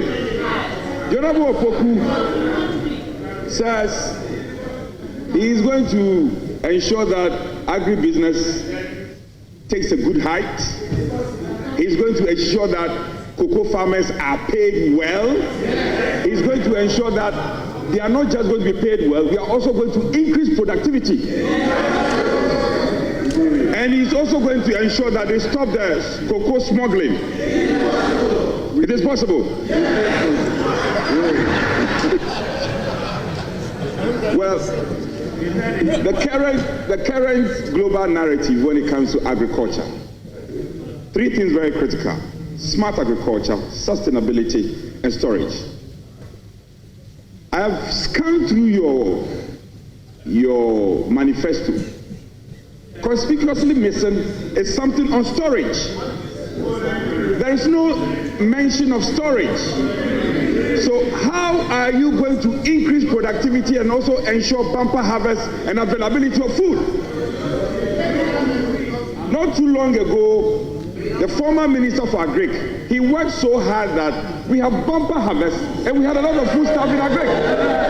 We had a lot of food stuff in Accra. There were a lot of... Speaker,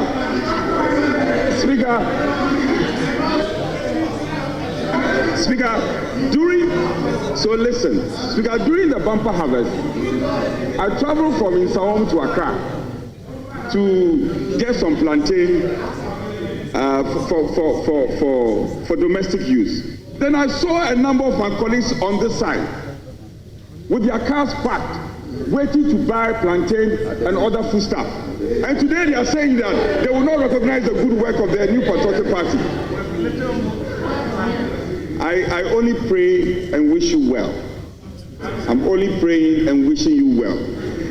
The Honorable Kwame Agboja, who is promising to do all the roads, I hope our approach will not be partisan. It is not going to be partisan. We are going to put on the cap of patriotism look at the road needs of our country, especially in the hinter areas where foodstuffs are produced. We want to see more asphalt roads, not just in Accra, in other parts of the country where roads are linking production centers for agriculture. Speaker, the linkage between roads and food supply and reduction in the cost of food is so clear. It's so clear. And we are only bidding our time. Climate change, which has become a very topical matter, is haunting us. Dr. Rikopoku, with all his knowledge, could not situate the concerns about climate change and what solutions the NDC is going to profess in dealing with this matter, reducing the sustainability of food productivity, and also ensure that there is abundance of food. If for nothing at all, at the agri sector, under the new patriotic party, we had a lot of food. A lot of them were made available at the ministry, and people were traveling all over the country to come to the ministry and buy food. They traveled from all over the place, came to the ministry to buy food stuff. Please, I'm speaking in support of the motion, but these are important lessons that we want to nudge and draw our colleagues' attention to. Please, you have 4 years to perform. You have just 4 years to perform. I'm praying that Honorable Haruna Idrisu, Honorable Kwame Agboja, and Honorable Eric Opoku will live up to the billing. When they succeed, the country succeeds. We pray that they will live up to the billing, they will deliver on the deliverables, and very soon the price of KK will indeed come down. And also the size of KK will increase. With these words, I want to support the motion and to support the adoption of the report. I'm grateful, Mr. Speaker. Honourable members, at the conclusion of the debate,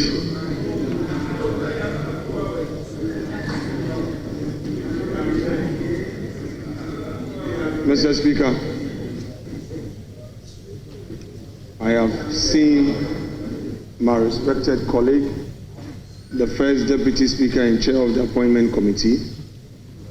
I would hold on to what I would want to say.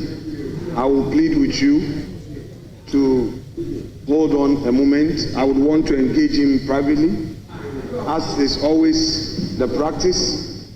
Then, soon thereafter, if I have some comments, I would make on this matter. Mr. Speaker, I would want you to indulge us. I want to engage you.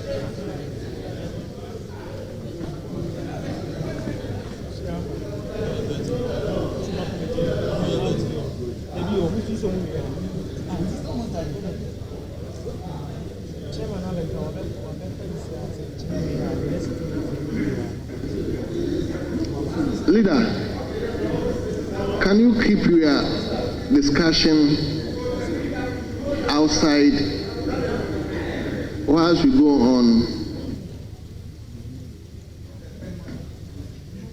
Other than the house will be kept in abeyance.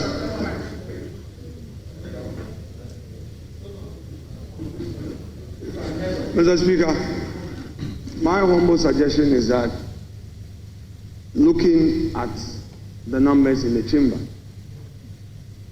we do not have what it takes to carry the motion. That is why I wanted to have some engagement. But we've closed the debate. We are done with the debate. We would have to perhaps do some further engagement and know the direction we are going. But as it is, if you look at the numbers in the chamber, we don't have.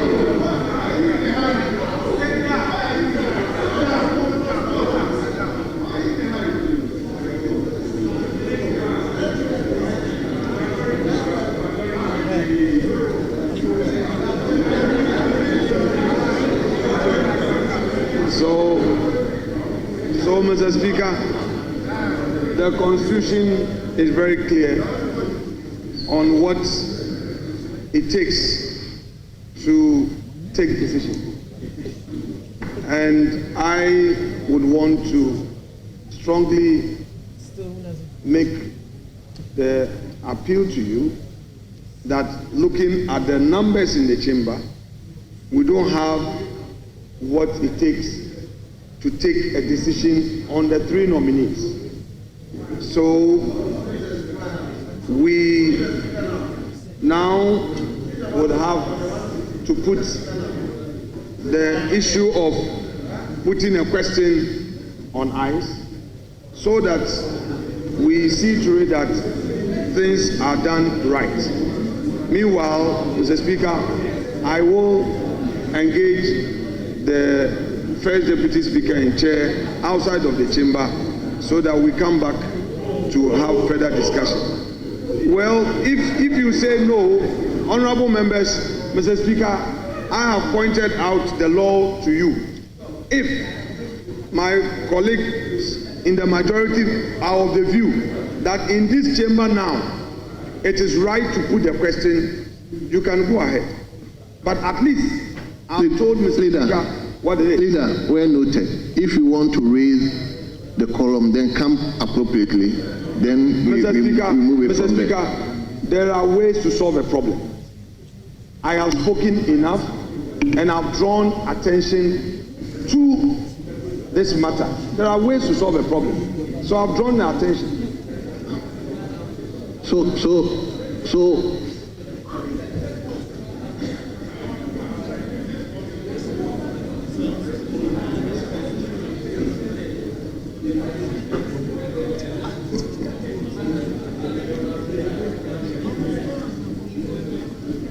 yes, Honorable Buama.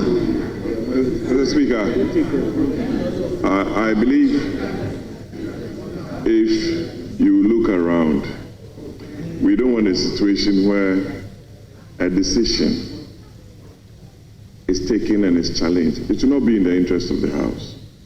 Let a chair of the Appointments Committee who moved the motion and the ranking member confer. The rules permit you to even suspend the House so that the majority can do the needful. I beg of you, that is another way. Otherwise, there are decisions and constitutional provisions as to the number that can take a decision. And we know. Honorable Member, I share your view, but what I'm saying is, then you invoke the right constitutional provision. If we have to ring the bell and see whether members are in their rooms, they can come. Other than that, then we go ahead and adjourn the House. Mr. Speaker, that's why I'm begging of you to at least suspend the House for 10 minutes. Just 10 minutes. I'm sure we'll find a way around it. Yes, Honorable Susu. Thank you very much, Right Honorable Speaker. Mr. Speaker, as a matter of practice, I believe that when debates are over, what is required by our standing orders is that you put the question.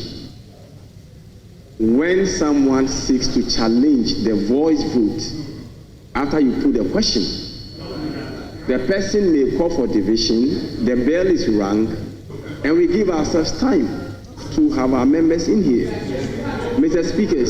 Speaker, I think this practice of asking the House to suspend just because someone has done an observation and is of the view that we don't have the number, Mr. Speaker, I don't think that is borne out of the procedure of this House. So, Mr. Speaker, I respectfully pray that you put the question so we move forward.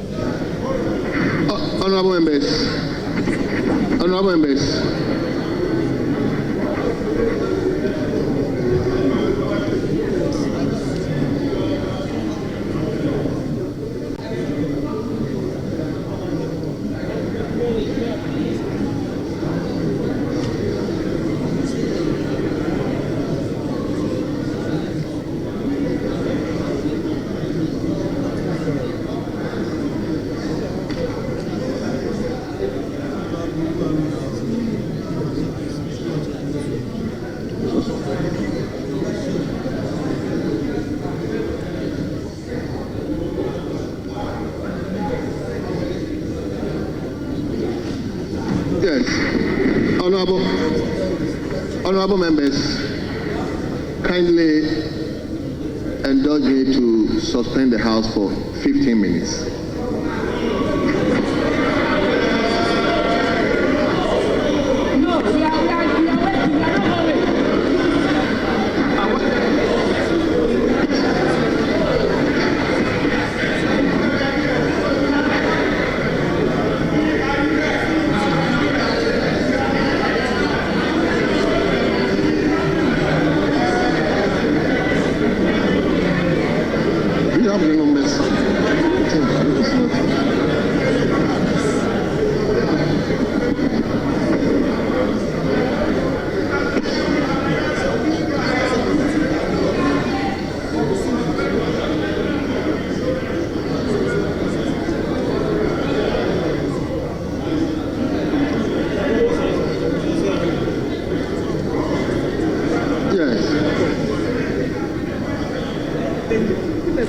Mr. Speaker, I thank you for the opportunity. Mr. Speaker, the mood of the House, Mr. Speaker, is that the question be put. That's the mood of the House. Mr. Speaker,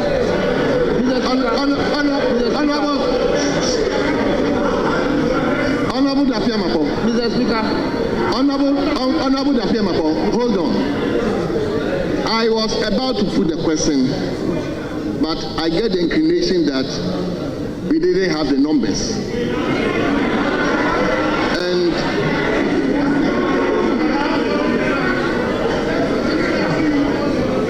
honorable members, will you listen to me? I got the inclination that we didn't have the numbers. And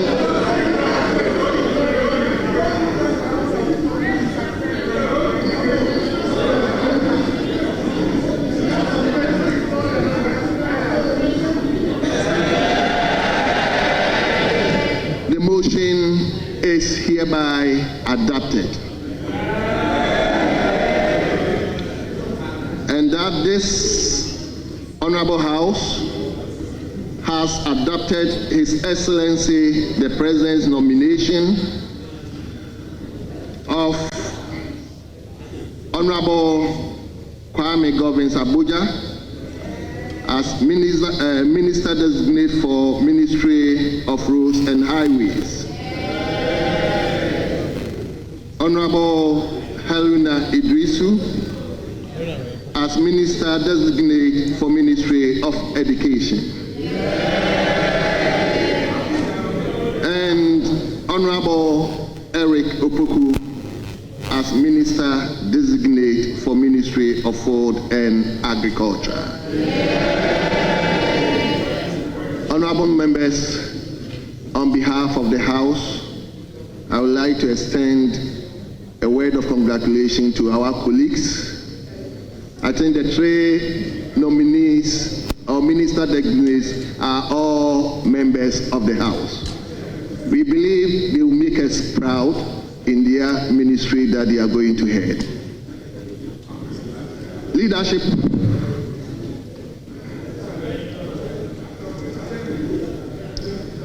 Leadership, any indication?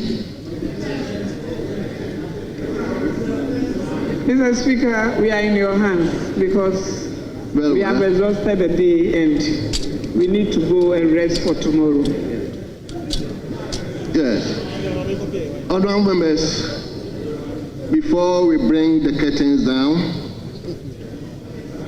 kindly allow me some space to express a word of gratitude to the leadership and to you, honorable members of the House, for unanimously and graciously accepting and endorsing my nomination to serve this honorable House once again as the second Deputy Speaker.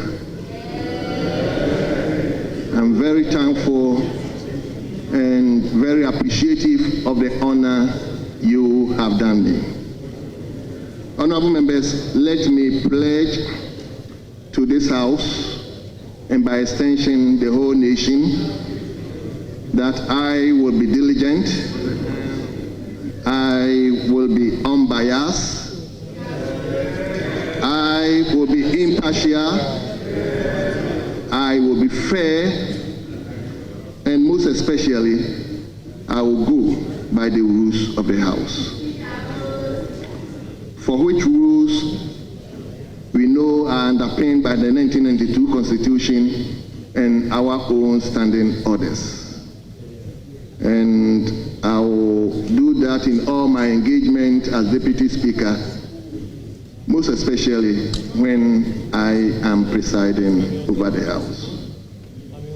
I thank you, and I thank the good people of Omena who brought me here.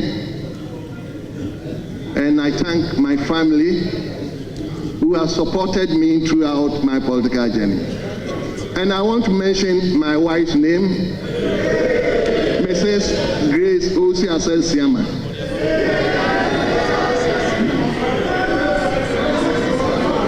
For supporting me throughout my political journey. Honorable members, on that note, I would like to thank you once again for the honor you have done me.